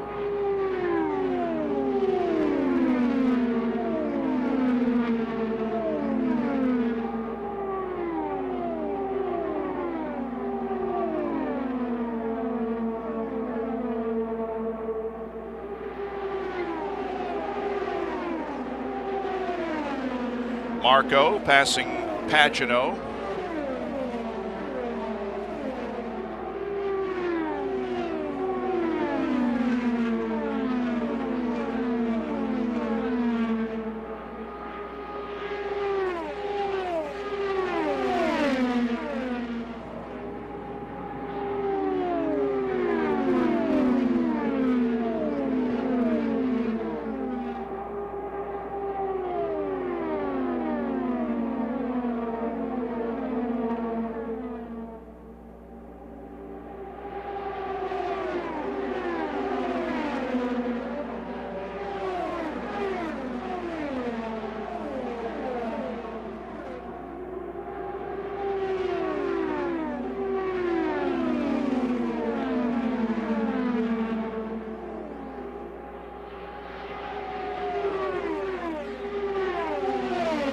Pagano and Bourdais down the backstretch.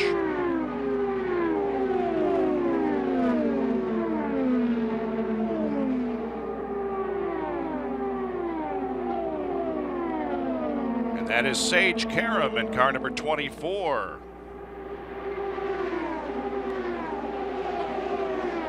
Also in this line of cars.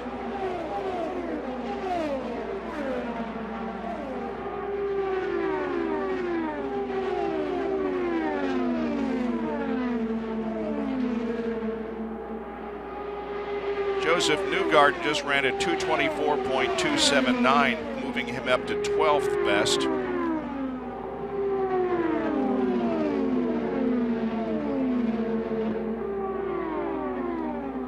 And Brian Clausen has moved to 7th quick, 224.767. Wow. And he did that, Bob, in 12 laps. Wow. Of course, he was on the track earlier today, too, with the refresher test, but boy, he's got some speed already.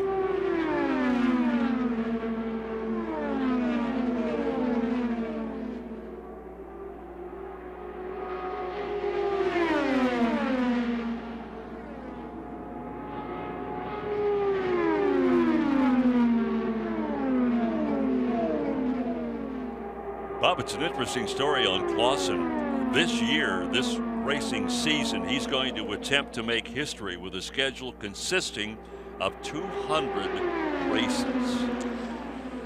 Yeah. So there'll be no sleep involved, but Yeah. he's going to run 200 events this year. That's it. That's his goal. It is, and you know it'll be probably in the USAC series, the midgets, the sprints, the Silver Crown cars. But Brian is a racer. If there are four wheels and if they're racing somewhere, he's going to be in it.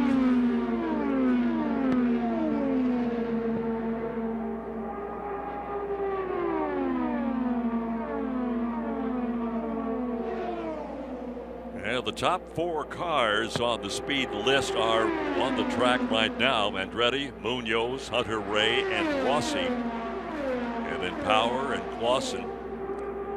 Chilton, who's ninth quickest, also out there. 1.5 hours remains, 30 minutes in this practice period.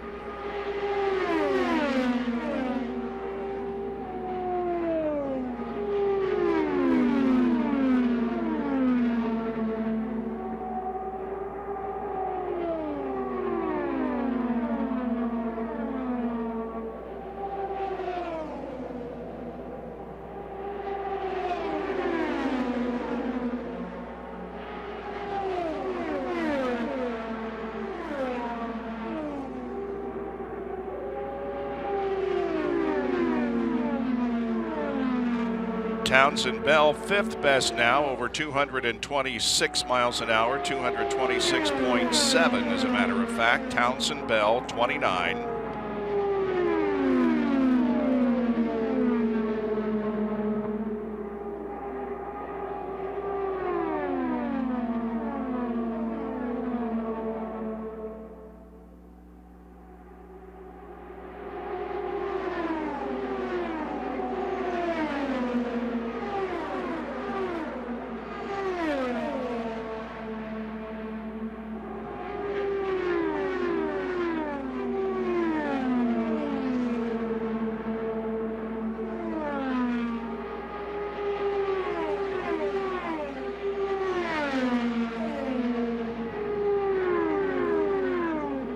Now all 5 at the top of the scoring chart, powered by Honda.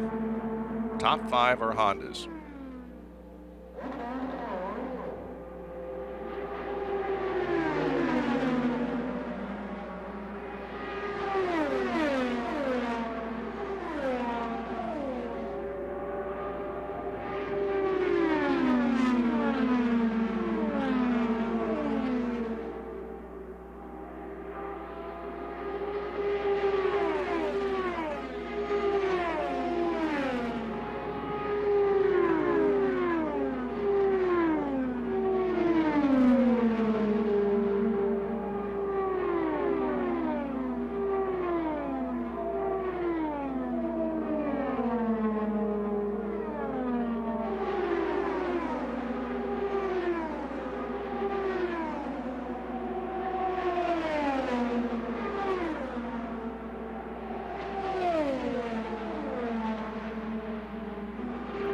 Townsend Bell turning laps in excess of 225, 225. Townsend has had a lap at 226.7 earlier today, which put him number 5 on the list.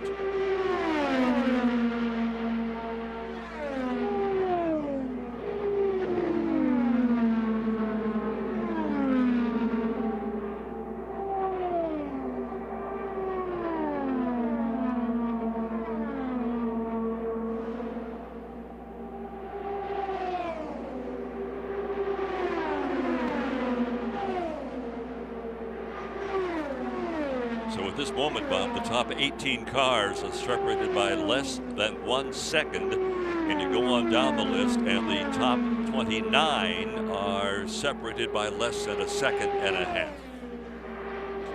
Going to be a tight run for the pole on Sunday, I have a feeling.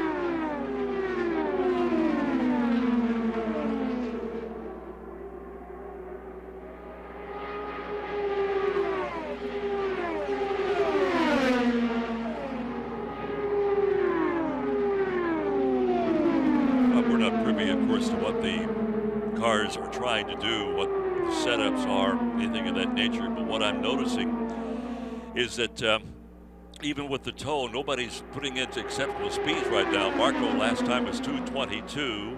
Munoz was 224. They're all about 3 to 4 miles an hour slower than their top speed of the day. Yeah, nobody moving up in the speed category at the moment. We have seen some good speed today. More than 2 miles an hour faster than last year's pole speed without the extra boost that they will get on Friday for the weekend.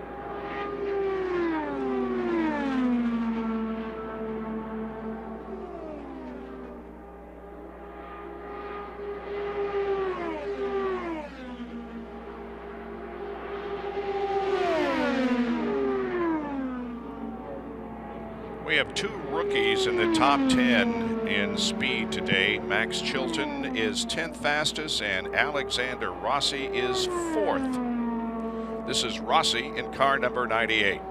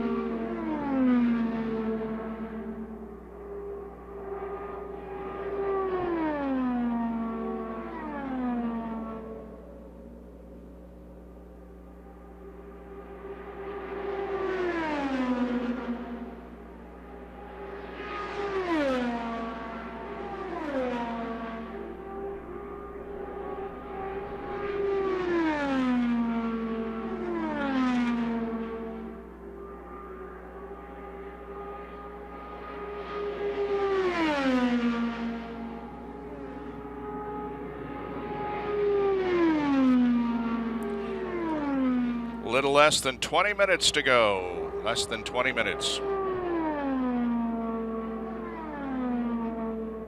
Yellow flag for debris on the racetrack. Yellow, yellow, yellow. Not a problem, just some debris on the track.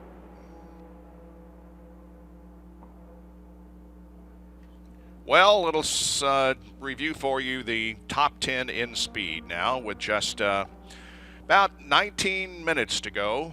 Marco Andretti quick at 228.978. His teammate, Carlos Munoz, is just a tick of the watch behind at 228.945. Then another from the Andretti Autosport team, Ryan Hunter-Reay, 228.033. Then we have the rookie in car number 98, Alexander Rossi, 226.865. And Townsend Bell is fifth fastest at 226.724. In the second five, sixth fastest is Charlie Kimball at 225.858. Will Power at 224.981, and Brian Clausen at 224.767. Next fastest is Ed Carpenter. His speed, 224.738, and rounding out the top 10 is Max Chilton, 224.639. Following that, Juan Pablo Montoya is 11th fastest on the day. 12th is Newgarden, then Dixon, Pagenaud, and Kanaan. Servia, just a tick of the watch slower than Karam in 16th. Graham Rahal is listed next on the speed chart. After him, it's Gabby Chavez, Sebastian Bourdais, J.R. Hildebrand, Matt Brabham, Michaela Lotion, and Pippa Mann. 25th fastest this afternoon has been Elio Castroneves. Then Spencer Pigot, James Hinchcliffe, shown as the 27th fastest of the day. In 28th, Stephen Wilson, 29th, Takuma Sato, then Connor Daly, and the other three really have not gotten up to any speed, just shaking their cars down for more practice as we head into the weekend. You were talking about some of the rookies, Bob. Spencer Pigot's been the busiest guy out there today among all the drivers. He's turned 74 laps today. And as a rookie, that's one of the things you've got to do. You've got to get out, just turn laps, and find out how this track reacts to certain conditions, how your car reacts to the cars in front of you or behind you, as the case may be. But 74 laps for him today. Yeah, he was busy at noon when the track opened. He got right to it and put in a lot of laps during rookie practice, and then has also been on the track quite a bit in this 2 to 6 period.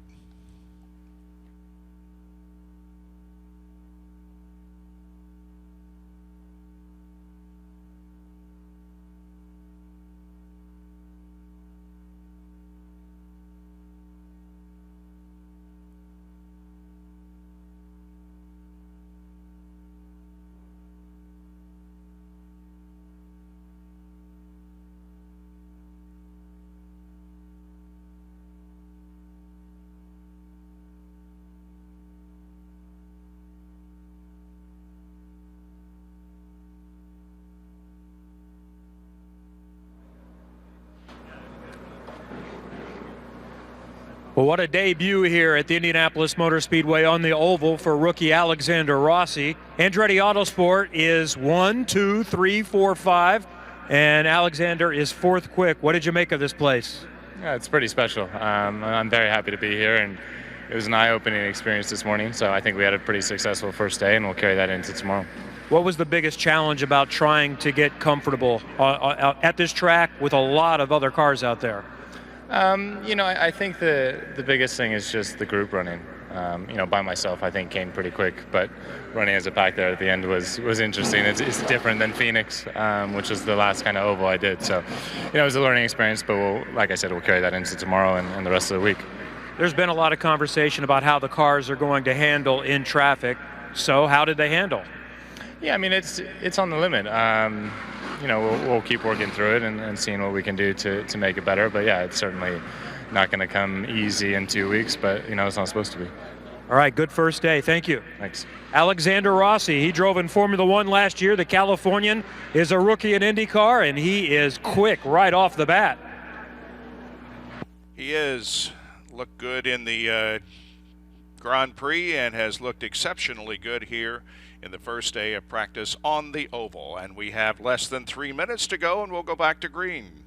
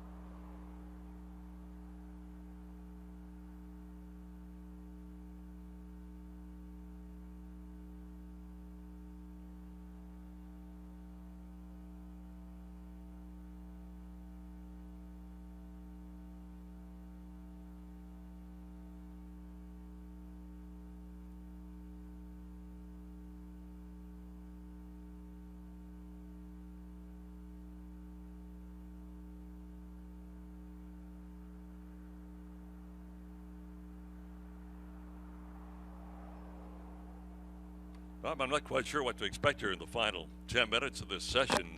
You're not going to get more than probably 4 or 5 laps tops in. We got 1 minute to go until we go back to green, and we're going to have about a little less than 3 minutes to go. No, check it, 12 minutes to go. So we've got a little more time than you might think, but still going to be pressed to get up to speed. Yeah.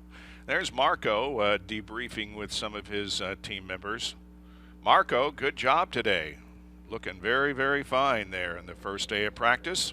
He's at the top of the speed chart, 220, almost 229 miles an hour.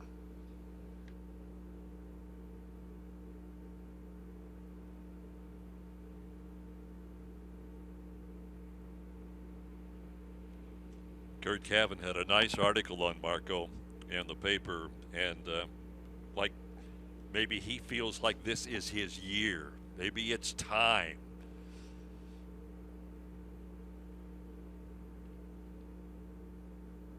Well, who can forget the first race he had in the 500 here and almost won it, being passed on the front stretch on the last lap by Sam Hornish.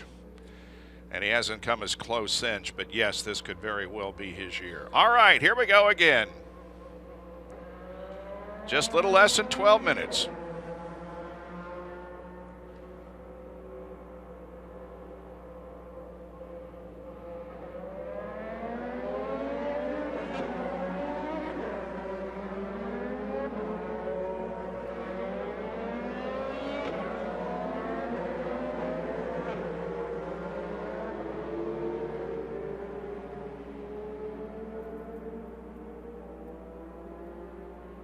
Several cars being towed back to Gasoline Alley, but on the other hand, there are probably almost a dozen cars going to be out on the track, if not more.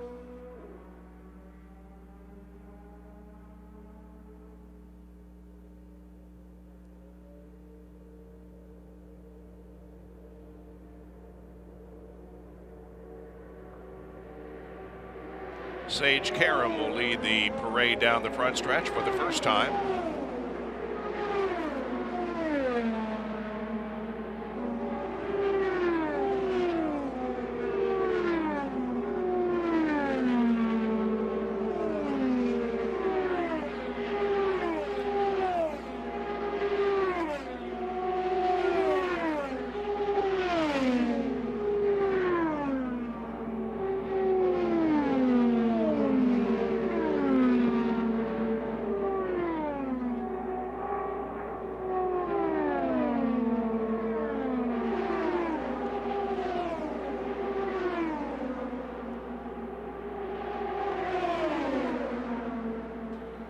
Yeah, we'll see what Scott Dixon could do here in the closing stages. He's 13th fastest on the day, but on the track. 10 minutes to go.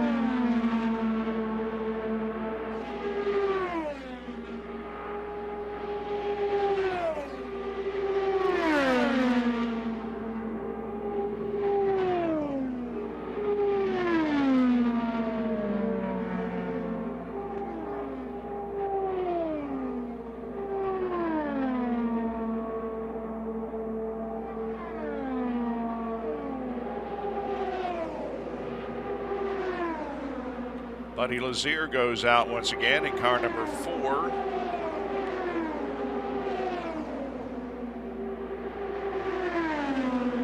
That's Takuma Sato.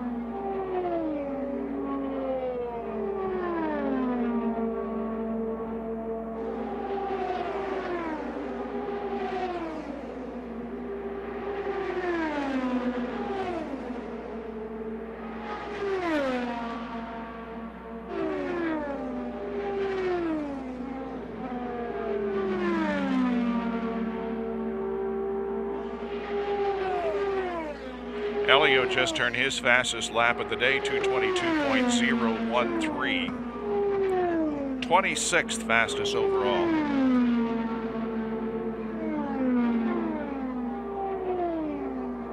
Let's keep an eye on Carlos Munoz, Bob. He just turned a 225 plus. He is second fastest out there today in car number 26. 225, 202 last time. He has been over 228, 228.9.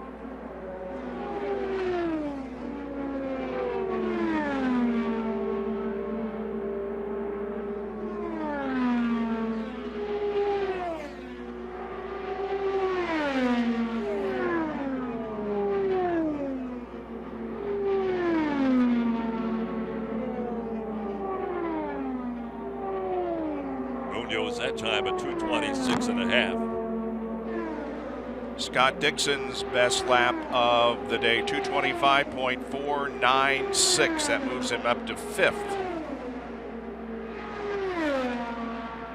Make that 225.496, 7th fastest for Scott Dixon.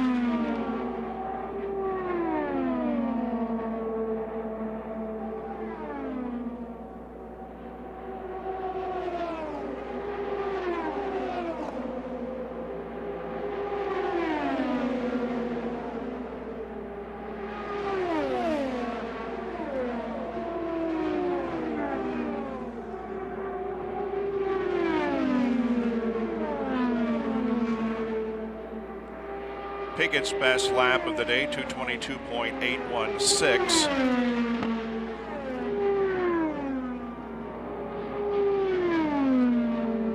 Graham Rahal now 9th fastest at 224.949. 9th fastest for Graham.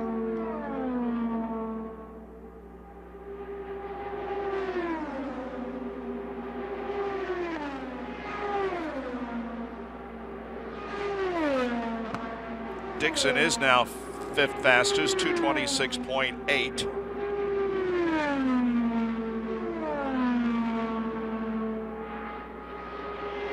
Rahal up again, 225.326, 8th best.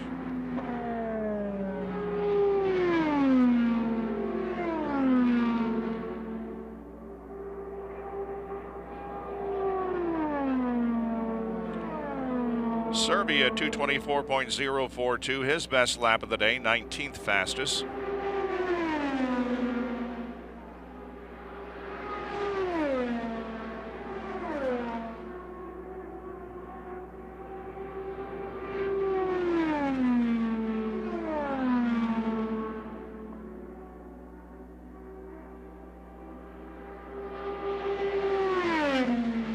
And we have 5 minutes remaining, 5 minutes left.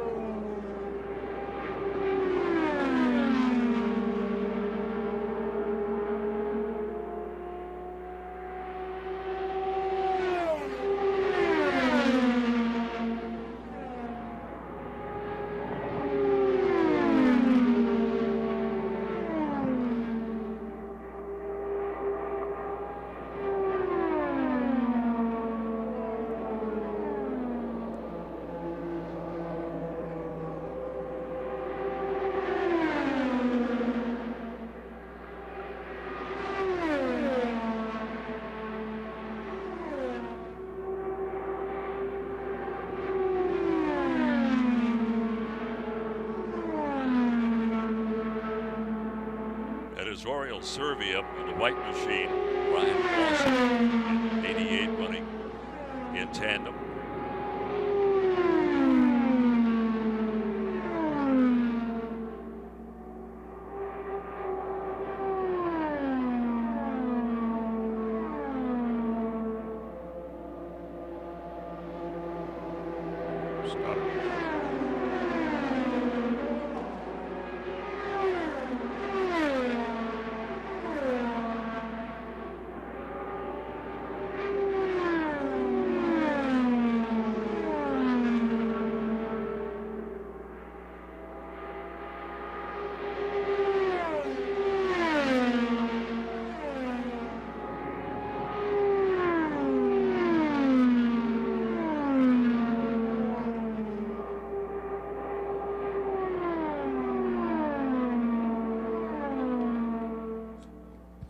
3 minutes to go in today's practice session. 3. Cars back on track tomorrow, by the way, at noon.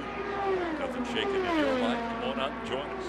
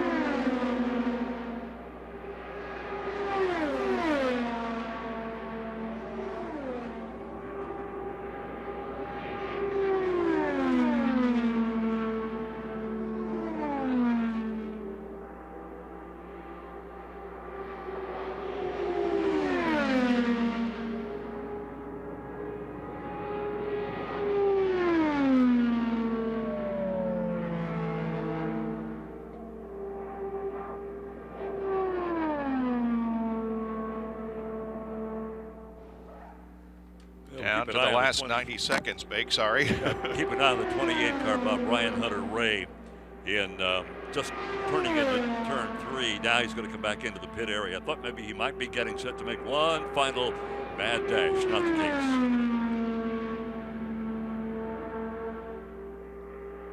Brian Clausen, 10th quick today. Good performance by that young man.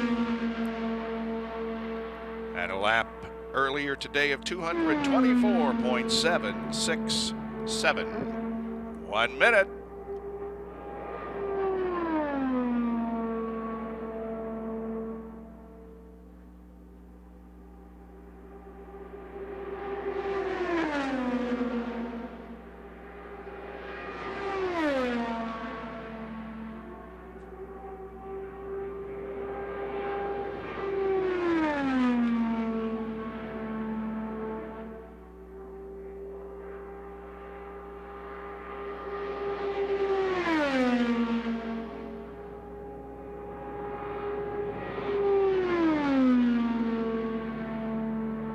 Charlie Kimball is 7th fastest today. Is on the track, 225.858, his best, 7th fastest. Final seconds ticking off, Bob. We're watching Tom Hansing. He'll reach for that checkered flag momentarily and call an end to what has been a very busy day, and there it is.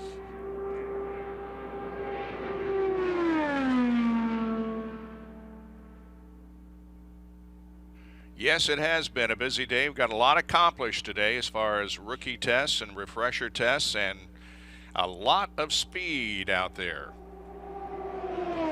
Checkered flag for Charlie. 88 car coming on to the front stretch here with Brian Clausen, and that will end the proceedings for the day. Marco Andretti takes the honors as the fastest on this first day of practice for the 100th running of the 500, 228.978 and 228.945 for his teammate Carlos Munoz. Another Andretti Autosport driver, Ryan Hunter-Reay, was 3rd fastest overall, 228.033. The top 5, Alexander Rossi 4th, and Scott Dixon was in 5th. Completed total of 1,474 laps in this first day of practice, and there is the man of the day, Marco Andretti, the fastest on this first day of practice. Not sure what that tells us, Bob. You never know here at the Speedway from one day to the next is what is going to transpire, but if this is any indication, we've got a very hectic and fast month of May coming at us. And again, they'll open up the track tomorrow morning at 8 o'clock, but we'll be on the track at noon. And we'll keep an eye on the weather conditions because today was just darn near perfect out there. I don't think you can really say that, you know, the Andretti Autosport, they were pretty doggone good today. I mean, you got the top 3 all from the Honda engine, first of all, and Andretti Autosport. So I think they've come to play. And the fourth fastest car was also a Honda in Alexander Rossi. So tomorrow's another day, though. We will see you tomorrow, and enjoy the evening. Thank you very much for joining us here at the Indianapolis Motor Speedway. We always enjoy your company. Come back anytime as we prepare for the greatest race at the greatest race course in the world, the 100th running of the Indianapolis 500. Good night, everyone.